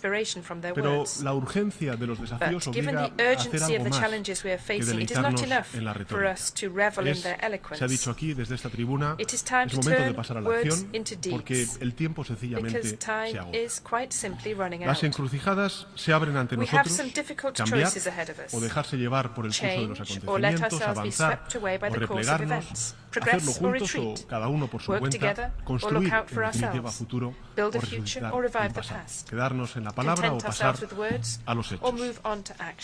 La primera encrucijada a la que quiero referirme en esta intervención está vinculada con la emergencia climática. Acabamos de encadenar los meses más cálidos jamás registrados y los eventos extremos se acumulan con efectos devastadores en todos los continentes. Según los expertos, entramos en territorio desconocido. Ya no se trata de frenar el incremento de las temperaturas, se trata de mitigar en la medida de lo posible, de adaptarnos a algo que ya está aquí. Y gracias a la ciencia sabemos que debemos limitar el aumento de las temperaturas a 1,5 grados de incremento, que el pico de las emisiones globales no puede ir más allá del año 2025 y que no hay más alternativa que acelerar el despliegue de las energías renovables, de hacerlo además de manera justa, equitativa, hasta triplicar su capacidad de generación al final de esta misma década. Hemos de hacerlo además con solidaridad hacia los países más vulnerables, impulsando la agenda de adaptación e implementando lo acordado el año pasado en sobre pérdidas y daños. Combatir la emergencia climática requiere valentía, determinación. Debemos impulsar una revolución tecnológica y económica sin parangón, posible únicamente desde el apoyo social masivo, decidido y global. Y ese apoyo requiere inteligencia para desbordar al principal aliado de la inacción climática, que no es otro sino el negacionismo. Es posible si convertimos este formidable reto que tenemos ante nosotros en una oportunidad para crear más y mejores empleos, para hacer más sostenibles todos los sectores de nuestras economías, para seguir avanzando en definitiva de la mano de la ciencia. Y en este camino mi país, España, habla con hechos, además de con palabras. Hemos adoptado objetivos más ambiciosos en materia de energías renovables, también de eficiencia energética a través del Plan Nacional Integrado de Energía y Clima. Vamos a aportar 225 millones de euros al Fondo Verde para el Clima, 20 millones de euros para el Fondo de Adaptación y más de 17 millones de euros en instrumentos que refuerzan la justicia climática, especialmente los fondos para los países más vulnerables y también para pérdidas y daños. Hoy mismo hemos firmado, en nombre de España, el Tratado sobre Biodiversidad en Alta Mar, un paso más en defensa del equilibrio natural que se suma al histórico acuerdo de Camino-Montreal. Es esencial que la próxima COP28 en Emiratos Árabes sea un éxito indiscutible y el compromiso de España será total para lograrlo. En segundo lugar, nos encontramos ante una encrucijada en la defensa de la democracia, de los derechos fundamentales, de la igualdad y de la justicia social. Asistimos a una profunda crisis de desafección y de desconfianza en las instituciones democráticas, una ola extremista, reaccionaria, que crece por todo el mundo, que también está presente en Europa, una ola impulsada por movimientos que comparten una única estrategia, y es la promesa del retorno a un pasado mítico que nunca existió en realidad. La marginación, la criminalización de minorías desfavorecidas, el rechazo a la igualdad, la banalización del feminismo o el cuestionamiento de los derechos humanos civiles y sociales. Retornan ideas que creíamos superadas, prosperan allí donde la frustración social es mayor, y en consecuencia no es fácil combatir a quienes hacen de la mentira, del miedo, de la manipulación su principal herramienta. Pero creo, y es lo que me gustaría también compartir con ustedes, hay motivos para la esperanza, en la determinación última de muchas sociedades para preservar un legado de avances y de progreso que no admite vuelta atrás.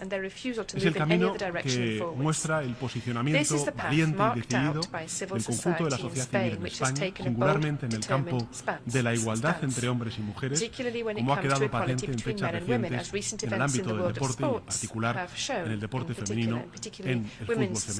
España ha dicho se acabó. Se acabó con todas las consecuencias, porque cada vez que una mujer avanza, avanzamos todos, hombres y mujeres, junto a ellas. Queda evidentemente muchísimo camino por recorrer, muchas batallas por librar para alcanzar la plena igualdad entre hombres y mujeres, ninguna más acuciante que la erradicación definitiva de la violencia machista, cuya existencia algunos se atreven incluso a cuestionar contra toda lógica. No hay, en mi opinión, mayor antídoto contra el extremismo reaccionario que el feminismo. Sin duda alguna, una de las principales causas de nuestro siglo, que es el siglo de las mujeres. Y en este compromiso con la igualdad de género también debe verse reflejado en el ámbito multilateral y en concreto en posiciones de máximo liderazgo de las propias instituciones de este ámbito multilateral. Por eso es importante que los próximos nombramientos en el sistema de Naciones Unidas, incluida esta Asamblea General, tengan en cuenta este factor, el factor de género. Señoras y señores, en estos años convulsos hemos visto crecer la amenaza también que se cierne contra la democracia en muchos lugares del mundo. Lo vivimos en Washington, en Brasilia, hoy, por desgracia, también en Níger y en Gabón. Lamentablemente, hemos aprendido a no asumir como irreversibles derechos y libertades por los que otras generaciones lucharon con todo valor. El golpe de Estado del pasado 26 de julio en Níger tiene graves implicaciones, porque junto al de Mauritania, el de Níger era un gobierno elegido democráticamente, el único elegido democráticamente en el Sahel.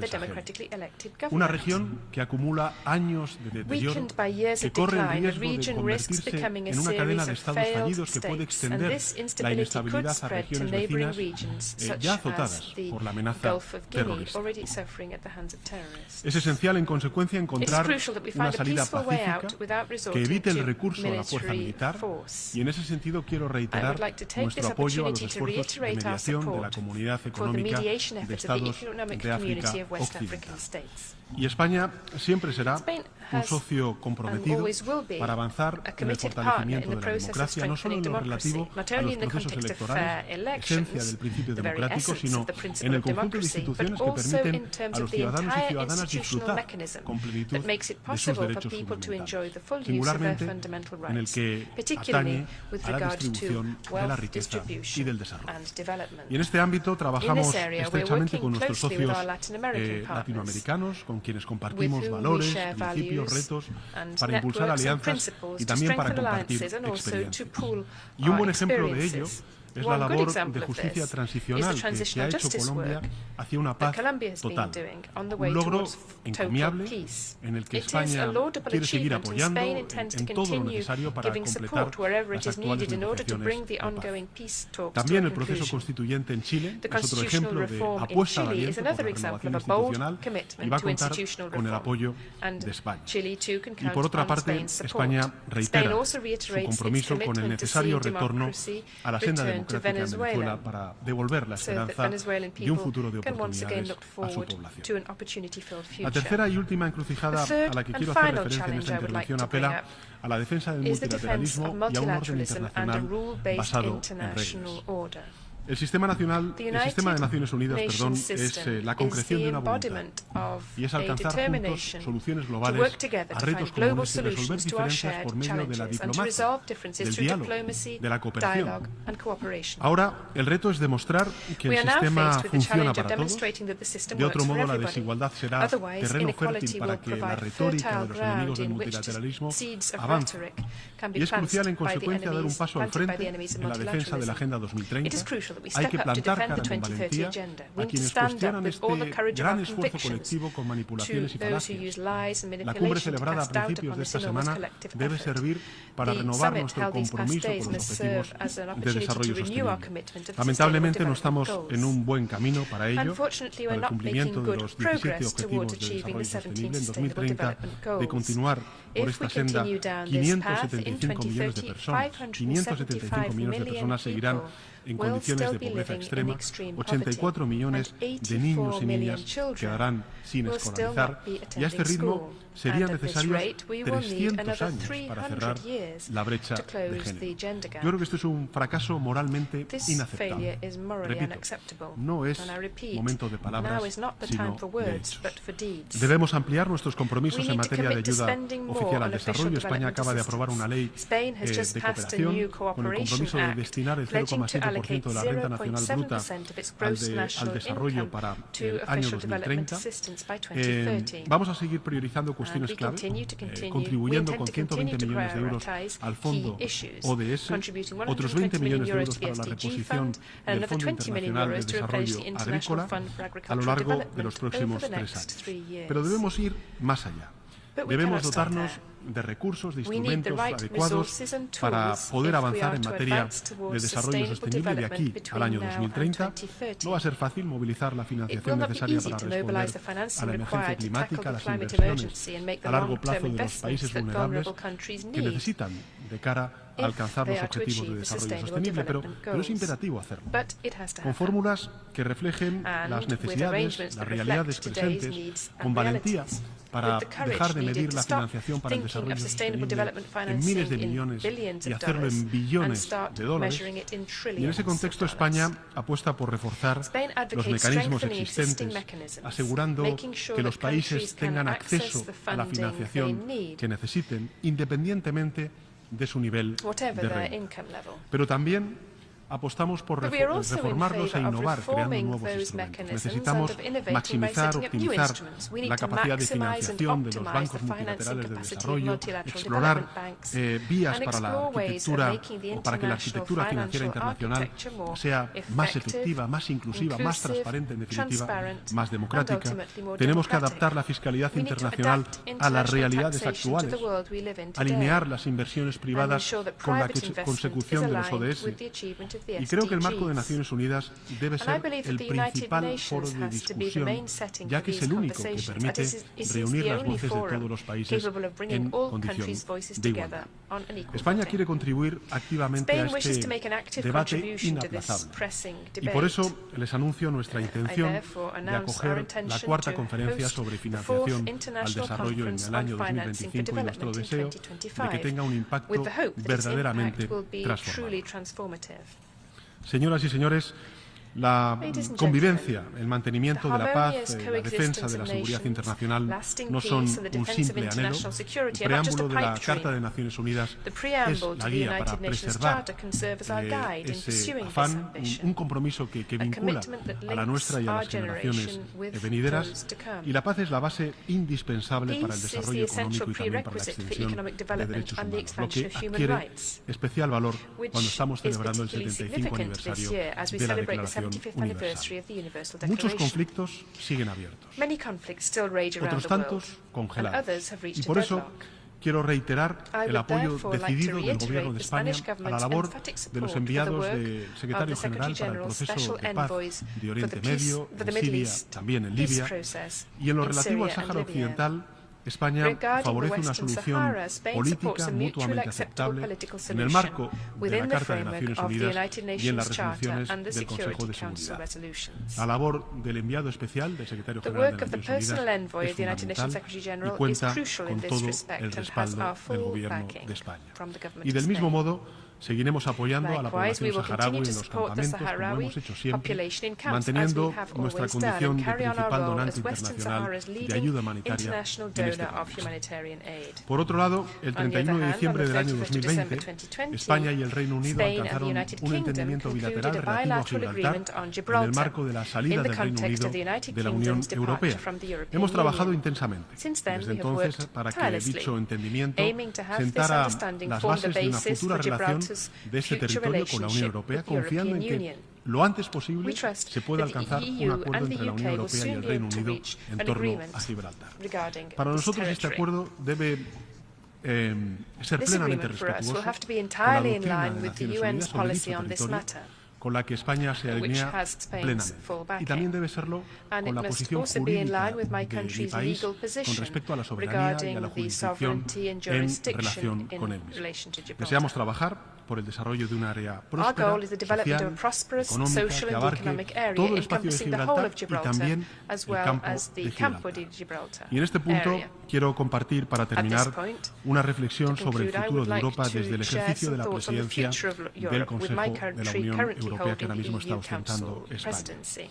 La Unión nació como una apuesta por la paz, en un continente devastado, traumatizado por 2 guerras mundiales en apenas 3 décadas. Y de las cenizas de esa destrucción surgió una voluntad firme, y es que nunca más hubiera guerras. De la memoria de la tragedia nació la determinación de forjar una prosperidad compartida, que ha ofrecido a este continente, al continente europeo, el periodo de paz más prolongado de su historia. Y para combatir el éxito indudable de este proyecto integrador, algunos quisieron caricaturizarlo, retratando a la Unión Europea como un gigante con pies de barro, incapaz de defenderse con verdadera determinación. Pues bien, frente a la invasión de Rusia contra Ucrania y en contra de lo que Putin pensaba, Europa ha respondido con firmeza y unidad a sus atrocidades, dejando claro que no aceptamos que nadie atente contra los propósitos y los principios de la Carta de Naciones Unidas. Y una vez más, condeno desde esta tribuna la injustificada e ilegal guerra de agresión de Rusia contra Ucrania. Inicié la presidencia española precisamente de la Unión Europea allí en Kiev el pasado 1 de julio como expresión de nuestro apoyo. España ha estado y estará junto a Ucrania mientras sea necesario, pero también trabajaremos de forma activa para que se logre una paz justa y duradera que restaure la soberanía, la independencia y la integridad territorial de Ucrania y que permita al pueblo ucraniano decidir en libertad su propio destino.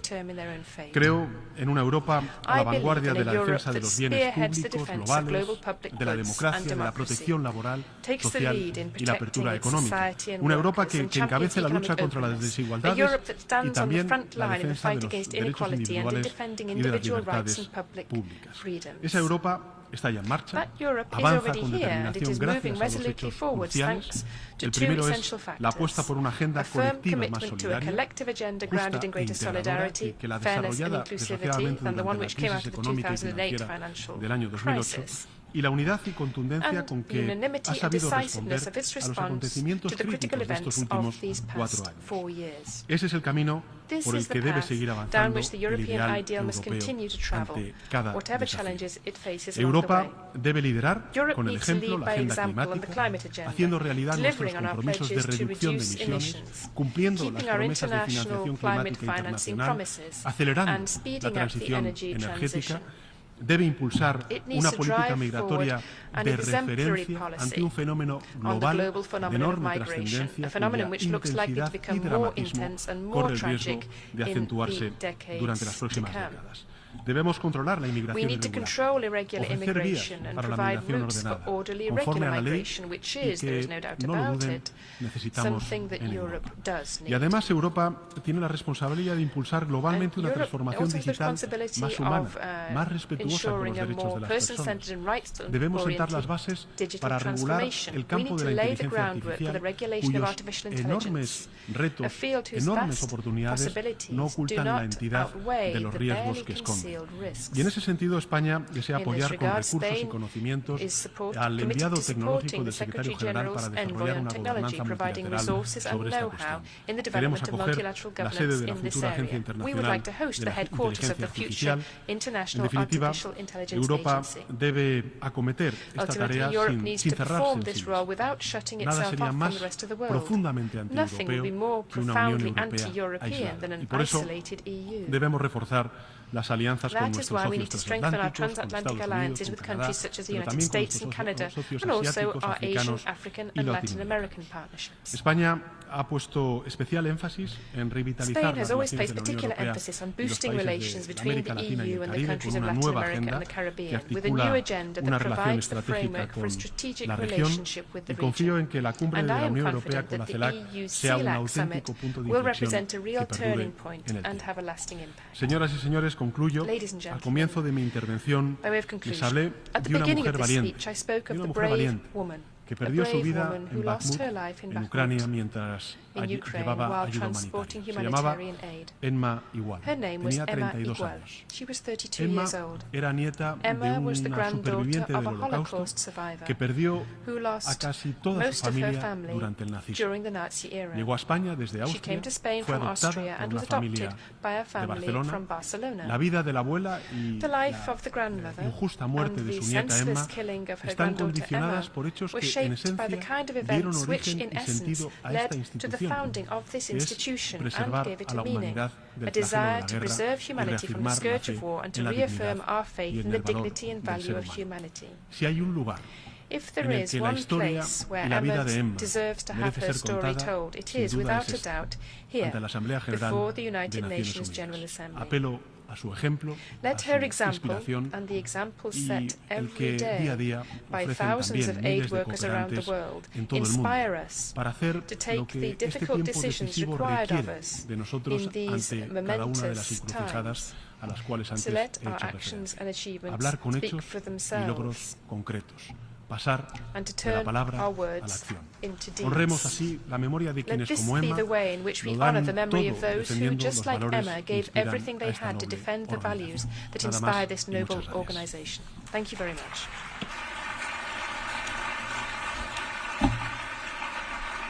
On behalf of the Assembly, I wish to thank the President of the Government of Spain for the statement just made. The Assembly will hear an address by His Excellency Patrice Emery Trovoada, Prime Minister of the Democratic Republic of Sao Tome and Principe. I request protocol to escort His Excellency, and I have great pleasure in welcoming His Excellency Patrice Emery Trovoada, Prime Minister of the Democratic Republic of Sao Tome and Principe, and I invite him to address the Assembly. Excelentíssimo Senhor Presidente da Assembleia Geral das Nações Unidas, Excelentíssimo Senhor Secretário-Geral das Nações Unidas, Excelências, Senhoras e Senhores Chefes de Estado e de Governo, Excelentíssimo Senhor Representantes dos Estados-membros e distinguidos delegados. Num contexto internacional marcado pelo crescimento das divisões, recrudescimento de tensões e a diminuição da confiança, é com grande sentido de responsabilidade que faço uso da palavra nesta magna Assembleia, na qualidade de Primeiro-Ministro e Chefe de Governo, em representação da República Democrática de São Tomé e Príncipe. Mas antes gostaria de inclinar-me respeitosamente face às vítimas do recente terremoto em Marrocos e das inundações na Líbia. Permite-me que aproveite essa 78ª sessão do debate geral para felicitar o embaixador Denis Francis pela sua eleição e poder dizer e manifestar todo o nosso apoio ao longo do seu mandato. Agradecemos igualmente ao Presidente cessante, Sr. Korossi, pelo seu engajamento na condução dos trabalhos da anterior sessão, particularmente perante a complexidade criada por novos conflitos e a crise alimentar mundial. Senhor Presidente, Excelência, Senhoras e Senhores Chefes de Estado e de Governo, o tema escolhido para essa sessão, libertar o poder de igualdade de género, que aplaudimos, é por demais atual, no momento em que a humanidade atravessa a maior das ameaças, revertendo o progresso do desenvolvimento humano e ampliando desigualdades nos respectivos Estados. O protocolo sobre os direitos da mulher em África, conhecido como Protocolo de Maputo, está a comemorar o seu 20º aniversário. E temos que constatar a existência de um enorme déficit em termos de autonomização e de igualdade de oportunidades, nomeadamente no que diz respeito à participação das mulheres nos órgãos de decisão política. No entanto, poderíamos igualmente nos referir à Convenção de Istambul, que apesar de ser vinculativa para os Estados signatários, pouco fez para traduzir em resultados a vontade do Conselho da Europa. Este tema, como outros, é um objetivo global, que exige o empenho da comunidade internacional, dos governos, das organizações da sociedade civil, para criar um mundo mais justo e equitativo para todos. Perante os desafios persistentes e crescentes que permanecem, particularmente em termos de pobreza, fome, desigualdade e questões ambientais, além dos nossos discursos, nós, os líderes das várias nações que aqui estão representadas, devemos questionar-nos e reconhecer as nossas falhas em proteger o nosso planeta e garantir a prosperidade partilhada até 2030. O meu país, pequeno Estado insular que goza de uma democracia efetiva há mais de 30 anos e que ainda está em desenvolvimento, é uma das principais vítimas das alterações climáticas, da degradação dos ecossistemas e da dependência econômica. O meu país vive uma situação de verdadeira urgência econômica e financeira a curto prazo, bem conhecida dos nossos principais parceiros, ao mesmo tempo que atravessa um processo complexo de transição para a fase média de desenvolvimento e prossegue uma política adaptada à sua realidade, respeitando a diversidade multicultural e os direitos humanos. Esforçamos com algum sucesso por adotar os códigos, as recomendações e as boas atitudes que visam a realização dos 17 Objetivos de Desenvolvimento Sustentável, mas os problemas estruturais, as assimetrias de todo tipo e a falta de confiança nas instituições democráticas por parte das nossas populações são cada vez maiores. Não devemos hesitar em apontar o dedo aos responsáveis pelas perturbações climáticas no seio do G20 ou aos órgãos de governação econômica mundial que continuam a ignorar os nossos objetivos sociais e ambientais, nomeadamente negando-nos o acesso a recursos financeiros em quantidade e condições razoáveis. Ainda mais preocupante é o facto de estarmos a assistir a uma crescente polarização e fragmentação do mundo e da governação global, com a sua crescente cota de populismo e nacionalismo. A própria sociedade tecnológica digital, que poderia ter sido o acelerador do desenvolvimento dos nossos países e da cidadania a nível mundial, está-se a tornar uma nova fonte de desigualdade, de concentração de riqueza e de dominação. A desigualdade, a falta de respeito e a falta de inclusão só podem conduzir a faturas cada vez maiores e a retrocessos. Os golpes de Estado e as tentativas de subversão da ordem constitucional são cada vez mais frequentes, ao mesmo tempo que perdurem conflitos de longa data, como os da Palestina, de Cuba, os do Iêmen, da Síria, do Sudão e da Líbia, que seguem o mesmo caminho. Os conflitos armados, em violação do direito internacional, sejam eles quais forem, também recebem um tratamento diferenciado.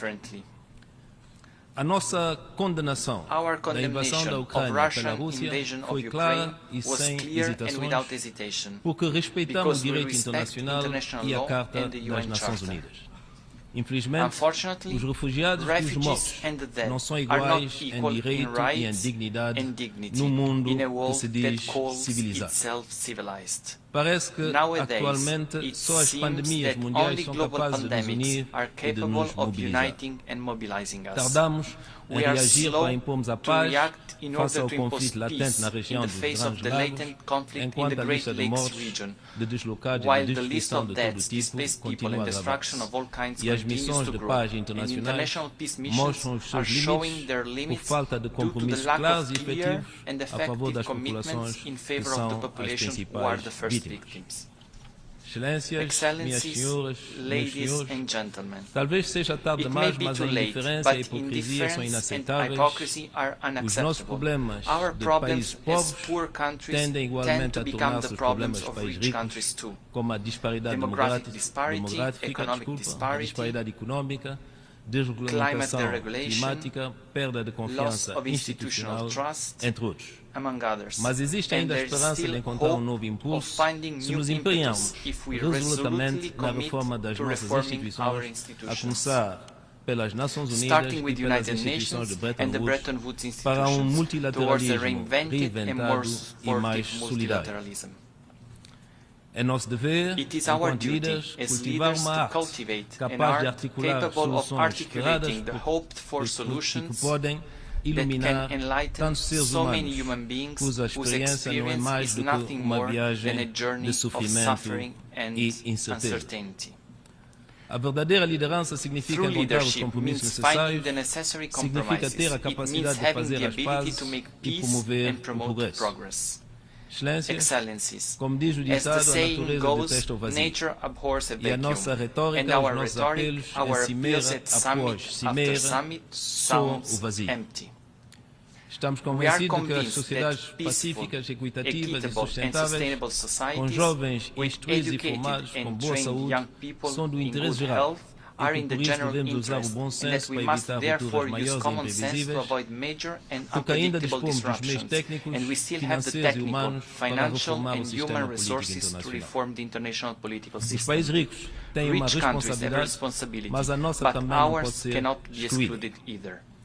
Reafirmo o firme compromisso da República Democrática de São Tomé e Príncipe em colaborar ativamente com os seus parceiros regionais e internacionais em todas as iniciativas que visem erradicar todos os atos desumanos, degradando para os seres vivos e o ambiente e prejudiciais aos valores humanistas e de liberdade.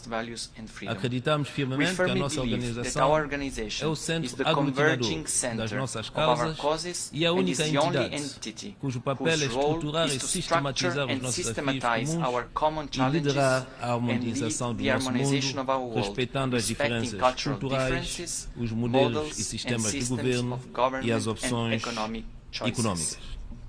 Senhor Presidente, Excelências, minhas senhoras, meus senhores chefes de Estado e de Governo, antes de concluir, gostaria de dizer o quanto o meu país está particularmente grato ao nosso secretário-geral António Guterres pelos seus esforços incansáveis para reforçar o papel das Nações Unidas na promoção da paz, da democracia e da proteção da vida humana à escala mundial, como na luta contra a pobreza e as alterações climáticas sob todas as suas formas.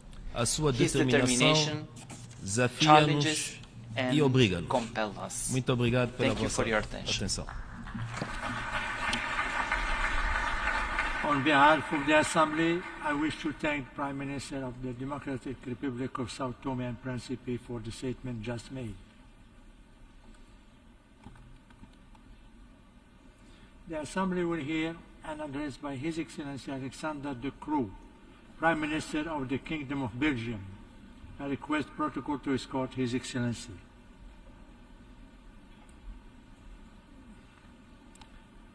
I have great pleasure in welcoming His Excellency Alexander De Croo, Prime Minister of the Kingdom of Belgium, and I invite him to address the Assembly.